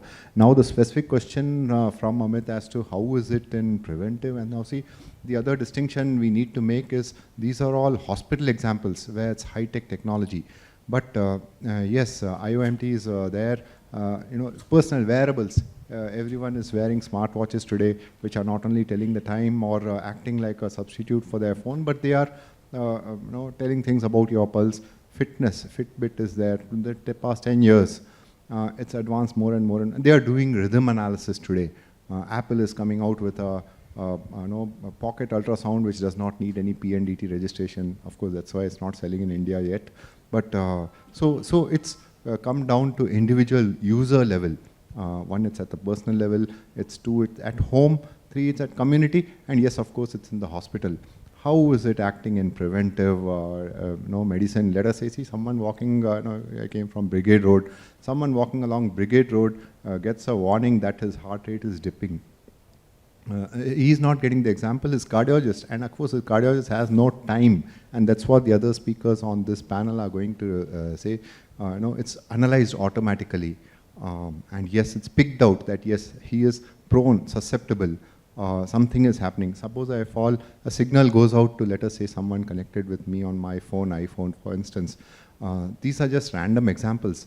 But then see, the whole thing is that these things are coming together much faster than we can examine. It's getting integrated in a like never before. For instance, okay, we have pulse oximeters which are transmitting oxygen levels.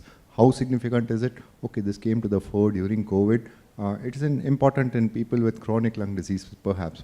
In their sleep, they just stop breathing for 30 seconds. Is he arrested or it's just some sleep apnea? Today they are tracking vitals of every patient inside the hospital, let's say, but preventive also as well. Examples abound. The whole thing is how and when is this going to get integrated in a meaningful way? People in the morning spoke, and anyone will tell you that we have this app for this and that app for that and that app for that. The solution really, friends, is really one single, solid, versatile, robust, scalable HIS with e-medical record is the answer really. But we are developing small pieces around it and promoting. So sooner or later, one day it will all integrate, because see, today there is just this one device which has replaced everything, and so that's where we are moving. Is my viewpoint on this. What all can it prevent? Multiple things. Yes, we are checking the glucose today. It is deciding how much insulin to give on a real-time basis. Let's say someone very close to me, every 15 minutes she's getting it on her phone. It's tracking trends. It's reminding her it's time to take your insulin, take this dose. It's suggesting her. Heart rate rhythm's always been there. We have got things for, teleradiology. Mr. Vamsi, sorry, Dr. Vamsi is going to be speaking on that. Yes, and the other thing is other aspects. Actually, I don't want to infringe on others, because see, these things are let's say the pulse, blood pressure, going to get integrated and analyzed in a big data fashion. These are all very, very rudimentary. But really, what are we looking at in future? In one single word, I will say I don't know. But the possibility is immense. Who thought 30 years ago that today every auto rickshaw driver male is going to be carrying a smartphone and doing things we never imagined, which we ourselves never did at that time. But the future is tremendous in terms of the potential it holds, is all I can say. Can it prevent cancer? That is something time will only tell. Thank you, Doc. No, very interesting perspective. And from our own personal experience in my hospital, we have a ICU, which we call it as a smart ICU, where using the technology, Internet of Things or Internet of Medical Things, whatever you call, there is a central command center, interventionists who are sitting in some back office, and they are connected with our hospital with the connected monitors and the cameras and the feeds are going there. But the beauty is, it's not only they are monitoring our ICUs. Sitting in one location in Bangalore, they are managing more than 80 ICUs from far-flung Ladakh to Kanyakumari to Assam to Gujarat. So immense possibilities and immense opportunities in terms of the technology.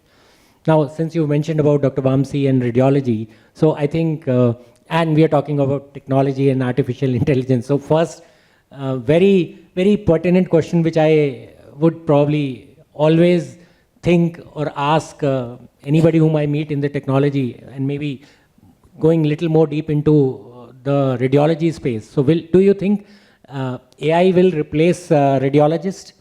And if yes, when? Thank you, Amit. I'm sorry, my voice is bad. I wish I can say AI can replace a radiologist. I'll give you a little context before.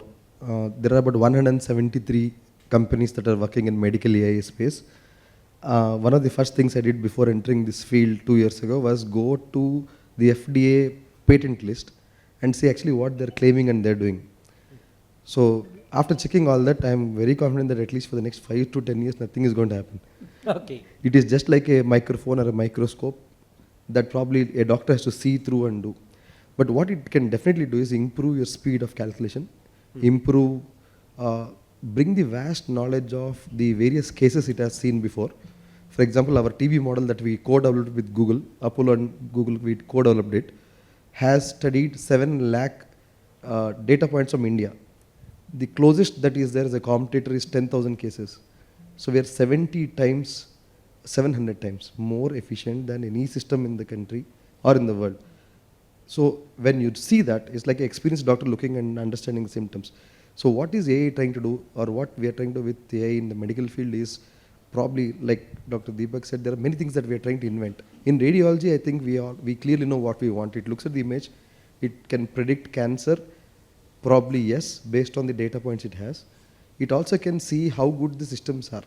Now, it brings efficiency to a system. It reduces your operational expenses. It reduces errors that are made. It also reduces the cost in terms of the patient. For the patient, instead of going to 5 different places, he can go to one place where the facility is there and then take it.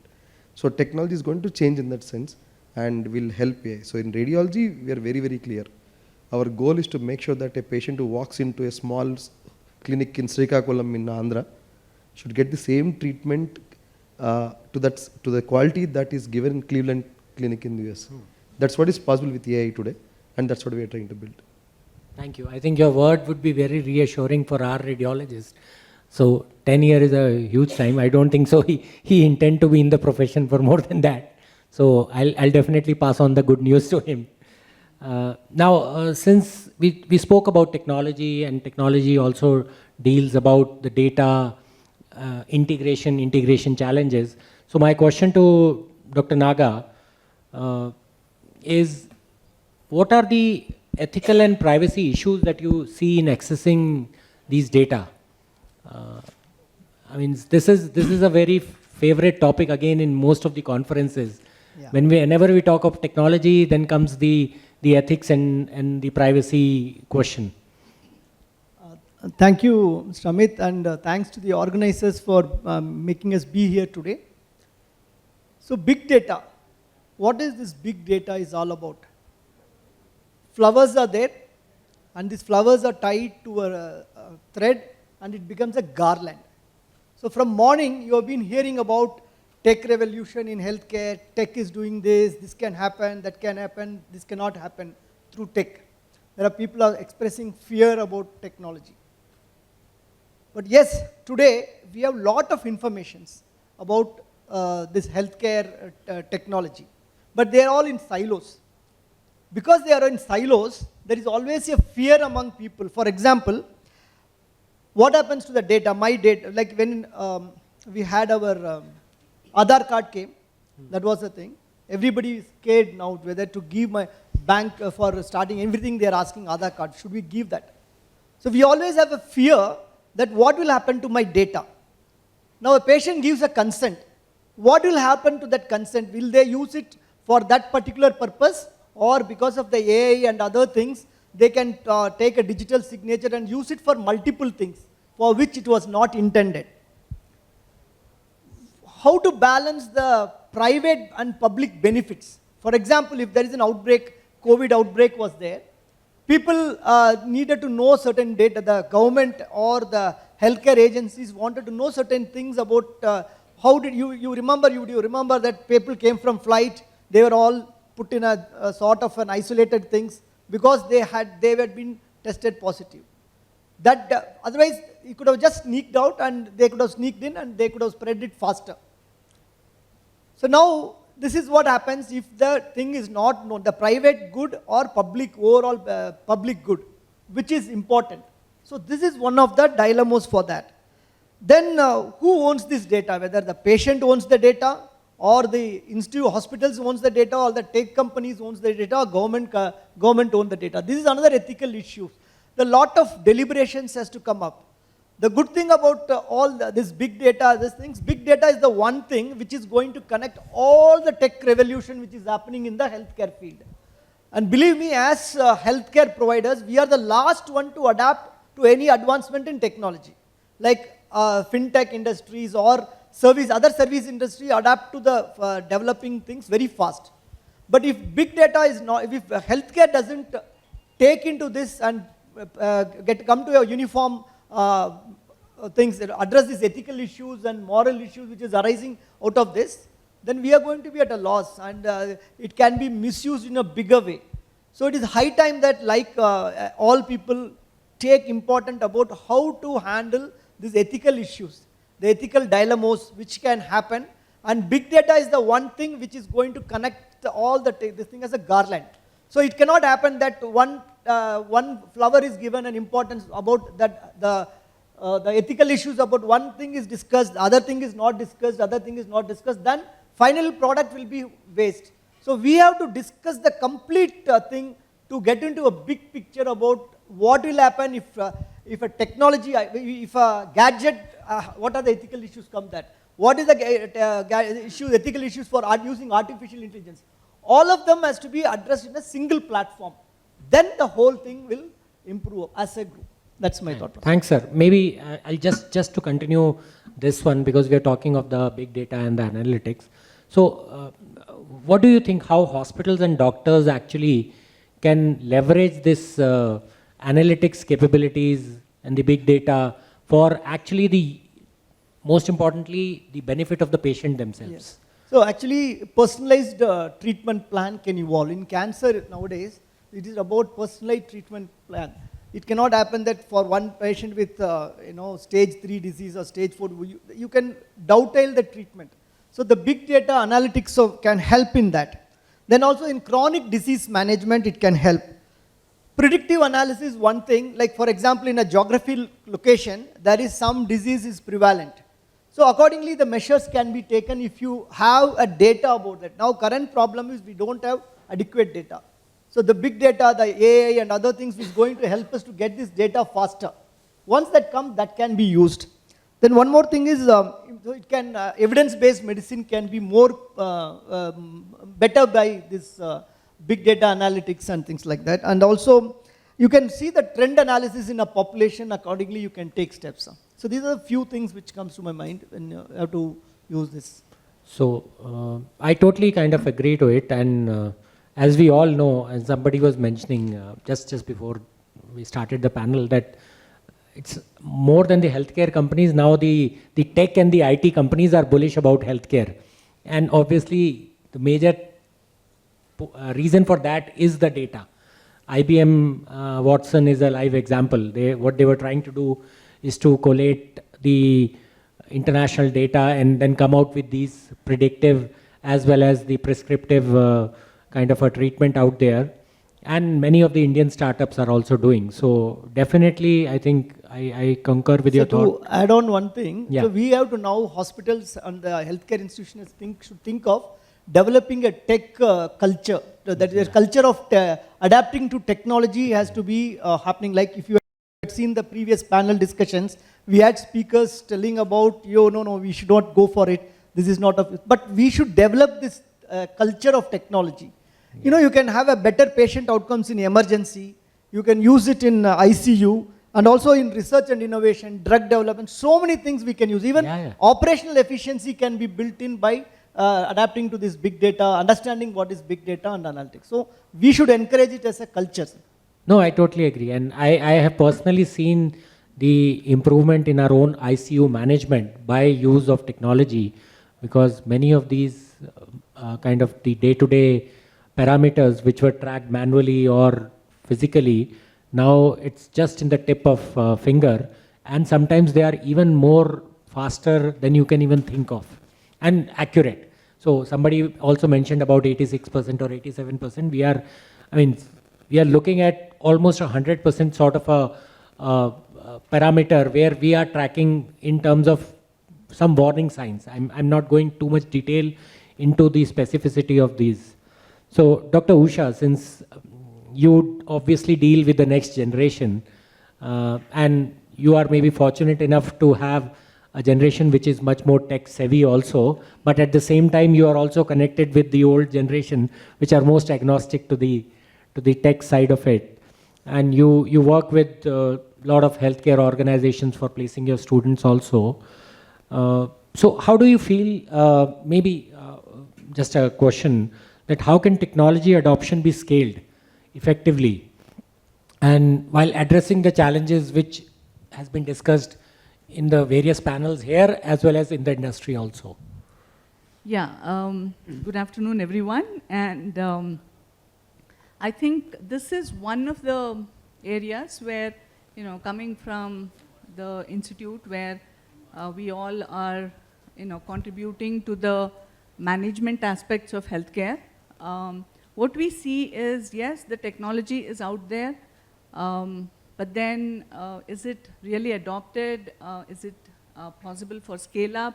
The next question that comes is that it is very important to really look at how the people are trained. So like we saw, often heard answers or this one as, doctors want to write their prescriptions and not necessarily use the technology to it. So now the other way around is, how do you really break these barriers? So one point is where we work with youngsters. They already have certain amount of technology adoption. Say for example, when I had to use, one of the most talked about technology other than CoWIN for India is UPI. So people keep asking whether UPI can be done for healthcare. But then, when that whole thing came, there was mistrust. I'm educated, I'm this one. But then I didn't use UPI initially. But then I saw all my nearby places, people who are vegetable vendors, all of them had already adopted. They were already putting those codes and scan codes, and then I said, oh my God, what am I fearing? Therefore, I think it is going to be driven by both sides. Patients are adapting now. Patients are asking for it, so they are ready for it. The youngsters who come to education, I'm sure the doctors and others who come to become doctors and enter into medical colleges, they will be much more tech savvy. They would be, so this change will happen. But having said that, I think the hospitals are already ready. They are also adapting a lot more. But at the same time, there's a lot of training that is required. One is, can you use it? Say, for example, from ABDM, from the government side again, they have made ASHAs use certain apps, with lowest education. They have also got ANMs use that. So I think it is possible in terms of how do we really train them and get the right way to adapt. And I think, again, going by my own experience, technology, once we learn one platform or this one, it's not going to be very difficult even if the technology constantly changes, because it is possible for us to adapt very well. So one is, of course, in terms of the programs that we have across, I think there has to be a lot more formal, short-term and various kinds of training that is required. And so we have also ventured into something very new, we have a 2-year program on AI and data science for healthcare. We are still experimenting. We are also kind of seeing that, can we really do that? So if I was placing my students 10 years back in the hospital sector, the skill sets that they were asking was, certain amount of healthcare knowledge, operations and management, quality, but now there's a lot more on the digital skills that they're asking. So we are also now training them to really use these platforms. Can this really be a very good area? So say, for example, if I really look at, has this been adapted well? Say, Google Cloud, for example, managing data of 40 million patients. The ICU, this one that you are talking, in a short span of 3 to 4 years, have been able to, like ICU Care, the smart ICU solution, to 1 lakh patients across. And, across India that we really see. So I think the scale is going to happen. Once the, smaller aspects of the training on the job, and I don't think, a lot of that is going to be, definitely take time, because the technology change is very fast. So people getting trained and really put on job is going to be a big task. But I think, every institution, this one is already on to tech training in a big way, and I think this should be possible. But of course, whenever we talk about technology adoptions, all the innovations that we have talked from morning, we have always looked at that from a perspective of a large, maybe chain of hospitals, large private corporate hospitals. But there is a large chunk, almost 90% of the hospitals are small hospitals. So they don't have, they may be using for billing, they may be using for certain things, but they're still not able to adapt because it is going to be, costly. It is going to be, they don't know how to adapt. And so there is a lot of that we need to really carry with us, I think. No, interesting. And just taking that word, since you mentioned digital or transformation, so maybe to the doctor in the panel, Dr. Deepak, how do you see the role of digital transformation in two important areas? One is the operational efficiency improvement, and more importantly, on the patient experience side. Good question. Actually, tremendous scope here. Not very easy to predict the future, but you are talking of operations and patient experience. Patient experience as opposed to patient satisfaction. There's a thin red line, but practically they're the same. I would, for this purpose, take it as... So see, multiple things. In the previous panel, there was discussion of one, medical excellence. I don't see the gentleman here from HCG. Medical excellence as opposed to operational improvements, and then patient kind of satisfaction kind of aspects of it. So yes, there is scope each and every sphere. Of course, it's easier to tackle the non-medical aspects because these are better understood by the technologists. These are better, kind of standardizable. And the medical field, as you all know, is a services industry, and really the epitome of it. No two patients are alike. Forget that. No two doctors are alike. A lot of variability, individualization, and so on and so forth. Multiple variables. Each of them need to be factored in to come at an optimal solution. And more often than not, if you're surviving, it's because it doesn't matter really too much. Patient will heal himself more or less. But yes, it is in terms of operations. Yes, it's there in every sphere.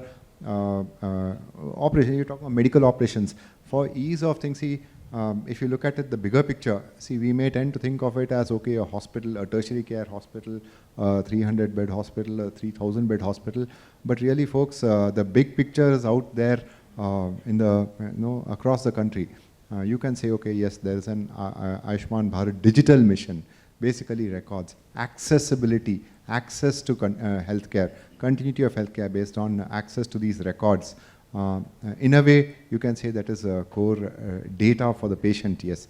But if you look at hospital operations as such, see, again, it is in terms of, let us say, optimizing, analytics, reducing costs, efficiency, speeding things, reliability, reducing errors. Waiting times is a big thing here. I'm getting into the micro nitty-gritty stuff really. Perhaps may not be of great interest, but yes, it's in every sphere. And Dr. Usha may be able to better say, they're the experts in these kind of stuff. But of course, see, essentially, what's the real role of technology? See, we are applying it in our own, let us say, individualistic manner. Technology, kind of makes it a standardized kind of a platform to process all data, to work at it, and to bring about, suggest improvements on a large scale. For instance, that's the whole thing about big data Dr. Nag was talking about, and the whole thing about artificial intelligence. It does not require individual brilliance. If you say the NHS today, they're not looking for brilliant doctors. They're looking for safe doctors, doctors who will follow process, doctors who will follow guidelines, doctors who will follow procedure. It is like that. So they have systematized medicine to a great extent. And that's what it's going to do for operations. We are looking for small improvements here and there. But see, it's a matter of systematization, looking at data. How ready are we for this? Of course, we are not ready, not at all ready. But then, if you say the scope for that is, I don't know if you can imagine it. There was once upon a time, this Gordon Moore, the guy who predicted that computing power is going to double every 2 years kinds. Of course, we got a little left behind, but just think of it, this so-called ENIAC, the first computer I can think of, Cray supercomputer, etc. These were all nothing compared to what I hold on my own 9,999 rupee smartphone today. So it's all happening, certainly bound to happen. But again, there's a limit in the sense that, see, when you talk of patient satisfaction, today, what am I looking? Oh, I'm waiting for a doctor. I'm waiting more than 1 hour. I got an appointment for 10 o'clock. Doctor is still not in at 10:45, and I'm 4th, 5th, 6th in the queue. Is that, no, he's not looking at the point you made, patient satisfaction, much different from patient care. He's not looking at how well he's going to cure me, what's the outcome of my treatment. What he's going to look at is how well he spoke with me, how well he convinced me, and how quickly it was taken care of, how end-to-end it was taken care of, and so on. So there is one thing in terms of systematic end-to-end. We had this Atul Gawande concept of checklist manifesto. If you look at everything, systematization involves looking at all the parts of the process, multiple steps in that, creating out an algorithm, and going step by step. I think the biggest value is there, be it in the medical, core medical care, or in operations as well. And the system, and then cutting out the clutter, and then moving ahead with really what is relevant, really what. I know I'm talking really, very from a macro level, but I believe that's where it is headed in terms of be it operations, be it patient experience, or patient satisfaction. But patient satisfaction, folks, is really difficult. I was happy with the 128 kbps modem 25 years ago, and today for 2 MB, I remember they held at Kantirwa Stadium a big kind of internet fair with some 3,000 people, and in the newspaper came front page, 2 Mbps was the speed of internet. Today, am I happy with that? So the patient experience, we always want, they'll always mange more only. So patient satisfaction, something we best not speak about. Hygiene is enough, and thereon it is the human element that brings the satisfaction in my own perception. And you have this Maslow's thing and all that. So but yes, it is an enabler. It's an enabler. What we do with it is something which the human being at the end has got to decide. But yes, we are very much more enabled than we ever were, and will be more so in the future. As my interesting. And again, taking one word, since in that conversation you also mentioned about patients are not worried about patient outcomes, and they're more worried about the experience. So maybe getting Vamsi into it, since he's maybe one of the most AI expert in that. So I would probably seek your input in not a very long kind of a way, but how do you think hospitals can actually leverage the AI or the power of AI, or even for that matter data, big data, in kind of improving or even tracking the patient outcomes? So something related to that. Yeah. Thank you, Mit. I'll probably give you 2 examples and then go to the answer. Recent study showed that, this is adding to Dr. Usha's point, that the efficiency of doctors who are doing surgery was increased by 25% when they played video games. So people with video game experience, when they're doing surgeries, they did 25% less mistakes than. So it shows that the technology is actually helpful. While I tell my children, don't watch phone, don't watch TV, I do that, but I think that's where we are going. In a regular hospital scenario, radiologists across the world do anywhere between 7 to 14% errors. Now, I'll repeat that number again, 7 to 14%. So, imagine if you're walking into a good hospital, 1 out of 7 reports may be wrong. This is because of the fatigue, because of the number of, the huge workload on them on this. In India, there are about 14,000 radiologists, 8,000 are actually practicing, remaining are all either abroad or locked up in good hospitals. So, we need 1.5 lakh doctors. We have only 12,000. So, 1 in 10, so each person has to do 10 times the work to actually handle the load today. Recently, I was speaking to a hospital in Mumbai, a very big one, I can't name you. They have an audit coming up and they told me, Vamshi, I have 78,000 X-rays which are not reported, can you help us? And the time they are giving is about 4 days. So we cannot do this. The challenge we are seeing now is with technology, it is only possible with adapting the technology, but it's also possible with using it in the right way. Like Dr. Deepak said, the main complaint that management people in hospitals get is not that doctor did not wish me or my treatment did not go well. It's more about my coffee was not good, the nurse did not smile at me, the food in the canteen is bad. Amit has a beautiful campus. We had an opportunity to have lunch there. We came out thinking this is probably the best hotel in this area because we never had that good lunch in a hospital. So people are looking at tracing these experiences, tracing the people management, tracing how operationally, how much time are you waiting, when is the doctor coming, how do you make this easier. So what we are doing at with AI right now is simple. We are saying, okay, if a case comes to us, how do we give the best care possible for this particular patient while keeping the TAT in control, the turnaround time in control, and also the cost in control. I can throw $1 million and say, no, I'll do a better job, but how do we keep this in it? So in terms of big data and other points, Dr. Nag has already mentioned, but I'll add one point.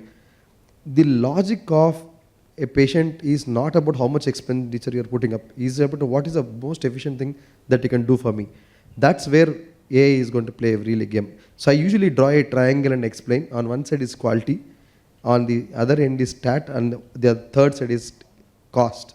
If we can make this delivery triangle more efficient with TAT, today our doctors do 5 times the workload of a regular doctor with less fatigue and less cost.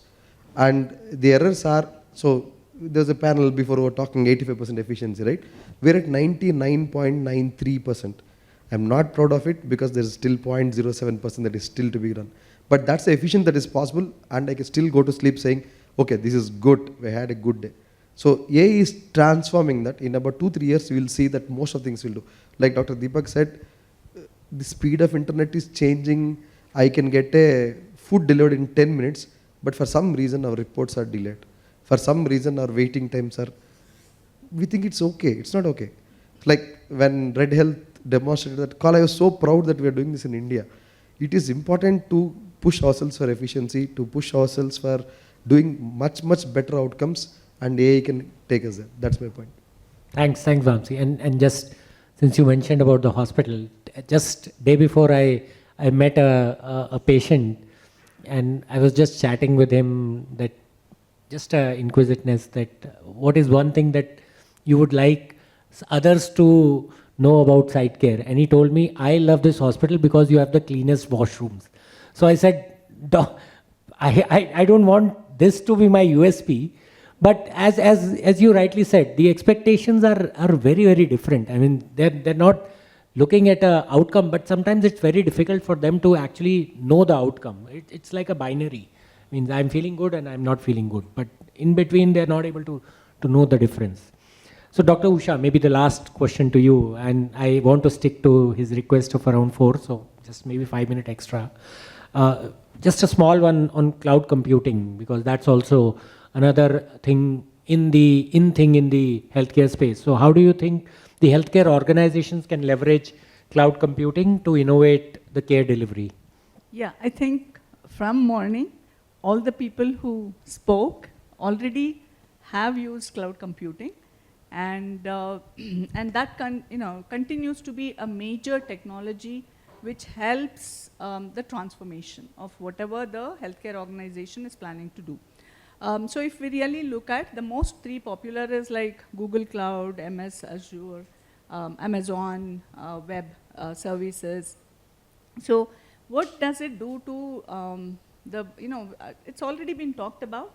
So whether it is the real-time access to records, or whether it is the remote monitoring, or like what Red Health was talking about in terms of how do we use that to actually reach, so the transformation. So one of the innovative ways that one of the hospitals in Ahmedabad has tried is to have a patient transportation management like Uber or Ola.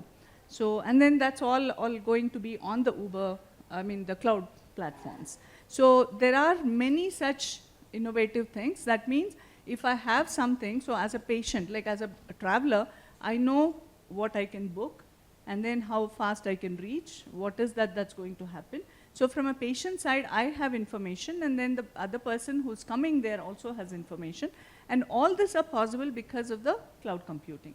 So like I already said, the number, scale up is going to happen, because the moment we harness this and we know the right set of services we design and provide the right set of platform, and I think scaling becomes very important. And I think whether it is emergency services or the ICU remote monitoring or the smart ICU solutions, because as we understand, we are not going to increase the number of intensivists so easily, and therefore proper designing of the solution and working with technology and domain experts like the doctors and intensivists.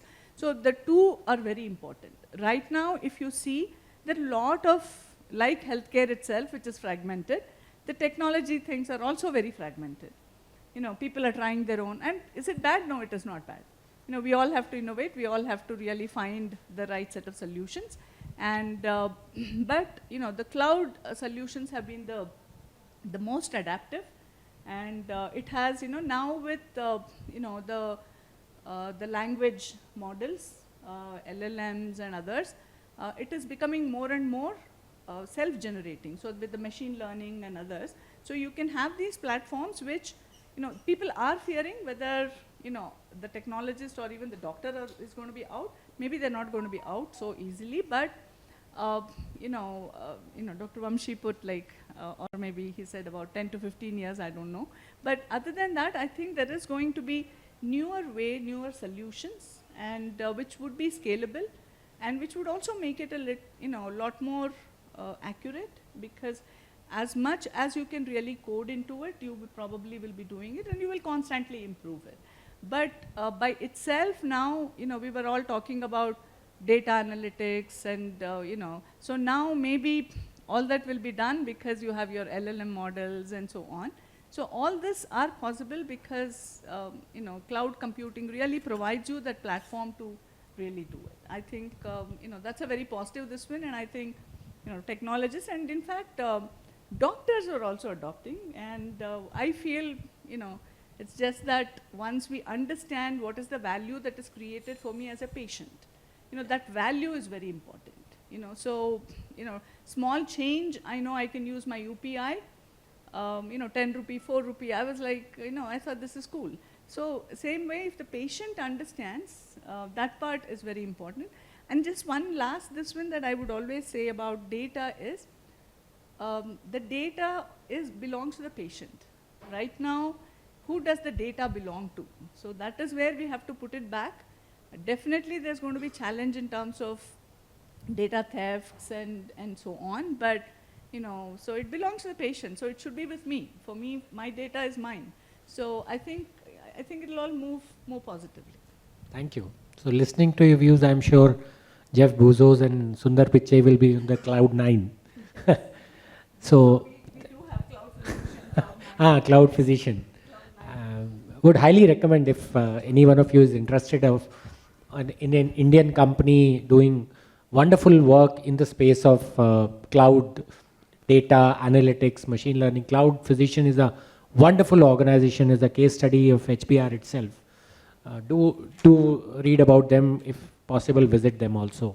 And they are associated with IHMR and helping them train the young students also. So that's it from me. Hopefully I kind of lived up to your promise. Yeah, so any question, please feel free.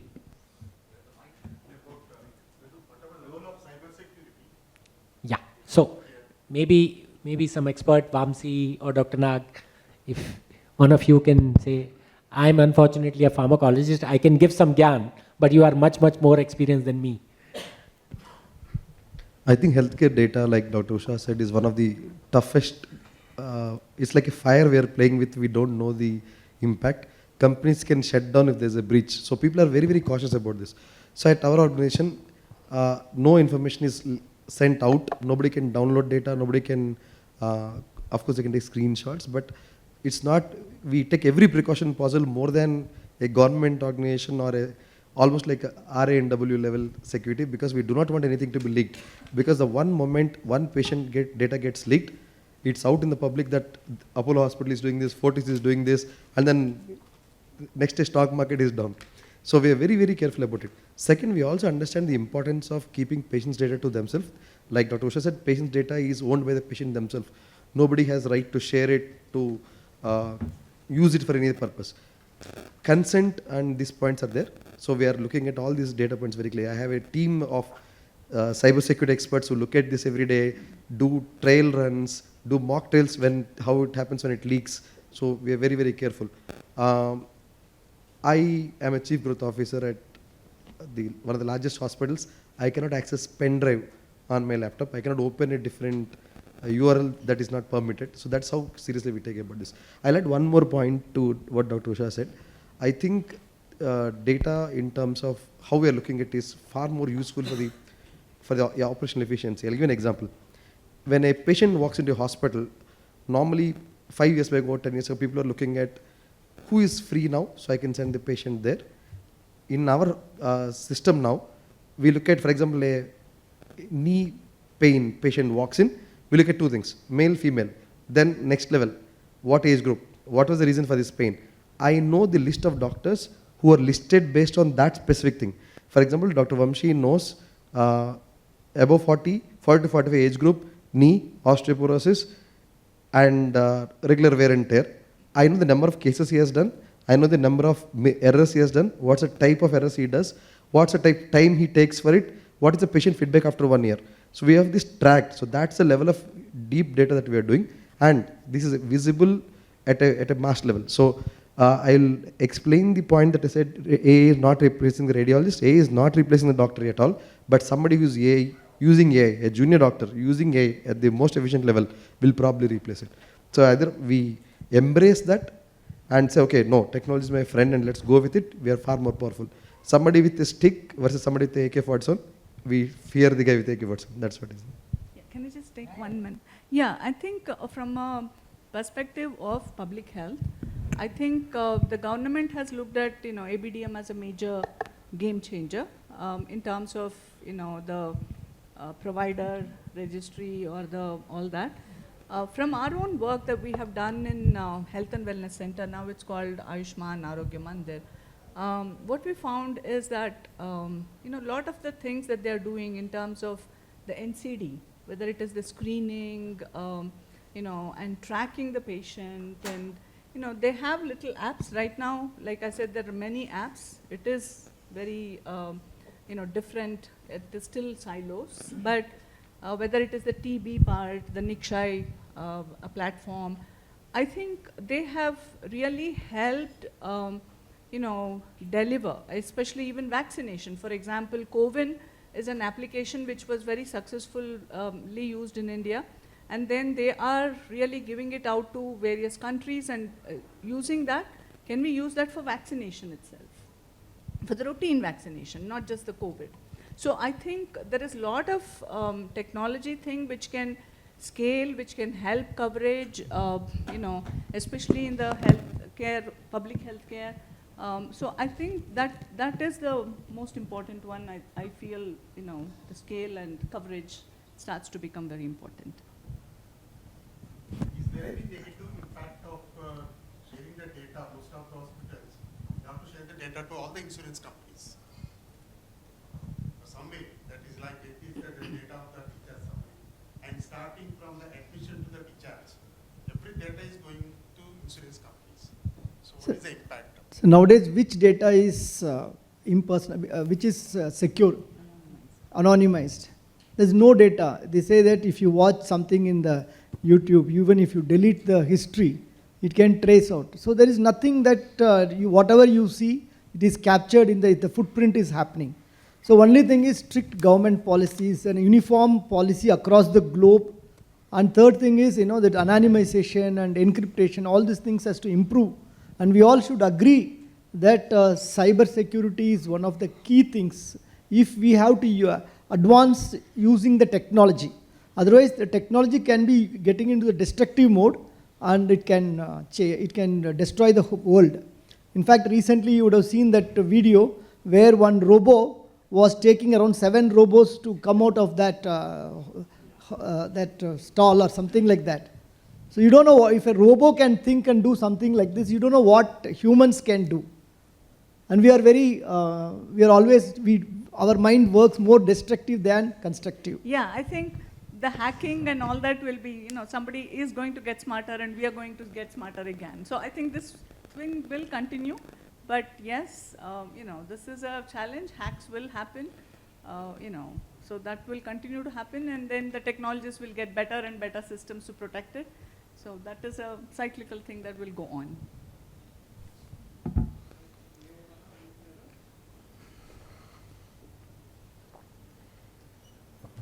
There was a wonderful session. My name is Dr. Rajesh. I'm a physician and also the innovator. And it really like a wonderful travel listening to you, all of you, starting from the adaptation of the UPI and to having the fantastic hospital-based restaurant and achieving more than 99% accuracy. And also, talking about a computer and landing now with the 9,999 rupees phone. Amazing. My question is, there's a lot of hype about the LLMs and, the chat GPTs and all of that. So where do you see that this is going to fit in? Of course, Dr. Vamshi has pointed out that, we fear the guy with the machine gun than the guy with the stick. And the guy with the AI would replace the guy without that. But where do we see these kind of LLMs? Because, it produces far more accurate responses. There is a room for error using those chat GPTs and LLMs, of course, but it's definitely less than the human error at this point of time, probably. And the technology is getting better and better. So where do you see those kind of technologies heading? And in what way those capabilities can be leveraged in hospitals like Apollo or Fortis? LLMs are right now being used. The biggest challenge in terms of radiology for a doctor is when they dictate. Sometimes the spellings are not right, the orientation is not right, or maybe I forgot to delete that uterus is not there. So there are cases like this which we are already using technology for a much, much advanced level. Not just ChatGPT, like we are working with MedGemini, we are working with multiple partners. Interestingly, all these companies, like Amit pointed out, all these companies are very interested in working with hospitals like us because they don't have any data and they want us to use it to understand how it's developing. So in terms of using LLMs, we are delivering a report in Spanish to a client in Uruguay, along with an English thing. And this translation is done, but it's checked by a doctor again there, because I don't understand Spanish, so it's checked there. So probably in about 6 months' time, we can actually deliver a summary of a report.